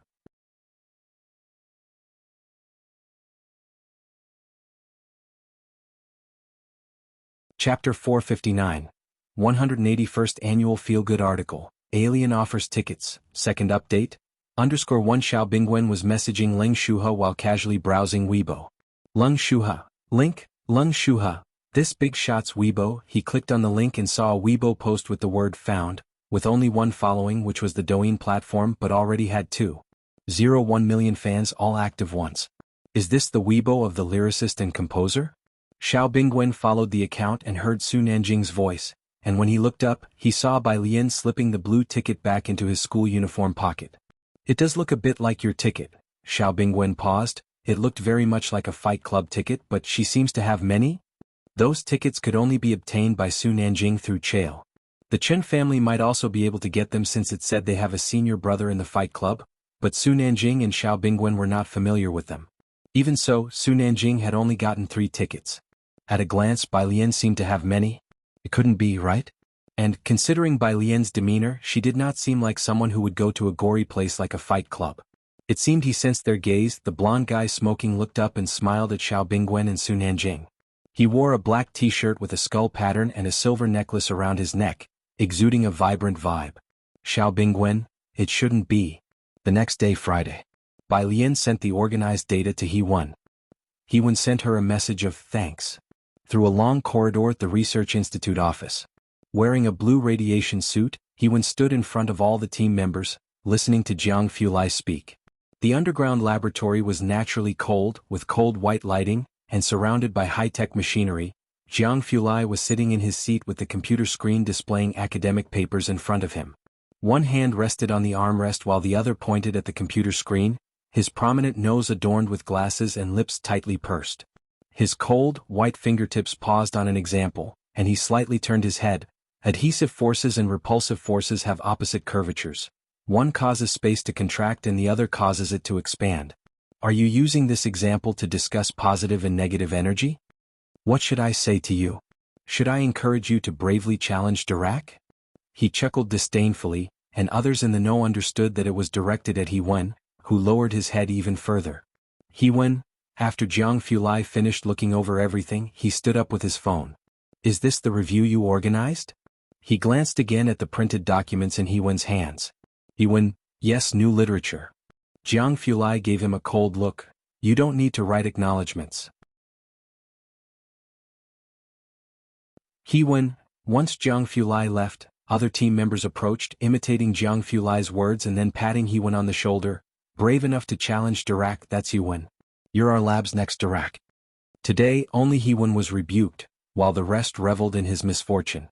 He-Wen, holding several papers and smiling, said, say that one more time, and next time Jiang Xiao invites us to eat, you all can order for yourselves. The others? He-Wen turned back to his station, picked up his phone and vented to Bai Lian. Got scolded today, running with tears? Running with tears? Running with tears? Xiangqing No. 1 Middle School. When Bai Lian saw He-Wen's message, she had already finished school. She glanced down at his reply. He-Wen often got scolded and she was used to it by now. In class 15, a bunch of people gathered, with Pu Xiaohan speaking loudly. We don't have to go to Aunt Zhang's place for the next few days. Yin Lu is going to record a show there. Bai Lian slowly followed behind the group. She was looking through the questions on the Jiangjing app. Upon opening the app, she saw cries of anguish all over the public screen, but Bai Lian wasn't paying attention and just kept brushing through the questions, most of which were fill in the blank. Wang Qi, Pu Xiaohan, and the others had been in the midst of a heated discussion. That was until they saw the person standing at the doorway of the bubble tea shop, and their voices subconsciously quieted down quite a bit. When Bai Lian looked up, she saw Jiang Fulai standing in the corner outside the bubble tea shop. School had been out for a while, but there were still plenty of people at the bubble tea shop. Jiang Fulai stood in the corner about 2 to 3 meters away from the doorway, where the warm light of the setting sun slanted down through the roof. He was clad in a black jacket, the zipper left undone to reveal the snow-white t-shirt underneath, with his fringe longer than his eyebrows, casually swiping his phone screen, looking both disengaged and aloof. As Ning Xiao and Tang Ming passed by, they respectfully greeted Jiang Fulai. Jiang Fulai looked up indifferently. I'm going to see Yen Lu. Bai Lian didn't go into the bubble tea shop. Instead, she shielded her eyes from the still somewhat glaring sunset with her phone and slightly raised her head.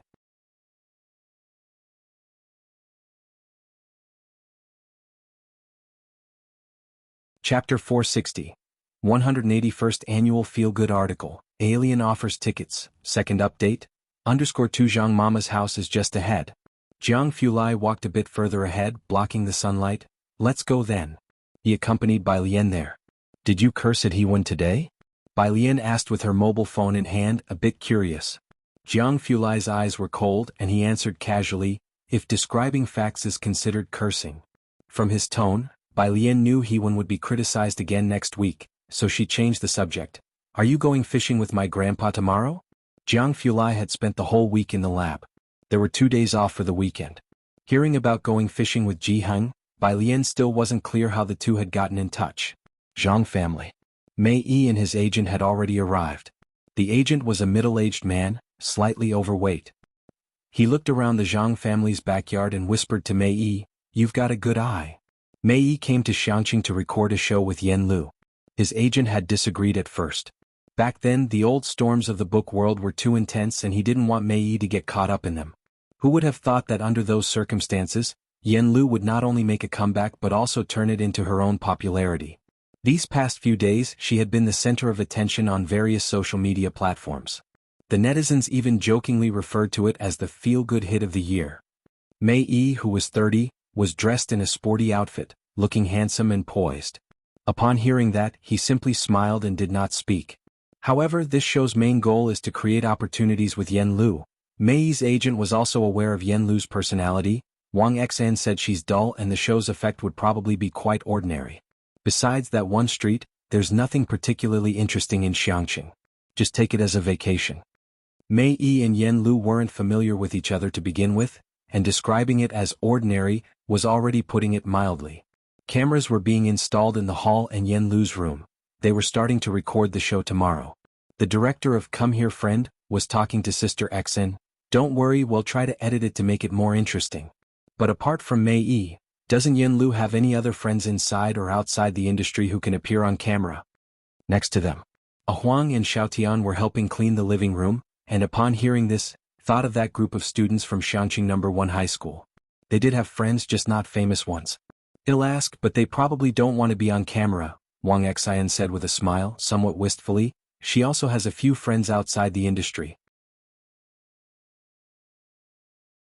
If Bai Lian were willing to appear on camera, the viewership would definitely be extraordinary, and then there was Jiang Fulai. Without mentioning anything else, just them showing their faces would basically outshine the current trending celebrities in terms of looks. But to ask them to appear on camera? Who could have that much clout? All right then, the director said, somewhat regretfully. He looked down at the program recording plan he had given to Yen Lu: shopping, moving flowers, selling flowers, studying. There wasn't anything fresh and eye-catching to show. He really wanted Yen Lu to invite Dean Jian over. That would guarantee explosive ratings, but both Yen Lu and Wang Xian avoided the topic of Dean Jian. Of course, the director was disappointed. Zhang Mama had returned to her hometown the past 2 days, leaving the place to Yen Lu, who came out with a flower pot. Speaking to Mei, "Well, go shopping first tomorrow morning, then buy groceries in the afternoon to cook?" Mei Yi's agent listened to Yen Lu's lackluster plan without surprise. "Why don't you invite a couple more friends over? Otherwise it'll be awkward having just you and Mei eating alone." Mainly because Mei was a guy. Yen Lu was about to reply. Someone knocked at the door from outside. She set down the flower pot and went to open the door. Mei Yi and his agent both glanced toward the door. Outside stood two people, a man and a woman. The girl, dressed in a loose school uniform, casually twirled a mobile phone in her hand, her almond eyes slightly squinted, looking very laid back. Her skin was exceptionally pale, her hair lazily held up behind her head with two wooden hairpins, backlit by the glow of the evening sky, wearing no other adornments. She seemed as though she were standing in a colorful comic book. She slightly tilted her head to speak to the man beside her. The man by her side wore a dark coat, looking cool and distant. His features were pleasing but too aloof, with a strong presence that made it difficult for one to look directly at him. "Miss Bai, young Master Jiang," Yen Lu opened the door, greeting the two in a soft voice.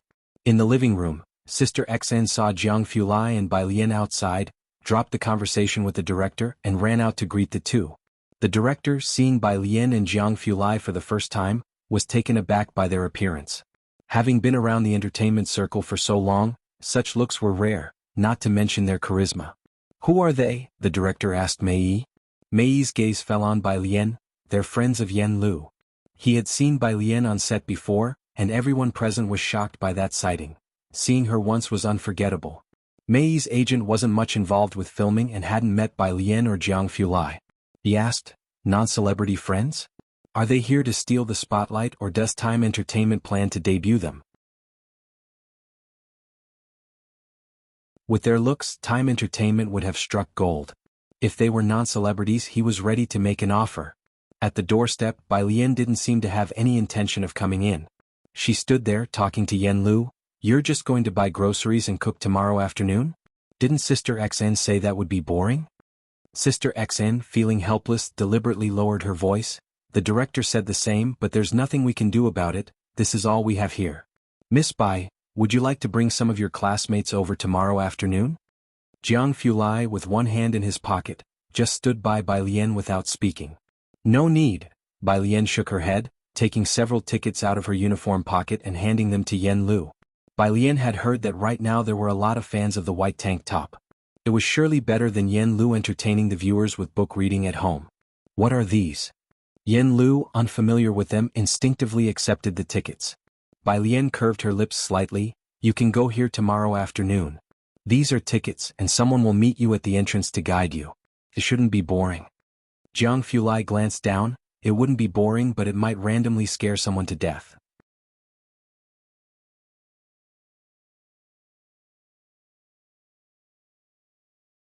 Chapter 461. Mysterious Guest _1 introduced by 182 Jiang. She would describe this using the words, "not boring"? Those who can get to the fighting arena on Bakhtur Street more or less have some connection with Bakhtur Street. Ordinary people don't dare to enter, and there are many urban legends about Xiangqing. That's why most of the fighting arena is only broadcast on platforms. Not to mention domestic variety shows, even those from other countries, none has ever recorded a show on Bakhtur Street. Who would have the guts? Miss Bai really knows how to give out tickets. Jiang Fulai retracted his gaze. "Okay, I'll take them there tomorrow." Although Yen Lu was a few years older than Bai Lian always listened respectfully when Yen Lu spoke. She took the tickets and looked down at them. "Can this event be broadcast?" The date and location on the ticket indicated it was a fight. The arch-shaped entrance printed on the front was majestic, the likes of which she had never seen before. Yen Lu had left Xiangqing since she was little and didn't know much about it. Only today did she find out that there was such a large-scale fighting arena here. Taking teacher Mei to watch a fight was better than staying at home and having an awkward chat. "It can be broadcast, but only 5 people are allowed in." Bai Lian put her hand back in her pocket, her eyebrows raised lightly. "You decide which 5 people will go. Give me the list tonight and I'll lead the way tomorrow." Yen Lu just nodded. It sounded very strict. "Are you going to the east side of the city tomorrow?" Jiang Fulai asked leisurely after the two had finished speaking. It was already a hot spot for new internet celebrities, and the production team wanted to catch some popularity. Yen Lu was very direct. "I'm also promoting my hometown in passing." "Okay." Jiang Fulai tapped on his phone, seemingly unconcerned. "Someone will contact you later to arrange your filming for tomorrow." Yen Lu replied with a single word, "All right." Cameras were being installed in the yard, and Bai Lian did not enter with Jiang Fulai. After she gave the tickets to Yen Lu, she left with Jiang Fulai. When the director saw the two who were both so outstanding leave, and that imposing man was left with only his back in sight, he jogged over. "Yen Lu, were those two also your friends?" Did you invite them to your place as guests? Those two could also create a trending search on social media. The entertainment industry hasn't seen such divine beauty yet. Sister XN looked at the director as if to say, you dare to think big. Even the head of the Jian Institute was more reliable than those two. No. Yen Lu also rejected the suggestion, and then holding the tickets she showed respect to Teacher Mei Yi. After visiting Wallow Street and Peace Street tomorrow, I plan to take Teacher Mei Yi to watch a fight. Is that okay with Teacher Mei? Mei Yi's smile was warm as he shifted his gaze away from Bai Lian. I'm fine with anything. You set the schedule at your convenience. Mei Yi's manager showed no interest in the fight, merely glancing at the ticket. Backter Street? Where is that? Never heard of it. Almost everyone present hadn't heard of this place before. The director took out his phone and searched the map. It was off the beaten path, but it indeed existed. Only 5 people can enter? Yen Lu, do you have the number of this fighting arena's owner? I want to talk to them, see if we can bring a few more people and in turn promote their fighting arena. If only 5 people can enter, there wouldn't be many photographers they could bring. The director also wanted to shoot more footage. Yen Lu looked down at the ticket, which had a customer service number that seemed like an overseas one. She handed it to the director. You ask them. The director took the ticket, looked at the number, and immediately took out his phone to make a polite call to state their intentions. Sir, the person on the other line smiled. Don't joke like this next time. Voices came faintly from the other side. Whose call is that? Someone who didn't get a ticket calling to make a fuss. The director, who was making a fuss over not getting a ticket.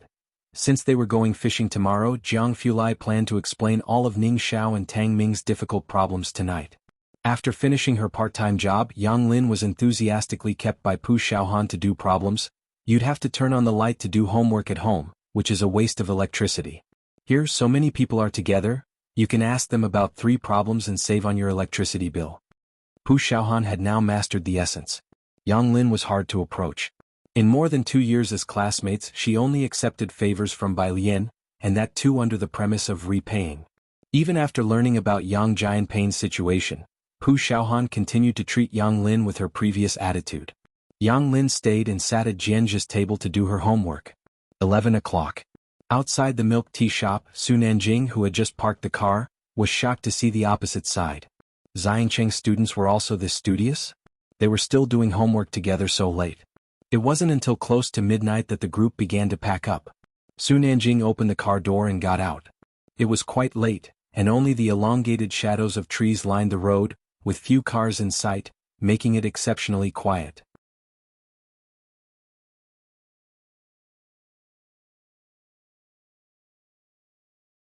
Chapter 462. Mysterious Guest _2 introduced by 182 Jiang. You send them home. Jiang Fulai glanced at the car Su Nanjing drove today, a 4-seater, referring to Pu Xiaohan, Yang Lin and Tang Ming who lived in the same direction. It was too late today, so Jiang Fulai didn't let them go back on their own. Jianzhe picked up his phone. He'll call a car to go back, don't worry him of age. Jiang Fulai nodded slightly. He himself was taking Ning Xiao and Bai Lian home, as they were also in the same direction. Yang Lin wore black glasses, her hair longer than her eyes, and she silently picked up her backpack, quietly refusing as Pu Xiaohan quickly wrapped an arm around her, stopping her from leaving. I'm scared to ride with 2 men. Su Nanjing, Tang Ming. Tang Ming's home was very close, just a 5-minute ride. Due to Pu Xiaohan's fear, Su Nanjing went out of his way to drop her home first. Only after seeing her turn on the light and wave from above did he drive towards the tube building. Pu Xiaohan lived in a complex where the car could stop downstairs, whereas Yang Lin's place was in the tube building which the car couldn't enter. At midnight, the streets were still bustling with people gathering together. Some were shirtless, others sat on the ground playing cards, and some were cleaning up trash. Seeing a pricey car pull up, many people looked over. Su Nanjing got out with a pack of cigarettes and followed Yang Lin inside after turning off the engine. Yang Lin turned to look at him frowning, and Su Nanjing bowed his head to light a cigarette, with smoke rising.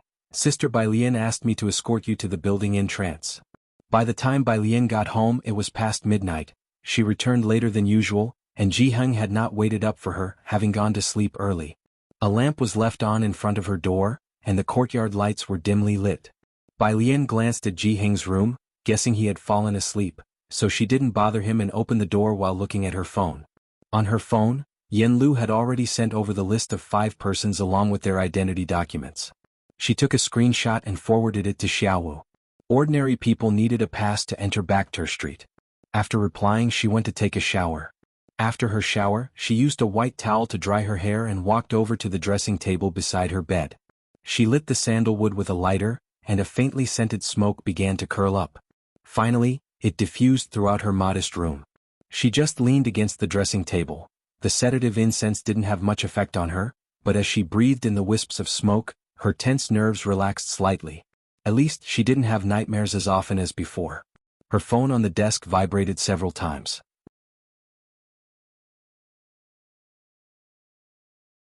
Bai Lian took down the towel. Everyone in the group was checking in, saying they had gotten home. Jiang Fulai also sent her a message. Got home? And he sent her a picture of Jiang He sleeping under a cabbage blanket. Bai Lian looked at the picture for a while, then pressed on her phone and replied with a number. 1. On the other side of the phone, Mr. Jiang, who had just grabbed his pajamas, looked down at this 1 for a long while before expressionlessly closing the bathroom door.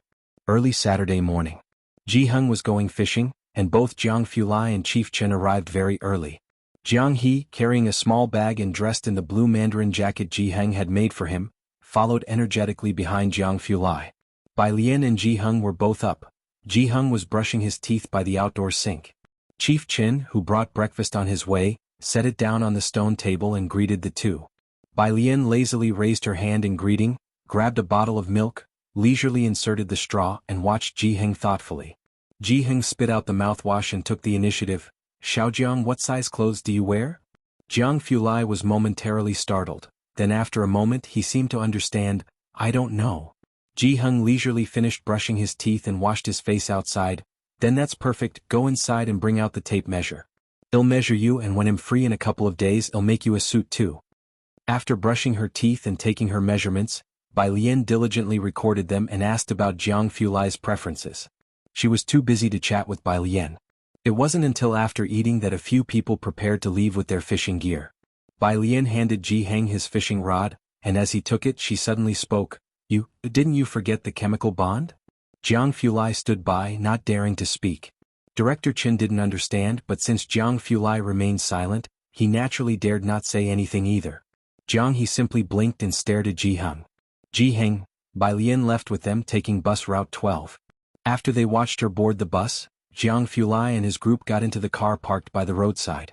Ming Dongheng had been in the driver's seat the whole time, not getting out. Director Chen opened the door to the passenger seat and sat down. The door in the back automatically opened. Right after Jiang Fulai sat down in the back, he leisurely took out the laptop on the table, and Ji Heng suddenly asked, seriously, who came up with so many chemical bonds? Can he really remember all those regulations? Why can't AlCl3 be an ionic compound? Jiang Fulai, Director Chen? Jiang He silently hugged his pillow, honestly saying, aluminium chloride is a special case. Ji Heng. He silently picked up his pipe and opened the car window, as if the one who had just gone crazy wasn't him.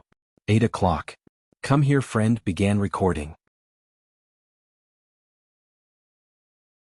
Yen Lu got up at 6 in the morning, bought breakfast for Mei Yi, watered the plants at home, and then sat in the yard to read a book while waiting for Mei Yi to wake up. The production team watching Yen Lu sat motionless in the yard reading for half an hour, all in silence. Mei Yi got up at 7 and called Yen Lu sister, while Yen Lu naturally referred to him as Big Brother. Their interaction wasn't awkward, they seemed like actual siblings. After eating, Yen Lu took him to buy milk tea near the school. The milk tea shop had just opened and Yen Lu turned to Mei Yi saying, the cakes here are delicious, but they were even better before. The shopkeeper recognized Yen Lu and Mei Yi and excitedly said, yes, Mr. Kai's cakes are delicious. You can buy them here next month. Mr. Chi? The director was somewhat puzzled, wondering if it was common to call a pastry chef Mr. Chi in Xiangqing, which seemed very civilized. The others didn't ask much about this Mr. Chi, as he was just a cake maker after all. After buying the milk tea, Yen Lu took them to City East Wudong Street, saying on the way, someone will meet us at the final stop. The production team thought it was someone arranged by Yen Lu and didn't pay much attention. Determined to bond with Yen Lu's side, Mei Yi's agent didn't leave during the show and kept talking with Xan's sister while heading to the destination. Is Yen Lu familiar with her songwriter? Xan's sister laughed, pretty familiar. From a certain perspective, They could all be considered to have a life-and-death relationship. If the songwriter shows up, this episode will definitely hit big, Mei's agent sighed. After Dean Jian appeared, a bunch of people online were guessing about the songwriter. When the car reached the intersection at Xiang Mountain Avenue, it being Saturday, Lao Street was bustling, and a few casually dressed people stood at the side of the road, led by a middle-aged woman. Behind them, the director had just gotten out of the car, eyeing the woman's plain face and contemplating her likely being the meet-up person Yen Lu mentioned, not too concerned. Who's this? Mei's agent turned to look at Xan's sister, curious.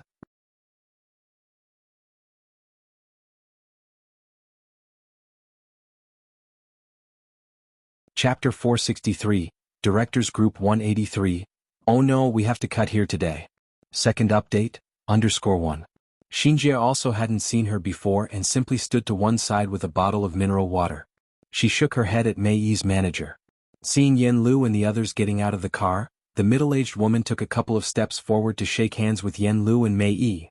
Miss Yen Lu, Mr. Mei, welcome to our Xiangqing. Today's schedule has been arranged for you. This is? Mei looked towards Yen Lu. He didn't know her and was just waiting for Yen Lu to introduce her. Yen Lu didn't know her either and Jiang Fulai didn't say. My name is Sun Dan, the woman said with a hearty smile, measuring the distance appropriately and her demeanor efficient and decisive. I was transferred to the Xiangqing Culture and Tourism Bureau last month. I am very happy that your program could come here. As she spoke, she had someone from behind hand over Xiangqing's cultural and creative gift bags to the crew. The director was somewhat surprised. Was it actually someone from the official Cultural and Tourism Bureau? Sun Dan didn't stay in front of the cameras for long. She had someone take Yen Lu and Mei to tour around and went to greet the director proactively. I heard your variety show is an online series? She had quite a commanding presence, which made the director respond subconsciously. Yes, it's a bit difficult to get on satellite TV. Their show was an online series which could generate more heat if it went on satellite because some older people don't watch online shows. Is that so?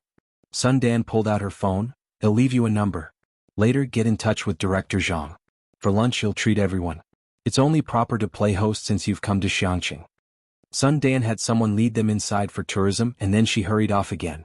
After the people left, the director exchanged glances with Xinjie and Mei's manager, saying, Director Zhang? The only Director Zhang I know of is. The director was initially going to ask Xinjie but, seeing her also looking bewildered, he turned to ask the several young people wearing cultural and creative t-shirts who Miss Sun was. You mean Director Sun? The young man scratched his head. She's the head of our Culture and Tourism Bureau. She just transferred from Jiangjing last month. She used to be with the Jiangjing Cultural and Tourism Bureau. The logistics department was very quiet. At first, no one including the director spoke. Someone from the Cultural and Tourism Bureau? 2 minutes later, the director realized what had happened and subconsciously looked at Xinjie. My Xinjie, why didn't you say something sooner? Come here, friend, an online variety show. Although popular, how did it catch the attention of the Culture and Tourism Bureau? And this Miss Sun is from Jiangjing? She knows Director Zhang? Mei's manager was also shocked. It was one thing for Dean Jian to be an official figure, but now another official, more proper official had shown up, and they were going to treat them to lunch. Xinjie, you ask her, but whom should she ask? Was my attitude just now a bit rude? The director asked, now fully aware of the situation. Bai Lian spent the entire day studying in the library. On the weekend, Yang Lin had 2 part-time jobs and left with her backpack at 3 in the afternoon. Jianjia had developed the habit of reading every day and asked Bai Lian quite a few questions today. Ji Heng and Jiang Fulai caught quite a few fish today and invited Bai Lian's classmates over for dinner. A little after 4 in the afternoon, Bai Lian led them back home first since Pu Xiaohan planned to film a day in the life of a fish video and included in Ji Heng's current edit. Pu Xiaohan had taken the filming of the video for Ji Heng's and the 3 embroideresses' graduation gowns very seriously. It required 3 months of filming, and she planned to make a 20-minute video. Thus, there was plenty of material to gather. In the yard, Bureau Chief Chen was still showing the fish he caught to the children who had come back, one by one on the ground. Shouting, look, these are the fish I caught, Bureau Chief Chen told Tang Ming. Tang Ming gave a deep in response. Bureau Chief Chen looked at him oddly. Are you okay? Not getting the feedback he was hoping for, Bureau Chief Chen simply stopped talking to him. Ning Xiao was even more silent than Tang Ming, so Bureau Chief Chen went to talk to Pu Xiaohan. This one I caught, this one is by Master Jiang, this is Uncle Ji. Pu Xiaohan was very considerate to Bureau Chief Chen. She captured footage of the fish he caught with her camera. After showing his friends, Bureau Chief Chen saw Jiang Fulai casually holding a basket of vegetables. In a jolt, he quickly stood up. "You and Miss Bai should rest. I will take over the cooking." Bai Lian handled the knife, slowly sizing up the fish. The back of the knife gleamed coldly. It made it seem as though she was about to dissect the fish into pieces. Upon hearing, she looked over at Bureau Chief Chen, raising an eyebrow. "You?" "Certainly," said Bureau Chief Chen with confidence. He had specifically consulted with Qi Lu before returning to Jiangjing, so he set the basket aside and took the knife from Bai Lian's hand. "Don't worry. If worst came to worst, he would video call Qi Yundai." Bai Lian stood aside, watching Bureau Chief Chen skillfully slice the fish into fillets, and that's when she believed him.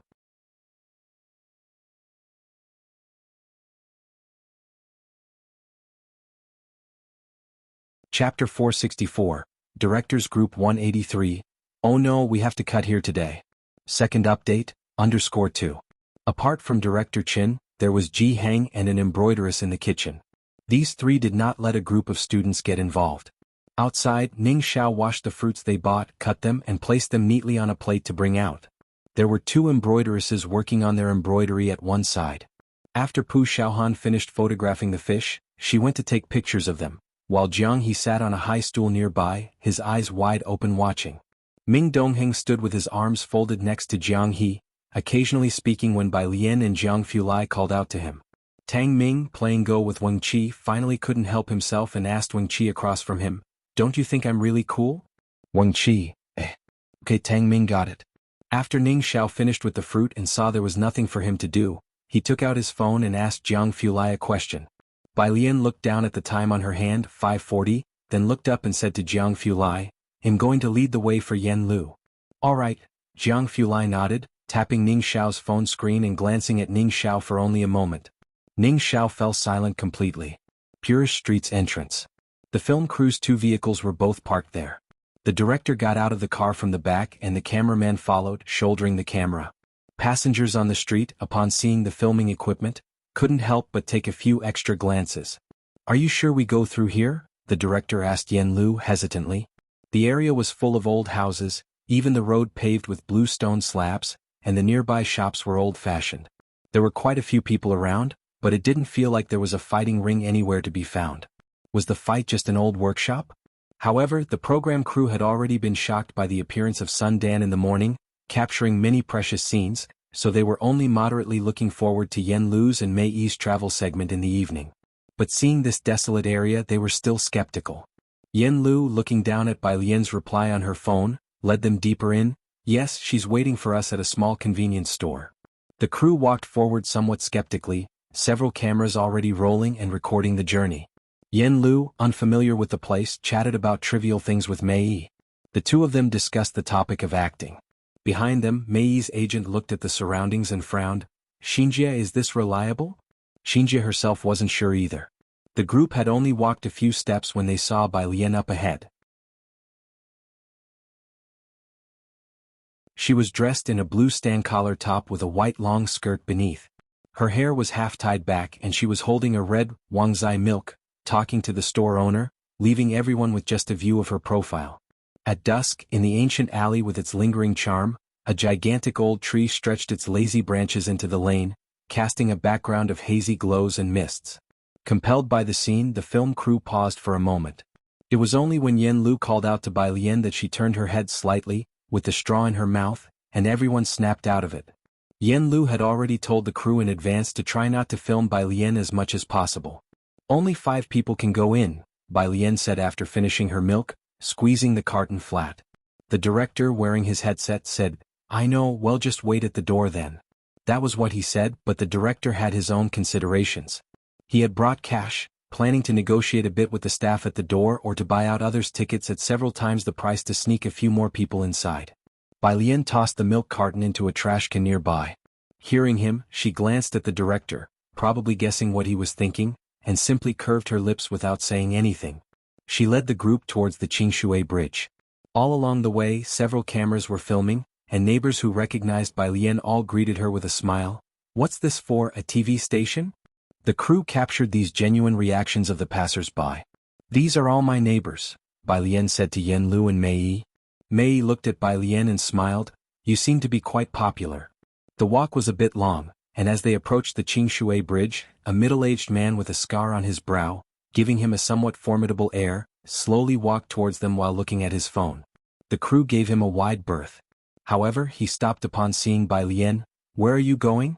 Didn't Ning Xiao say you would be having dinner at your grandfather's house? I'm taking people to Bacter Street, I'll be back soon, Bai Lian answered him slowly. Then she turned to introduce him to Yen Lu and Mei Yi. This is Uncle Wang, my classmate's uncle. Hello, Mei Yi and Yen Lu greeted politely. I see, Wang Yufeng looked at the director and his crew grinning. Then you go ahead. I have to get fish soup from your grandfather's house. All around were Bai Lian's neighbors. The cameraman, knowing Wang Yufeng was one of the locals, didn't film him but focused on Mei Yi and Yen Lu instead, although some of the other cameras captured Wang Yufeng's figure from behind.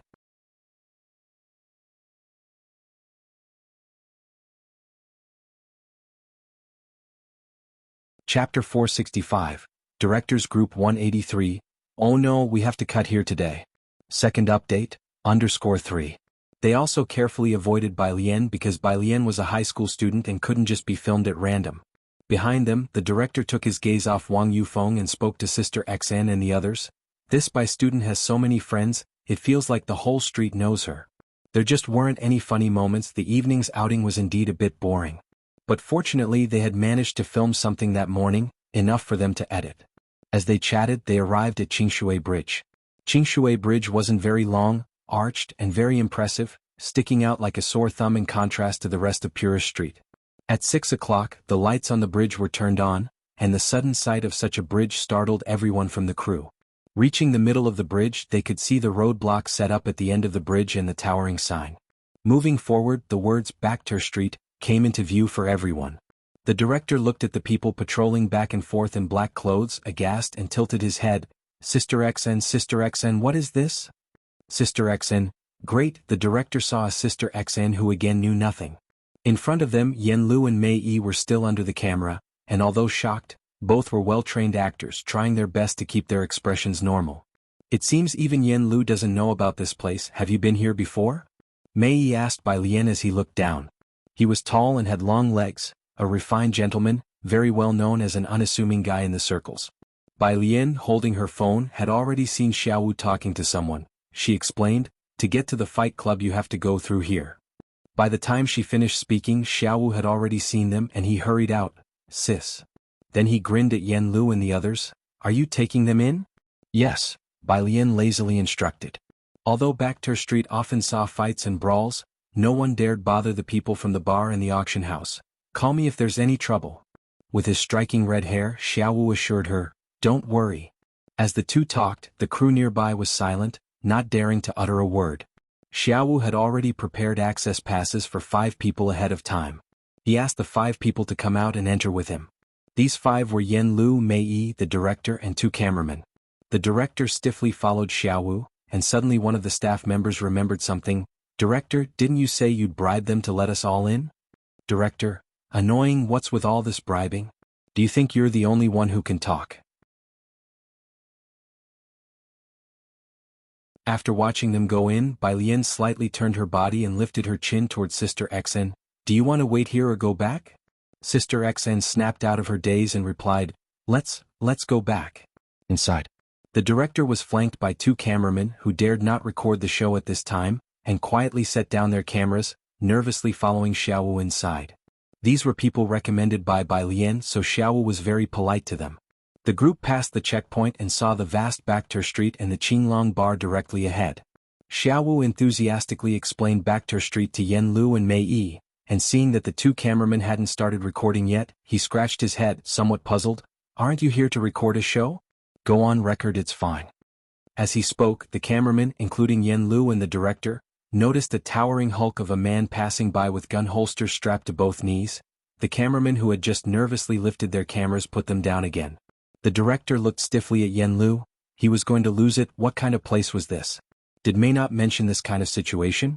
They're not going to cancel here today, right?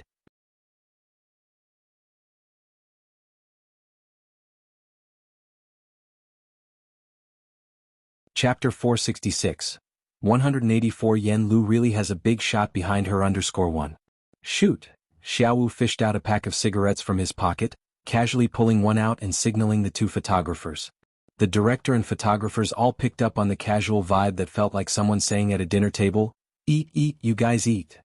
Mr. Xiaowu, Mei finally came back to his senses, his eyes gentle. He tried to be as polite as possible when he asked about the gun holster on the man's knee. Can we really film freely here? Would they just pull out guns randomly? No need to call me Mr. Xiaowu was uncomfortable with such polite language. He enthusiastically introduced himself to them. In Backter Street. Nicholas. Street Fighter. Mao 5. All titles self-proclaimed. The frightened director showed a rare expression of confusion on his face. Just filmed those two. Xiaowu, after consulting Mao Kuan, bit his cigarette and patted the director on the shoulder in a buddy-buddy manner. People here are not particular. As long as you don't film their faces directly, you're mostly fine. See. Next to the street is the street of local customs. Shoot whatever you guys want. Xiaowu said it so nonchalantly, but every pat made the director shrink a little. Film faces directly? Does he look like someone who dares to even take a second look at them? Filming faces directly was giving them too much credit. There's an old saying, since you've come already. The director had the two photographers turn on their cameras and they gingerly lifted the cameras to follow behind Yen Lu and Mei Yi. The director walked with Xiaowu outside of the frame. They were still a bit away from the fighting ring, and Yen Lu and Mei Yi felt a lot of pressure too. The two went into a local shop where the owner lazily sat in the back, surrounded by a variety of items such as bows, knives, climbing ropes, everything. Upon seeing the camera, the owner's eyes narrowed and he was about to get up, but then his gaze settled on Xiaowu next to the camera, lingering on his black attire for a moment before he lazily sat back down. After filming local life, the group finally reached the fighting ring through a long, narrow alley. All along the way, many people curiously stared at the crew holding cameras. But on this street, you never know, anyone might be carrying a pinhole camera or a chewing gum bomb. Those openly holding cameras looked foolish and not threatening. Of course, that's because when they saw Xiaowu, they recognized him as someone from the Qinglong bar, so they treated it like a show. The crew finally realized there was no danger and started to relax. As they followed the winding path, the crew finally saw the semicircular fighting ring. In the middle, a huge stone was carved with the motif of the fighting ring, and on the right hung a poster of a man with a mask. At the entrance stood 2 rows of burly men with dark skin, obvious daggers and guns inserted in their knee pads, eyes like eagles, and a bloodthirsty aura about them. The director, recalling that he was the one who called this place yesterday asking them to help with the promotion, he pinched the philtrum of his nose. "What's wrong with you?" Xiaowu stuffed his hands in his pockets, tilting his head in confusion as he looked at the director. "Director, Backter Street. Nicholas. Street Fighter. Mao 5. Do these people have?" As he spoke, he ran his hand across his neck. Xiaowu nodded. "They are mercenaries. They've definitely done it before. No need to call me Mr. What mercenary hasn't tasted blood on the blade's edge?" This was it. The director swallowed hard. Would they triangulate on him? Qingshui Bridge. After Xiaowu brought Yen Lu and his group inside, Bai Lian headed back. Originally, these people aimed to spend big on extra tickets to get in, but now, let alone spending money, they didn't even have the courage to stand at the entrance. As soon as Bai Lian left, they all followed her. They had arrived in a buzz of excitement, but now were silent. All instinctively took out their phones and searched Backter Street, where online information on Backter Street was scarce, without any formal introduction, and most mentions of the name were hushed and full of taboo. There was no need to search, really. Just seeing the boundary, passing the guards at the entrance was proof enough that this place was not meant for ordinary people. Bai Lian walked at the forefront of the group, pulling out her Bluetooth headset to put on, starting her audio reading. Yuan happened to message her at this moment. Both highly intelligent, they had also become friends online, especially since there were many things that Yuan didn't dare complain about to others, only to Bai Lian. "Yuan, dude, are you also in Xiangqing?" Yuan normally addressed Bai Lian with great respect as boss, but later got used to being brief and changed it to dude.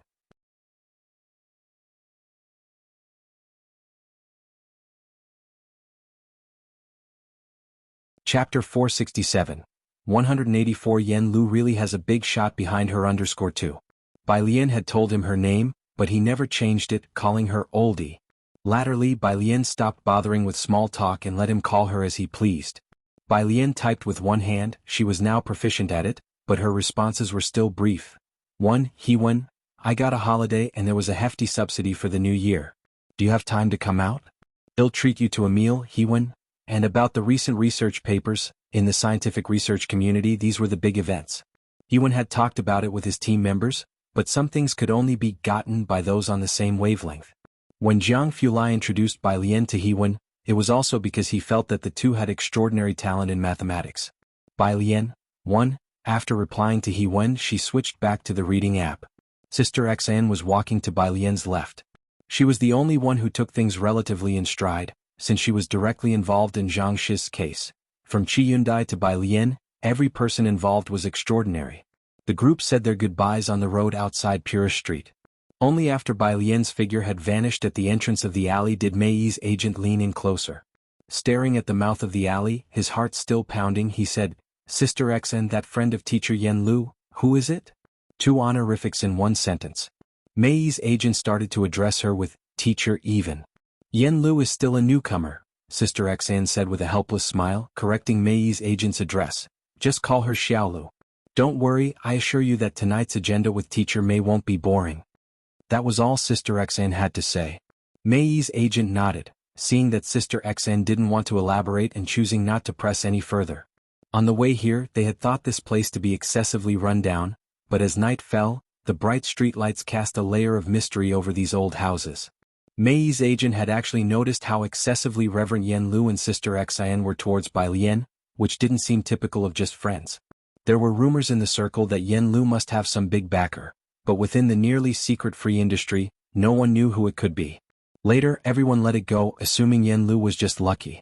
But now, Mei Yi's agent withdrew his gaze from the alley, realizing that Yen Lu really did have someone supporting her. He went back to the roadside, boarding the production team's vehicle to wait for Yen Lu and Mei Yi to finish their recording. In Ji Heng's courtyard, Ning Xiao had just finished a problem when he received a message from Wang Yufeng, saying he was at the corner. Ji Heng had just handed a thermos to Ning Xiao when he suggested, Why don't you ask your uncle to join us for dinner? He's busy, needs to go back to check on my grandmother. Ning Xiao politely declined on Wang Yufeng's behalf. Wang Yufeng had a terrible temper, fierce and intimidating, and Ning Xiao had introduced Bai Lian and the others to him only because he had no other choice. After saying this, he took the thermos and left. Around the corner, Wang Yufeng stood under a streetlight making a phone call with his mobile. Seeing Ning Xiao, he gestured for him to come over. Ning Xiao silently handed over the thermos to Wang Yufeng, who then hung up the phone, took the thermos and raised his eyebrows at Ning Xiao. Not bad, huh? Going to a classmate's house and coming back with both food and gifts. He spoke offensively and Ning Xiao rarely dealt with him. Wang Yufeng, carrying the thermos, returned to Grandma Wang's courtyard, where Grandma Wang sat in a chair, her head lowered as she leafed through a yellowed notebook. She was not feeling well and occasionally coughed a couple of times. Wang Yufeng's heart sank, yet he lifted a smile onto his face. Godmother, look at that kid, he went to his classmate's house and brought back some fish soup for you, he said as he twisted open the lid. I have to say, it smells really good, I'll go pour you a bowl. He went to the kitchen to grab a bowl. Hearing that Ning Xiao went to a classmate's house to eat, Grandma Wang's face also filled with a smile. He has many friends now, which eases my mind. The fighting ring. It was packed with people. Xiao Bingwen and Su Nanjing both sat in the front rows watching the exciting combat. To his right was Chail. Xiao Bingwen was seated on Su Nanjing's left. During the intermission, Su Nanjing sent messages in the group chat. Su Nanjing, I didn't manage to snatch it at Ming Dongheng. The white vest had a match today, and the officials were still selling his autographed photos. Ming Dongheng had asked Su Nanjing to help him grab one, but Su Nanjing also failed to get it. Why isn't Mr. Ming here today? Xiao Bingwen retracted his gaze, leaning back, very puzzled. The white vest had reached the pinnacle. There weren't many chances to compete. Such a rare opportunity. Su Nanjing and Xiao Bingwen both joined the excitement, but Ming Dongheng didn't come? He left with young Master Jiang. Su Nanjing stroked his chin, squinting. It said that they went fishing with Bai Lian's sister's grandfather. As for why he'd rather go fishing than come to watch the white vests match, Su Nanjing still didn't understand. Fishing? When did they start liking to fish? However, for Ming Dongheng, was fishing really more important than the white vests match?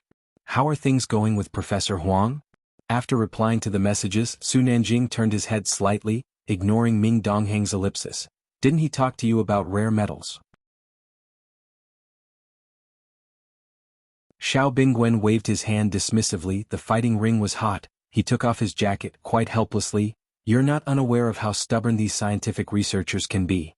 Explore new avenues like the legendary Liang Wuyu and that he won. Su Nanjing sprawled lazily with his leg propped up, scanning the crowd at the fighting ring.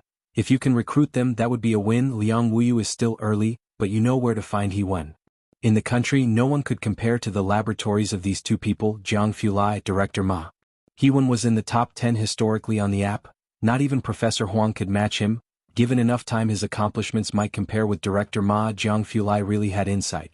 No one had expected that he-Wen, initially oppressed and had his papers stolen by his supervisor, would possess such high talent. A person who could potentially stand toe-to-toe with Director Ma in the future, who wouldn't want to recruit him. But he-Wen was also smart. He knew no family could be offended, so he directly followed Jiang Fulai into the research institute to cloister himself. No one could contact him.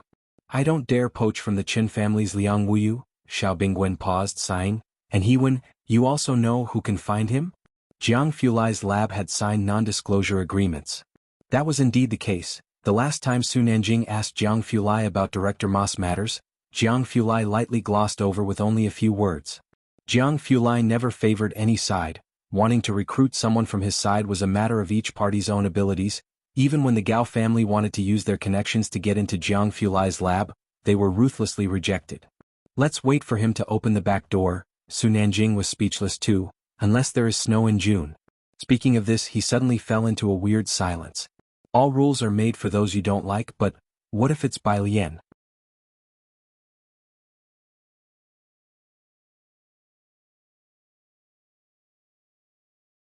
Chapter 468, 185 Lucky Show Crew, Epic Meetup, Second Update, _1. The fight came to an end, and the surrounding crowd all stood up to applaud as if on cue. Xiao Bingwen rose to his feet and joined in the applause, vaguely spotting two camera lenses on the opposite side. Someone dared to bring in cameras here? He narrowed his eyes slightly, looking again. And he happened to see someone who definitely should not be here. Yanlu?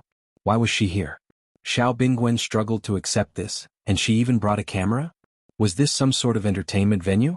Su Nanjing noticed Xiao Bingwen's odd reaction and followed his gaze. What's wrong? I think I saw Yanlu. Xiao Bingwen couldn't associate someone from the entertainment industry with this place. He pondered thoughtfully. No way, it's one thing for her to come here, but why would she bring a cameraman? Were the people at the fight club this easygoing? At the very back of the crowd. Yanlu and Mei Yi hadn't left yet. Xiao was taking them to the backstage for filming. Backstage. Mao Kuan sat on a stool, took off his mask, and when he saw Xiaowu, Yanlu, and the others, he waved his hand at them and grinned. Hey! The director had gone from initial shock to now being numb to it all. He frantically directed the two cameramen. Shoot, shoot, shoot, capture the expressions of Mei Yi and Yanlu and all these in the background too, get them on film. He had already anticipated the reaction after tonight's episode aired. The director was not afraid of dying at the moment, but rather counting in his mind how many trending searches they would hit when the episode was aired. A life completely different, bloody and truly bizarre, unmatched in the entertainment industry. Who else could do this? Having finished shooting the fight club, Xiaowu then took them to the auction house. This is our biggest auction house, but you've missed the auction. Even though there was no auction today, many people were setting up the venue for an auction in a couple of days. When the director came out, he turned to see the glowing name behind him. White Tiger Auction House. White Tiger. The director paused. He wasn't familiar with the fight club, but White Tiger Auction House seemed somewhat familiar. But the director couldn't remember at that moment. He followed Xiaowu out towards the exit on Backter Street, which led to Qinglong Bar. Xiaowu, holding his phone, was fixing his red hair when he stopped and looked at Yanlu. Bai Lian just arrived at the bar. Do you guys want to go take a look? The director and the cameraman were eager to try it out. There was a Qinglong Bar in Jiangjing too, but the one in Jiangjing wasn't open to just anyone. The director had heard from big shots in the circle that anyone you met at Qinglong Bar was a power player.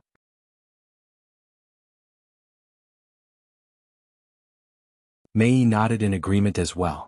The bar's lights were dim and smoke swirled around. With people coming and going, the director's keen eye spotted quite a few in the corner fiddling with guns. He felt a chill in his heart and hurriedly withdrew his gaze. Mei Yi and Yanlu immediately spotted Bai Lian sitting at the bar. When Mei Yi and the director had arrived on Backter Street, they had realized that Bai Lian was no ordinary person. Seeing her sitting here now wasn't surprising. Miss Bai, Yan Lu approached with the others. A row of people took their seats. Bai Lian greeted them courteously, still dressed in the evening's gown, leaning back on the bar stool with one hand lazily supporting her chin, the other knocking on the bar. "How was your time?" she asked Mei Yi and Yan-Lu. Mei Yi saw the bartender hand Bai Lian a desk lamp and hesitated for a moment before answering. The fight was thrilling and the auction house was luxurious. "Today's cooking is moved to tomorrow. Thinking of seeing Zhang Xiai's the next morning?" Yan-Lu postponed cooking until noon. "He'll be cooking with Teacher Mei. Do you and Xiaohan want to come over? He'll ask the cameraman to try not to film you all." "That's fine, but I'm busy at noon." Bai Lian casually picked up a pen and pulled out a homework sheet, starting to write. The light shone on her profile, showing her seriousness. Dressed in light casual wear, Mei looked very refined, and after thinking for a bit, "Then let's do evening." "Okay." Bai Lian didn't think too much and slowly wrote another line down without lifting her head. Elusive Xiaoqi appeared after Yan-Lu and the others had finished talking with Bai Lian to discuss the Chinese medicine appointment for tomorrow. The director and Mei Yi didn't interfere. They went out to book a booth and ordered drinks. It was their first time seeing someone doing homework in a bar, complete with a desk lamp so out of sync with the chaotic atmosphere of the bar. Approaching 8 p.m., Mei Yi and his party finally left Purist Street, reeking of smoke and alcohol. "Director," the film crew had finished for the day. Mei Yi's agent finally turned to Mei Yi and the director, unable to contain his curiosity. "What's really inside there?"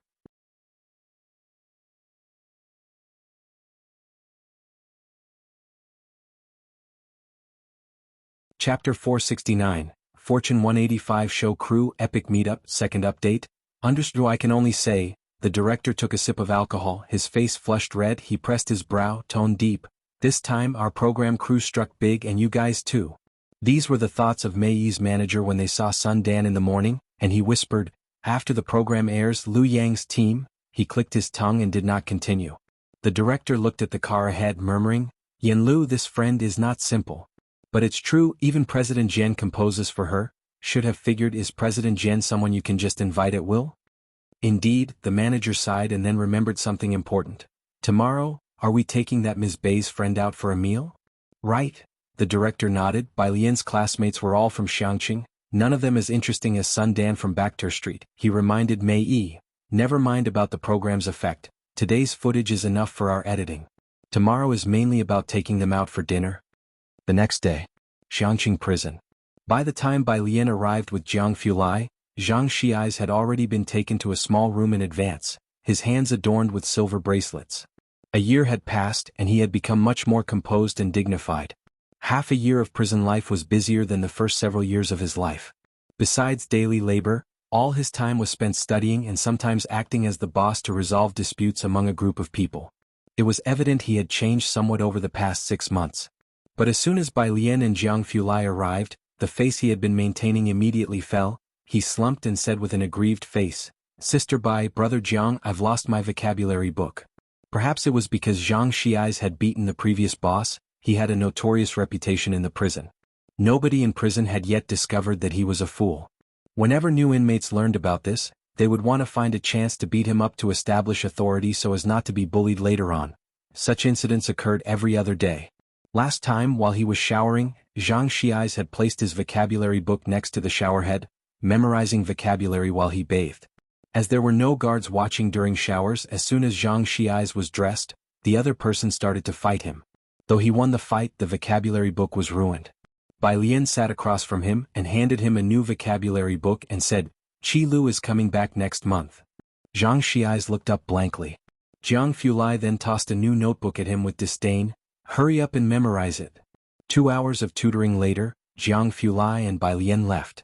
Behind them, Zhang Xiai's watched the two of them leave, and then dragged his heavy steps back, calculating slowly in his mind, only half a year left. After visiting Zhang Xiai's, Bai Lian did not go to the library. Jiang Fulai drove to the eastern part of the city, Xiang Mountain Avenue, where the shopping mall by the side of the avenue had been completed and was looking for tenants. He parked his car in front of an old traditional Chinese medicine shop. The shop was an old establishment but had changed hands as the previous owner couldn't keep it running. Jiang Fulai looked up, his eyes resting on the 4 bold characters written above the shop, Shenkong Pharmacy. The calligraphy flowed seamlessly and penetrated deep into the wood, and the writer's carefree elegance seemed to shimmer through the strokes. Around 9 nearing 10, people kept coming to buy solid foundation paste at the shop's entrance. The city's tourism department had even listed solid foundation paste as a Xiangqing specialty, inexpensive and cost-effective. Visitors always took back a few bottles, and those who had used it and knew of its effectiveness often asked others to purchase it for them. Before even entering, they could smell a faint scent of traditional Chinese medicine. Several staff members were inside the main hall, and on the left side were tables with an old traditional Chinese doctor sitting at one of them. As soon as Bai Lian and Jiang Fulai walked in, the dimly lit hall seemed to brighten up a bit. The hall manager hurried over. He dared not look at the man behind Bai Lian who seemed to keep others at 1,000 miles distance, only bowing respectfully to lead Bai Lian to the back. Ms. Bai. In the back, a middle-aged doctor had arrived earlier, surnamed He Henji Wei. Jiang Fulai took a look around then sat down beside her, his wrist lightly resting on the armrest, his eyes and expressions cold. He leisurely poured himself a cup of tea, his mannerism impeccable, without a word, although the sense of pressure was strong. Doctor, he observed Bai Lian without revealing his thoughts, indeed as described above, young. Beside him, Jiang Fulai's gaze swept over lightly, and Doctor, he felt a mysterious pressure, which made his scalp tingle and kept him from looking at Bai Lian any further. Bai Lian put her backpack aside, taking out her silver needles unhurriedly, her gaze lowered. Weren't there supposed to be 2 people? Where is the other teacher? Dr. He's voice paused. My younger colleague had something come up, so it's just me today. You're tuning in to the Han Li's Wuxia Chronicles YouTube channel. We're so grateful for your support, and don't forget to subscribe to join us on this incredible journey through captivating stories. Your generosity through donations truly makes a world of difference, as it's the primary source of revenue that allows me to expand and enhance this channel for you. Thank you from the bottom of my heart for being a part of this adventure.